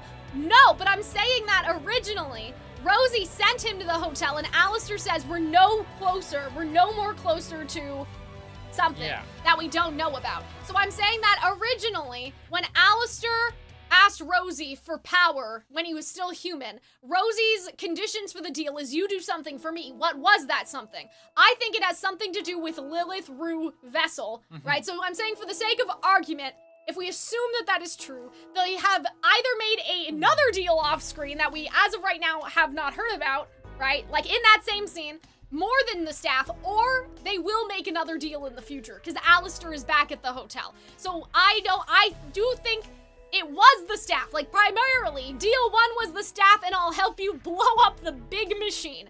But I think that it could be that there's another deal, like they didn't show us the deal that they made, right? They didn't show us what the terms were. So it could be possible that there are additions to that deal, right? That we didn't see off screen. They hid it for a reason. And I think that that's, you know, an interesting, and like, okay, here's the other thing about Valen and Velvet helping. And I know one of you guys said earlier that you didn't like, that one of you didn't like that they helped, or maybe somebody else didn't like that they helped. Here's the thing about this. They're good.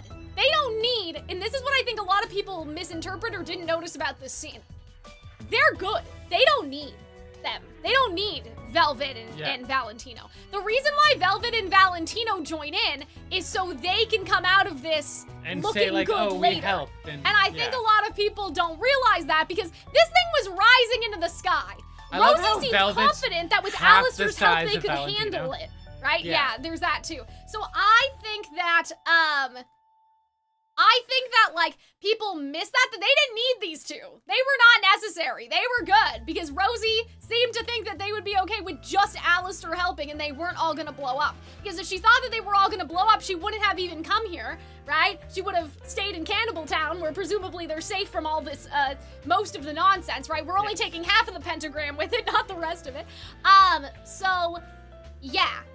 Like, I don't think they needed to be here. They didn't need it.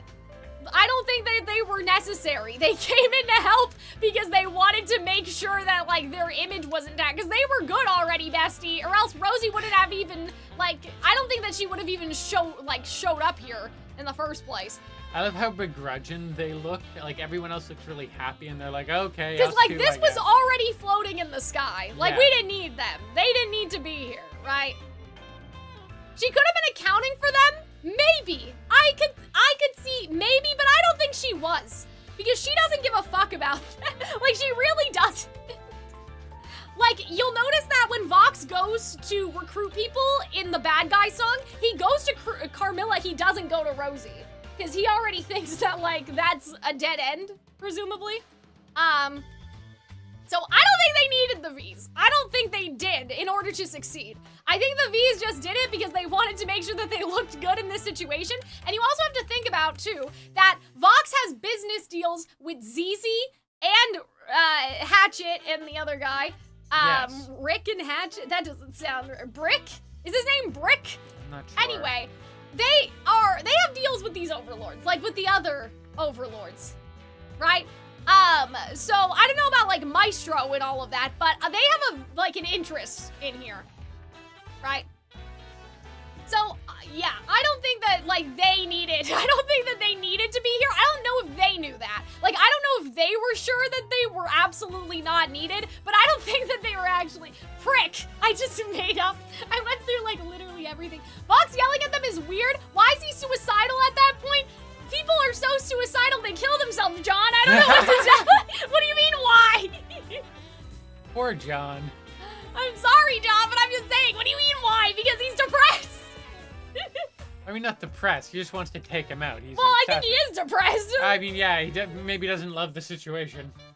That's fair as well. Creating I powerful like a overlord crescendo till the end crescendo, no matter what it takes. I like this. And everybody's smiling, and Angel was here. Here's the thing, so Angel wasn't like listed on the soundtrack for some reason, so people were like mad. or thought he had maybe died. Yeah, people thought he died, but he was here, so I don't know what all that was about. Maybe he was in there in the scene, but not in the actual song. Maybe on the soundtrack? But yeah, I don't know about all that. So, maybe he was credited as ensemble, but even that's sort of weird because in this, he's playing his character in this case. I like this song. I thought it was nice. You guys didn't explain what your problems were. That, by the way, so I asked somebody and I didn't see. So yeah, if you guys hate this song, let me know.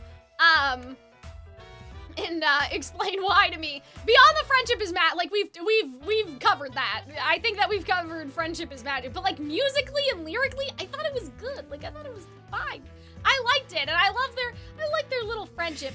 Yeah, you can hear cute. Angel. I agree. So I don't know why he wasn't credited. He's now listed. Wow. So they were just. Were they freaking people out on purpose? That would be funny like, if they were just screwing with us. diabolical. Why would they do that? Also, I thought that Lucifer blew up with the machine in it for a second.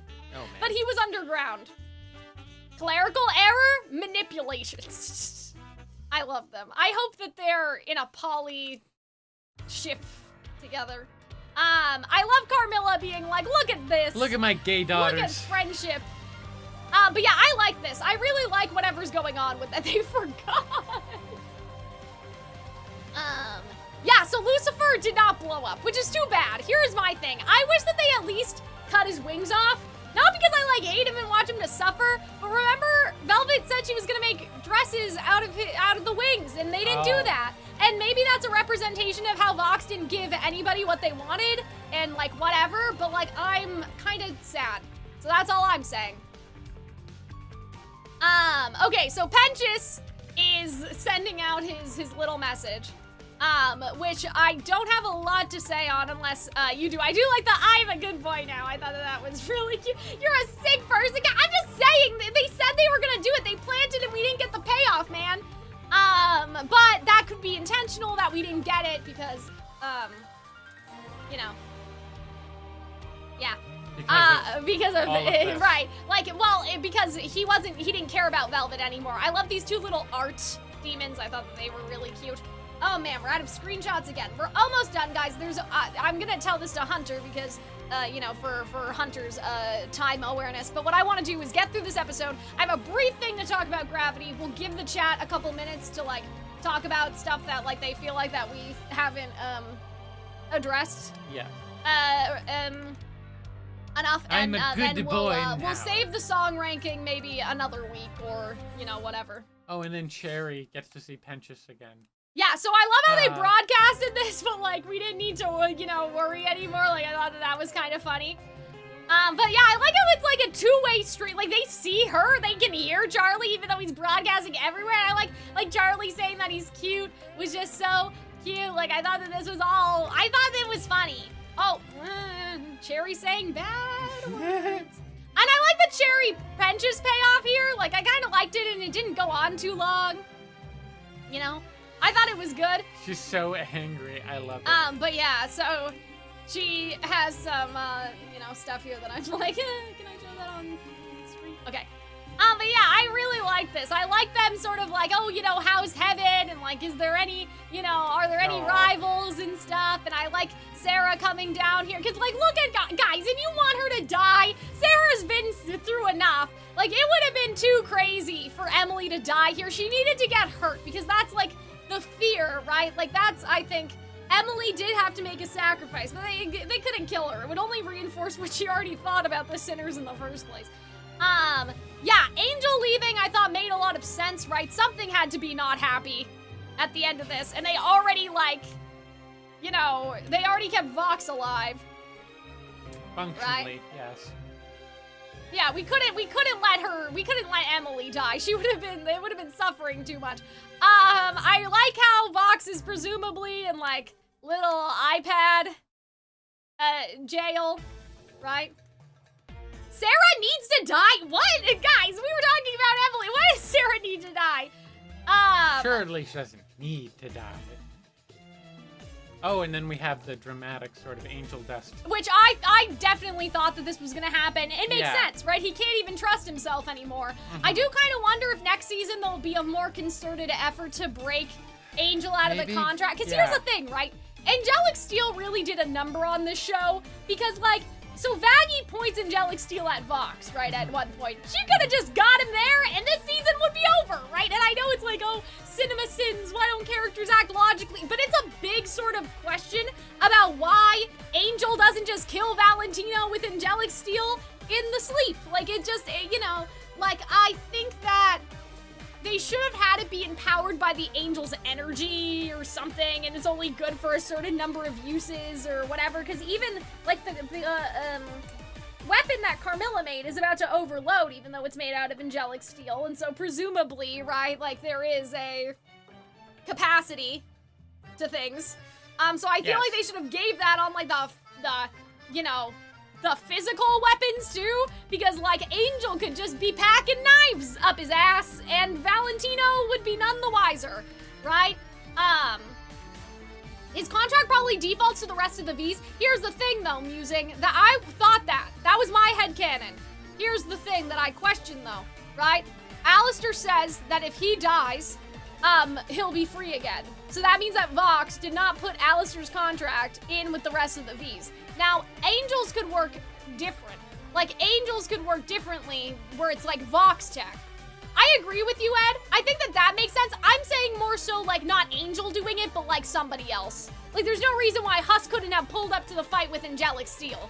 You know what I mean? Like, when they went to confront Valentino, other than like just being unprepared. Like, there's no reason why they couldn't have come packing with Angelic Steel to come kill the Vs in like the earlier scene. So I think Angel, it makes sense that he wouldn't kill Valentino on like an emotional level, but in terms of the entire span of the show, angelic steel is kind of a problem, like just everywhere. Because like Why they had don't a bunch of Overlords use angelic it, right? steel at the end of last season, right. and they best they threw it in a like in a ditch, or Carmilla took it all back. We talked about the recess basketballs, right? That Vaggie went around with a clipboard getting it back from everybody. Like on paper, it's a little sussy. It's a little sussy poo. It's a little suspicious. That's all I'm saying.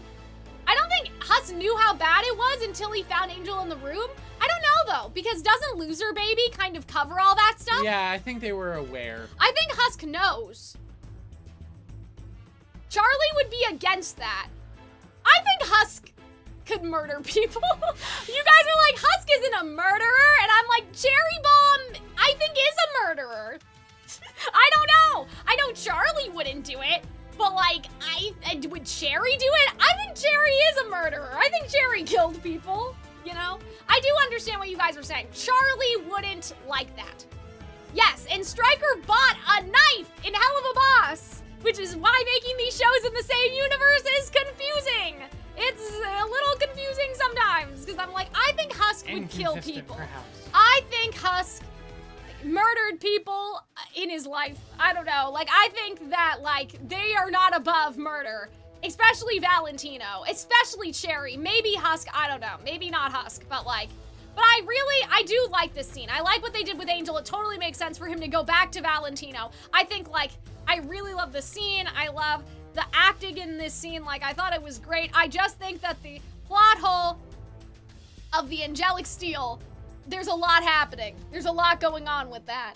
Well, there's a lot not going on, I guess I should say. A lot is not happening because they never bring it up, how it's so dangerous that so many people have it. That's why I thought that they should have done it's empowered by Angel, and like, you get it, you 3 hits and you're done, bestie, if you're not an exorcist yourself, you know? Yeah, perhaps. I think Husk was a shitty magician. I mean, I think Husk had to do something worse to end up in hell, though, right? Maybe he was like a card shark, a gambler, I don't know. I mean, I don't think gambling is like... I know gambling's a sin, but like, you're in hell, though. I think that he probably had to swindle people, accidentally kill someone during a magic trick, something, right? Like, you know. He did some bad things to pay off gambling. Right. So Charlie calling Lilith. Now, I do agree with the criticism that we're basically kind of back where we started in a lot of ways. Which was, I think, my criticism when we were watching it live. It kind of felt like the status quo is a little bit different than the end of last episode, other than like, okay. Now they're here for genuine reasons, I guess. Yeah, like people are showing up. Is this Shakespeare? What's going on But it's like, what happened last season? It's like, well, the nature, I love how like Nifty is like, hey boys. Like, what happened last season? It's like, well, the hotel's big and booming. People are showing up. And our relationship with Heaven has improved. Yeah. What's this season? Well, hotel's big and booming. And our relationship with Heaven has improved. And one of the big villains is taken out. Which is also true about the first season. So, obviously, it's like we're in the same but different. Yeah. Right? Because obviously there are substantial differences between the end of this season and the previous one. I also like that Vaggie is Vaggie, but with an I instead of an IE. Yeah. That's cute.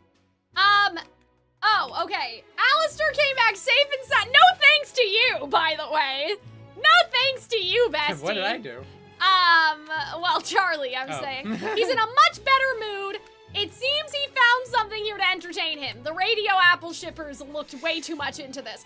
I feel like that what this is again, whatever Rosie wanted Alistair to do when they made their deal. The relationship with Heaven improved in that, like, the stinger at the end was, Penchus came back. Right, Penchus reincarnated and Emily was like super excited about it. Yeah, so it's just like, okay, so fundamentally something's changed here, like probably for the better, because they now understand that, you know, Charlie's not full of shit. Yes. That's the improvement. It wasn't like, well, as I said, you know, kumbaya peace, but it was like there was an improvement because there was proof. Improvement. Yes, and also like, you know, Heaven's probably not going to commit genocides anymore. Probably. So it's as I said, different but similar. Yeah, wow, that Maggie name plotline was sure important. I am kind of mad, but at the same time, like, you can't change the name of a character like that. That's Probably just not, no. like, for marketing and branding and all of that stuff, like, you can't be doing all that. I'm not surprised that it never got changed. You guys understand what I'm saying? Like, there's no way. There's no way that they'd call her something else. I know that does happen sometimes, like, you'll go on AO3 and it's like Aether slash, Ying slash, like, all of the travelers' names in Genshin Impact, but, like, that's a whole different, like, kind of situation, you know what I mean? It's also the idea that, like, what am I thinking of here? Like, it was supposed to be, like, a bit of angst about her place in the world and her, like, new identity was it. Not necessarily just a new name, but everything it represented. Now, they didn't go crazy with that either, but, you know, it wasn't not there. Right. Okay, sure. Ingenhide, that's fine. But we have to make sure that we keep an eye on the Mickey Mouse March, because we don't want to get into a copyright situation again. I wish they hadn't done it at all. Well, I do think that her questioning, again, like, she wants her own identity outside of Adam and what that looks like. However, I will say that, like, her identity is tied to Charlie in a lot of ways, so I don't know how successful they were with that, but yeah, like, okay, this thing, I don't know if it's just fucking with Lucifer, guys. I think that it's also, like, more than just fucking with Lucifer. It has something to do with that thing that Alistair and Rosie, like, were plotting together. But yeah, I like that he has beef with Lucifer. Like, I do like it. I'm just saying that, like, guys, you have to understand, now that I started shipping stuff, there's been people annoying me on Twitter, so I'm very resentful. I'm resentful to people that ship Lucifer and Alistair together, and that are harassing people that ship Vox and Alastor together, because it's like, your ship is just our ship, but it's better. Like, you know, our ship is better than yours. And doesn't have this dementia-addled, like, man as part of it. Like, they want all of, like, the Lucifer, they want all the spicy rivalry of Vox and Alistair, but they don't want to commit to the toxicity, so instead they have Lucifer in there, and, like, the Hell's Greatest Dad, where they're just, like, bickering a bit. Like, I'm just saying Radio Apple is poor man's Radio Static, you know? Sure. I like how Hunter's like, I don't have a strong opinion. I don't have a on strong it. opinion I'm on just this. saying that based off of how people have been behaving, and he's married, and that's the sort of, you know, impression I think it's, I mean, I don't know, I think the dynamic Your has... unlikely ship is more unlike than my unlike. Yeah, exactly. That's what I'm trying to say. Like, I've been very I mean, annoyed I by understand people why this week. people, look, shipping, getting angry about shipping's silly, because it's just Right. fun, right, at the end of the day. Yeah. Like, it's not something to get silly about, or to get angry about. Yeah. But, like, I don't know, I can see it, because they're, like, people that don't like each other, and they're both silly and all this jazz. Right. Like, Well, that's you what know, I'm it's saying. fair. I'm saying that, like, Okay. I didn't mind the ship until I went on Twitter, and that's when everything went wrong. Because people are being very, That's annoying. that's why I left Twitter. Yeah, I know. But yeah, I don't have anybody, guys, I don't have any, if you ship Lucifer and Alistair, I have nothing against you. Like, my anger has nothing to do with you. You're great. You're fantastic. It's the other people that are like, ha! Radio Static died this season, and next season it's gonna be like a Radio Apple's coming after he said he was married. I'm like, guys, you can't be like this delusional. Please don't do this to me. So that's the that was my problem of like you're not just shipping your own ship. You're using another ship to make your like to prop up your ship, or like the downfall of another ship to make your ship seem more viable. And it's like none of this is viable. It's not viable. It's not happening. He's married. I don't know, we got 3 more seasons. Can't we all have seemingly? fun with nothing being viable at all?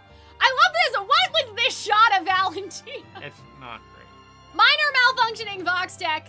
But yeah, I guess I saved everyone. Like, I like the propaganda machine here. I like his new outfit. I thought that was good. Vox is in little, TV jail. Vox Tech, we might need to change our company name, which I thought was pretty funny. Aw. Yeah, Angel, Fat obviously, nuggets. we're still processing that Angel's not here. Which, again, I don't mind that they're not, you know, storming the castle to go get Angel, because Charlie already did that, and there was a whole lesson about boundaries, and it was not good. I don't see Lucifer and Lilith getting back together. I don't think that she's keeping her distance on purpose, though. I think that she was a political prisoner, and she's trapped up there. No. I think she still wears her wedding ring, if I'm not wrong, but I would have to look into it. I love this letter system. I will say, though, I think, though, Hunter, like, what I wish they had done, and we talked about this, I wish they had done, like, phone calls to heaven, so it's like, you see, like, hey, my brother's down there, his name's Angel Dust, like, you know, can you connect me with him? And so that would have shown that there was a bigger connection, like, compared to just, like, the status quo, like seeing Angel's sister in heaven try to find him, I think would have been really interesting, and that would have been enough of a change, because like Emily is the sole postal service, but why doesn't everybody have that? Look at Emily's face there. Like, why doesn't so everybody silly. have that opportunity, you know? So I kind of wish that there was something like that. In my opinion, they're not getting back together, but guys, we don't know anything about Lilith. We don't know. You know, we don't know what her goals were. How can you say she's too driven by her own goals? We don't know her goals. We don't know her. She's never appeared on screen, but she has no lines, guys. We don't know anything about her. We don't know what her goals were other than Vox, who is propaganda-ing all over the place, right? Like, and then, like from Charlie, who also has a bad, you know, sense of what's true about her mother. We don't know anything about Lilith. We don't know why she's here. In the tea scene, she's not wearing her ring. Some people also think that that's Eve. So that's another whole can of worms. Interesting. For snake eyes only. That's fun. I know, they're just sending, what, nudes? Presumably. But yeah, they sort of set up stuff with loot happening here. But yeah, basically where this ends is, then she gets the call. Right? We know she's gonna be thick. Thank you, chat. Okay, so I think that I'm basically good with this. She says, Mom, I think Visvi confirmed that it's not a trick. Okay, so here's what we're gonna do, guys, because I'm sure Hunter would like to go home. Not in that way where I always say Hunter wants to go home, but then it's like, Hunter's like, no, I'm fine, Cal, I love doing this with you, but just like, it's 6:40. So just in a realistic way, I'm sure that Hunter would like to go home, is what I mean. Okay, I'm gonna give you guys 15 minutes. And for the next 15 minutes, if you think that we didn't adequately address something, here is your time. Now to talk about gravity, maybe. But let's see if anyone has any other questions about this episode first. I like the twist. I like that, like, I think Lilith's gonna pull out the ruler and win the biggest D contest. I agree. Asserting her dominance and bringing power to the royal family. Thanks to Vox, he exposed Lucifer for being weak. Yeah, maybe that's what it is. Maybe it's like she looks at Lucifer and thinks, oh, like my time to shine. Because Lucifer can't punish sinners, but she presumably used to or can because she's also a sinner. I don't know. Okay, yeah, you guys have gravity beef. Hold on to your gravity beef, right? But anything about these two episodes, anything at all, something that wasn't adequately expressed. Do you think it would be weird if there was a future... You have not seen my contract, Shockbite. You don't know what kind of shit's in there. I'm curious to see... Because people are thinking, like, Alistair's gonna be the big bad next one. Right, Visvi said that, like, allegedly. I don't know, because, like, I feel like Vox was also a bad in the first season, but he wasn't the big bad. He wasn't the main antagonist. We knew he was an asshole, and we knew he was a bad guy, I think Luke's gonna be the biggest bad, but then Alistair's gonna be the side bad. Does that Or make it's just sense? like, I don't know, because I feel like Alistair's, like, important. He's important that he's in the background biding his time, and I feel like you need to let him marinate. Okay. But then again, if he marinates and then Rue happens, so, like, I don't know, right? Centaur World. Maybe, John, here's the thing, okay? I'm thinking. Let me, so I haven't talked about this outside of some Calxiyn gaming streams. So please don't freak out at this current moment. In a year, I'm not gonna be here anymore. That sounds very ominous. I'm moving to the US for work, and I haven't talked about it on Calxiyn Cares too much yet because it's not relevant right now. Kind of, it's not relevant. So I will do like an announcement video at a more, like... Not permanently, but for a year, which is a long time. So here's the thing. I'm trying, and the reason why for my birthday stream next week we're doing like, what videos do you guys want to see? Yeah. I want to try to pre-record 6 videos for when I'm gone, so you guys have something to watch while I'm not here. in an ideal world, it would be 12 videos. That kind of sounds crazy, but they just need to be recorded. They don't even need to be edited. So I'm open to the idea of Centaur World, but the problem with Centaur World fundamentally is that it's gonna take me time to do that, and I need that time maybe for other stuff. Yeah. So I'm open to the idea of reacting to it, but I really, really want to make sure that Calxiyn Cares Too Much has content for when I'm gone. So yeah, I mean, that goes with all of our commissions right now. It's just, I think, Hunter and I won't be taking any commissions until, like, March. I want to say, because Arnold's here in December, January, February, I need to try to lock the fuck in, right? Maybe I won't post as much in January and February on Calxiyn Cares Too Much, so I can try the pre-recording situation, right? So I don't want to take commissions right now and then be like, oh, I took all these commissions and so now I can't pre-record the Calxiyn Cares Too Much stuff. Because I do have to, I have one video pre-recorded and that's all I got because just a lot of stuff has been happening. But yeah, guys, don't worry. I know. But I have to do it because, you know, I can't find a job here. So that do really be like that sometimes. We're still gonna have a good time. That's showbiz, baby. Yes. So, sorry, that was a tangent. Like I said, I'm gonna make a more formal announcement about that. Not right now, but like, the deadline is September 2026. Yeah. Thought you were gonna leave YouTube? Well, I won't be, like, you'll see a version of me from, like, you know, unless I record down there from the Calxiyn Vault, basically. I think I would be shocked if you didn't record something. I'm sure I would record down there, as long as I have my own room, right? Which you believe you will. Well, maybe, hopefully, knock on wood and all of that stuff. Like, I know I might be busy, so it's better to have pre-recorded stuff and then record down there compared to having nothing. Because nothing is bad. Having nothing is not good, as they say. As they famously say, yes. Hunter and I were thinking, because, okay, the streets are saying that season 3 is going to happen 2027. Right? And so people are saying it's going to be September or maybe even July 2027. And I'm like, if it was in July, how would Hunter and I do that? Would we just not watch the show and wait until I get home? Right? I mean, would, like, you come here, record your reaction, and then I'd record my reaction from where I am, and then I'd edit them together on a Discord call. We'd be together, screen sharing the episode. I feel like you'd need technical assistance for that, though. I feel like I'm a quick study, you know? Right? Will Alistair be redeemed? I mean, redeemed doesn't go to heaven or, like, redeemed as an individual, because I feel like that, like, those are different things, right? I don't think Alistair's interested in going to heaven. Do I think he'll learn to, like, rely on people? Yes, group Zoom call, exactly. So I'd record my camera in where I am, and Hunter would record the camera and the screen share and send me the files, and then I'd edit them, maybe. Like I said, this all depends on if I have my own room, because if I have a roommate, that's, not... Odd. That's gonna be tricky. That's weird. Will Alistair eventually die? I mean, again, guys, like, the permanently dying stuff, like, it's all angelic steel. This is an angelic steel-based economy, right?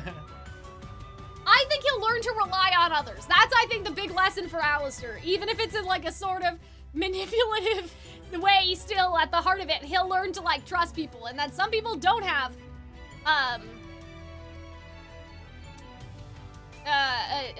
false pretenses, or, like, other intentions, other nefarious, intentions, right? Exactly, redeemed narratively, but not go to heaven redeemed. I agree. They talk about future plot points. I saw the people talking about the interview on Twitter. I didn't see the interview, if that makes sense. I do think the V's are still gonna be relevant, though. I think it's gonna be more of a background thing, but it's like Carmilla. Like, we saw Carmilla again, right? These characters are useful. They're going to appear, right? They're going to appear again, I'm sure. So I think that we are gonna see the V's. It's just, you know, I don't know if we're gonna get the Vox stays at the hotel, like, situation. Like, I don't think that we're gonna get all that. But Alistair killed people. So, like, he can't just go to heaven because he starts trusting people. You know what I mean? Like, that's not how it's gonna work in terms of, like, the equivalent exchange, right? Like, I don't know exactly what it's going to be, but, like, Penn just had to sacrifice himself because he was passive in life. So, I feel like for Vox and Alastor, like, there's a whole thing in there. Like, they killed so many people. Mpreg is how you get out of that you killed people, I guess. Question mark. His punishment is that he'll be pregnant until he is replenished the world. You'd have to save either a lot of people, or it's not actually based off of, like, saving people like that, but it's based on repenting for your own sin. Somehow so, for I feel example, like they're not gonna redeem Alice. No. But, like, let's just pretend for an example.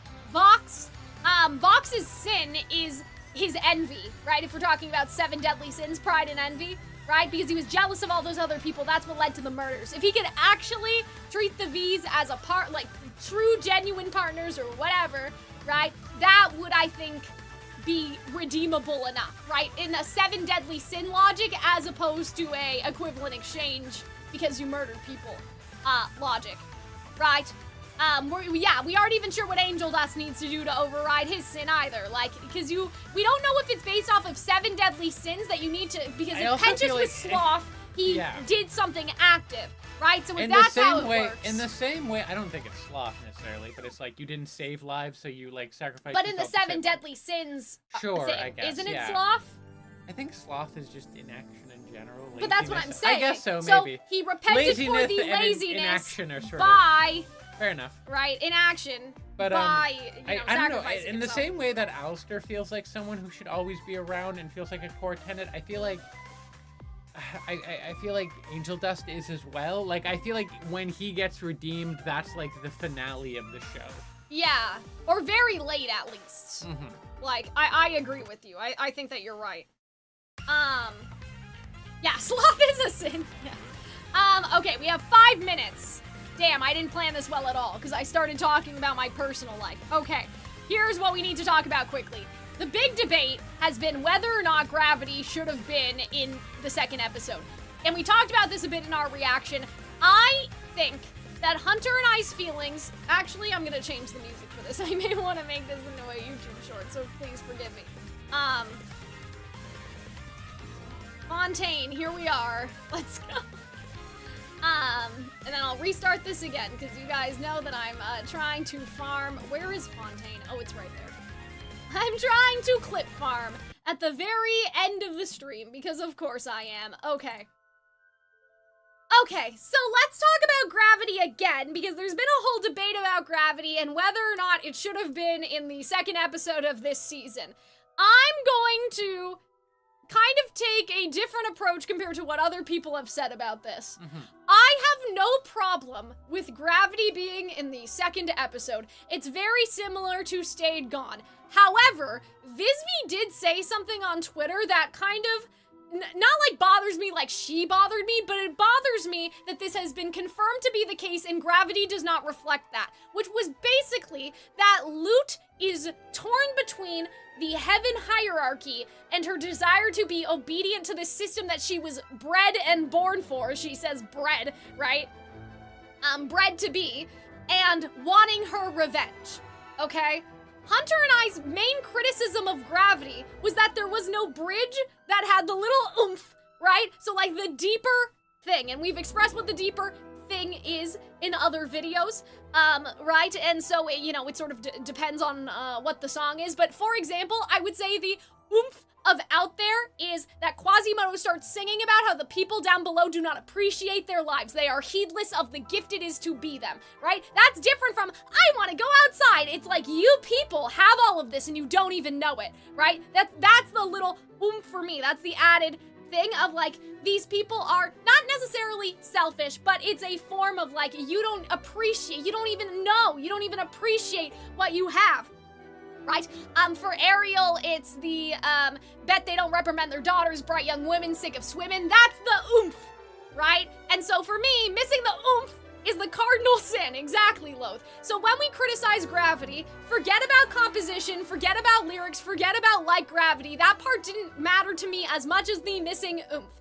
what Visby said on Twitter only reinforces that I was right about the oomph. That's the part that's missing. What do you mean she was bred for this? We don't know that. There has never been any confirmation that the angels were made in a lab to be exorcists, right? Vaggie speaks Spanish. For the longest time, it was thought that the angels were winners who were recruited, or that they were from purgatory or something, right? The fact that she was bred to believe in the heaven hierarchy, what? We don't know who made her. We know Adam named them, but like there's missing reasons, right? In a sense. And so I think I was right about gravity, and I'm not sorry. I'm not sorry for criticizing it in the last stream. I wasn't sorry before. I'm even more validated now, because Visby said this whole thing of, oh, she's conflicted. Where's that confliction in the song? There isn't any. She's not conflicted. She doesn't care, right? The entire song's about her revenge. It's not, and if the exorcisms don't happen anymore, what will happen to us? Which was a suggestion I made, right? That she would sing about, like, I have no purpose in my life anymore if the one thing that I was made to do disappears and all of that other stuff, right? And so the fact that it's like, oh, she's conflicted. She wants her revenge, but she also believes in the goodness of heaven in this system. No, that's not in her song. It's not in her song at all. And so I feel like that's what's missing from the song. So do I have a problem with the fact that they put it in the second episode of season 2? No, I think that it is planting for later payoff. What I have a problem with is that Visby's on Blue Sky saying, oh, you know, the reason why she didn't act now and why she listened to Abel was because she's still conflicted. And I'm like, I didn't realize she was still conflicted. There was nothing even in the script of the show that told me that she was conflicted at all. She just said Abel doesn't deserve the crown. That doesn't mean, right, that she's conflicted about, you know what I mean, that she's conflicted about the hierarchy, right? Like, she didn't give a fuck about the hierarchy. She thought that he didn't even deserve it, right? Like, I don't know. If you were conflicted about the hierarchy, wouldn't you do, like, a bit more than, like, you don't deserve your dad's crown? Because, like, she just straight up said that he didn't deserve it at all. You know what I mean? Yeah. Like, it wasn't like, oh, I have to listen to you even if you don't deserve it. She just backtalked him right there, right? She didn't, like, you know, she just yelled at him. She wasn't like, oh, I hate that I have to listen to this incompetent guy who doesn't know what he's doing. Like, she backtalked him in 4K. He saw her. That was, like, actively disobedience and, like, challenging the hierarchy in front of Abel. She was playing in Abel's face. I don't know. Like, I feel like that she was way too angry and harsh with Abel in every scene for me to believe that the hierarchy mattered that much to her, if that makes sense. Because she was never like, oh, this fucking guy. She literally, like, threw a guitar at him. Yeah. At his head, at his whole head, right? She didn't give a fuck. Oh. Okay, that was our timer. We're supposed to, 3 more minutes, we'll end at 7. So, I don't think that it's a problem that they planted it. I'm glad they planted it. I don't think Hunter and I can comment on whether or not it's necessary until the loot stuff happens, right? Because this song is planting for a payoff of which we do not know the end result. Like, we don't know, right? And so if Luke's art is trash, of course Hunter and I are gonna be like, yeah, that makes the song even more shitty because her arc was trash and it was pointless, right? If her arc is good, though, it may recontextualize the song. But as it stands right now, I will stand by, whether the arc is good or it's bad or whatever, that the oomph, the missing oomph of the song is still a big problem. Like, no matter what happens from now, because why are we on Twitter confirming information that should have been at the center of the song? We shouldn't have done that. It should have been in the song. So that really bothers me.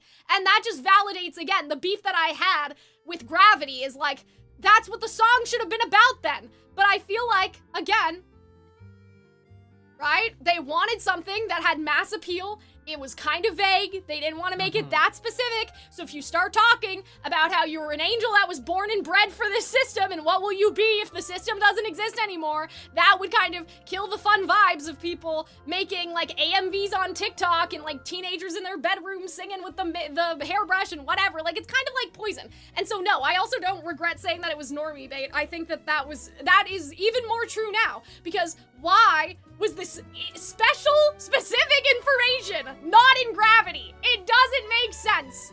It doesn't make sense. And so that's my Gravity rant. I will defend it being in the second episode. and that people are impatient. I think that people are being a little impatient of like, why didn't this pay off in the same 8-episode span or whatever? I will defend it for now, but if later it doesn't, you know, culminate into anything, obviously, right, it's gonna suck. But I think that the definite problem of the song is the fact that it's missing vital information. But I would agree. I have issues with the genericism of the lyrics in general and like the lack of specificity. I generally agree with you on that. And it just adds, it's like a smaller crime that adds to how the song itself feels very mono-genre and imprecise and not bad, certainly, but it just relative to, I think, a lot more interesting music in the series. And I'm saying I could forgive that if they had the oomph, but the oomph is the biggest crime that you must atone for. Right, and the lack of the oomph just makes it feel more, you know, fag. It did come out, I will say I agree with you though, Lo, that it came swinging very hard for it not to pay off this season. Thing, it's catchy. Like, compared to Stayed Gone, which Vox kind of lost, and so you kind of understood why Vox had to back away until this season. It was very hard. Like, it came very hard. I agree with that. I do agree. But I will reserve the right to, like, you know, to see how necessary it was in the future. But I think Stayed Gone is a different scenario because Vox lost the end of that musical argument, whereas there wasn't any indication that Lute was losing. And apparently the idea that she was losing was all in her head. So that's the problem, right? Is that we didn't hear about any of that. So I think Stayed Gone is better than Gravity. I'll say that. Like, I think, and you guys know, I criticized Stayed Gone. I was very annoyed by it because if songs are like arguments and conflicts and whatever, like if every song is an argument, Vox is too pathetic to win, and then we don't have a vested interest in Alistair winning, and so we don't care, right? That's, I think, the biggest crime of the song is Vox's villainy, if you want to call it that, to Alistair's hero is like in the Disney villain Bible dynamic way, but obviously Alistair's not an actual hero, but just in that circumstance, Vox is the villain and Alistair's supposed to be the hero who comes out on top. Neither of them matter. Like, this doesn't fucking matter, this song, right? But at least Stayed Gone is fun. Like, at least it's fun, it's catchy, it gives us more information about the characters, right? Gravity didn't give me the information, oh my god, the information that we needed, bestie. It did not. So, all that being said, that was the one thing I wanted to say about Gravity before we ended. We should probably head off. Yes. But, again, 60 seconds. Is there anything else that you guys think that we didn't adequately talk about? This person has posted this, I believe, twice. Vizzypop said that each season has its own color. Season 1 was red, Season 2 was blue, Season 3 is green and purple, Season 4 is gold, and Season 5 if they get back to red. What do you think it means? I have no idea, because here's the thing, Green it's and all purple pretty is red. Alistair, yeah, probably. Sure. Season 4, if it's Blue. gold, I would say it's Heaven, Rosie, Lilith. Yeah. 5 is Rue. red because Rue. And we're closing this shit out. Red was just first season. Blue was probably Vox and his scream. Right, exactly. So I think that gold will represent, like, heaven in a bigger way. So, like, Speaker of God, maybe the other archangels, like Michael and, Lute. You know, D'Angelo. maybe Lute kills the speaker. The other Ninja still Turtles. They weren't religious. They were just artists. I know. I can't. It's Michael. Yeah, Michael the Archangel. Lucifer. Aziraphale, the angel of death. That's what I was trying to. I was making a little joke. Gabriel, the angel Gabriel. But yeah. I'm wondering if they already planned the show's ending. I think so. I think they have a vague notion of how it's ending. It's just how to get there, right? Thank you so much for the stream. We'll invest in a spinny chair. Maybe he will. Spinny chairs are fun. We will be back probably next week to do a song, like, ranking, like, you know, Gabriel, yes. Do you think Lilith, why do you think she's calling Charlie? Because Baxter fixed the connection. That was the whole thing. Baxter fixed everything. Baxter fixed and the connection. And Pentious fixed it. It could also be that, like, she maybe sees something available, like her husband is, like, they're aware that he's weak, so she thinks I think she was trapped, and it's gonna be like, hey, I'm a political prisoner, can you let me out of here, buddy? Maybe we're like, setting up the Rue stuff, I don't know. I think that's gonna be, I think that's gonna be what it is. But I think the reason why she's calling is because they fixed the communication signals. Like, I think Yeah. that's the factual reason, but, you know, as for why she's up there, right, I do think that maybe hasn't been up there of her own free will. Do you think Vox works as a villain? Vox was fantastic this season. I enjoyed Fox. as a Everything villain. worked. I think the best villains are the ones that think that they're the hero of their own story, right? We've talked about this in the Disney context before, of like every villain thinks that like somebody else is like they're less deserving, you know? Oh gosh, what am I trying to say? Like, Lady Tremaine and Frollo think that it is like an injustice that Cinderella and Esmeralda should go on as they have. But like, a grave injustice has been committed if they were to win over them, right? And so I think that is what Vox is. Like, he thinks it's a grave injustice that that Alistair rejected him the way he did, right? And that's like, the injustices pile on to each other. It's an injustice that I'm not God. It's an injustice that I don't shine brighter than all of the other overlords, right? He thinks himself to be the victim. And that's the most compelling thing for the victim-villain dynamic, is a villain who truly perceives themselves to be the victim of the situation. But yeah, hi Ed, I'm glad to see you. Maybe we won't draw Roman tonight, but we'll draw Roman another night. But we will be doing another stream where we like rank the songs, maybe in a more objective way, but that are fun, like, this is what we like to listen to. Yes. Right? And do that like testing where it's like either or and we'll both do it. But remember, again, some housekeeping things. Next weekend, exactly a week from now, is my birthday. We will do a birthday stream in some capacity. The song ranking might be just like birthday stream, Calxiyn's birthday week. It might be lumped in with that. And then I'll do my what videos do you want me to do, like, separately by myself, so you don't just need to sit here? What was I gonna say? Oh, I have a phone case on the Calxiyn Cares Too Much merch. I made it mostly for me, because I got a new phone, but you guys can buy it if you want to, if you feel like it. Yeah, okay, birthday stream, Hasbin stream. That's pretty much it. I am gonna get back to streaming Genshin soon, hopefully, now that all the Hasbin stuff is over. But yeah, like Twisted Wonderland and stuff, we're still recording that. So I might try to stream after Hunter and I record Twisted Wonderland on Wednesdays now. But we'll see, because I'll already be dressed and stuff. But I think that is where we're going to end everything off. So thank you guys so much for joining. Thank you guys all for your super chats, your comments? Thoughtful contributions is what I was gonna say. Yes, your the thoughtful contributions that you guys have made, commenting on our reactions. You know, I got kind of overwhelmed, and so I stopped like replying to everybody because there were just so many comments on our Hasbin and our Twisted Wonderland. But I do read everything, I do see it, I do appreciate it, you know. So I hope that, knowing that, like, you guys' comments have been, perceived. I listened. It was just, like, there's a lot. And so it's nice to do these streams and be able to talk on a more personal level with people. Like, we get the comments as they're coming in, instead of me waking up to 50 YouTube comments and being like, I can't reply to all these, I don't know what to do. But yeah, thank you guys, thank you. And remember, oh, right, the Wish reaction, because we hit that goal. So we'll do that at some point in December, but we will, keep you guys notified on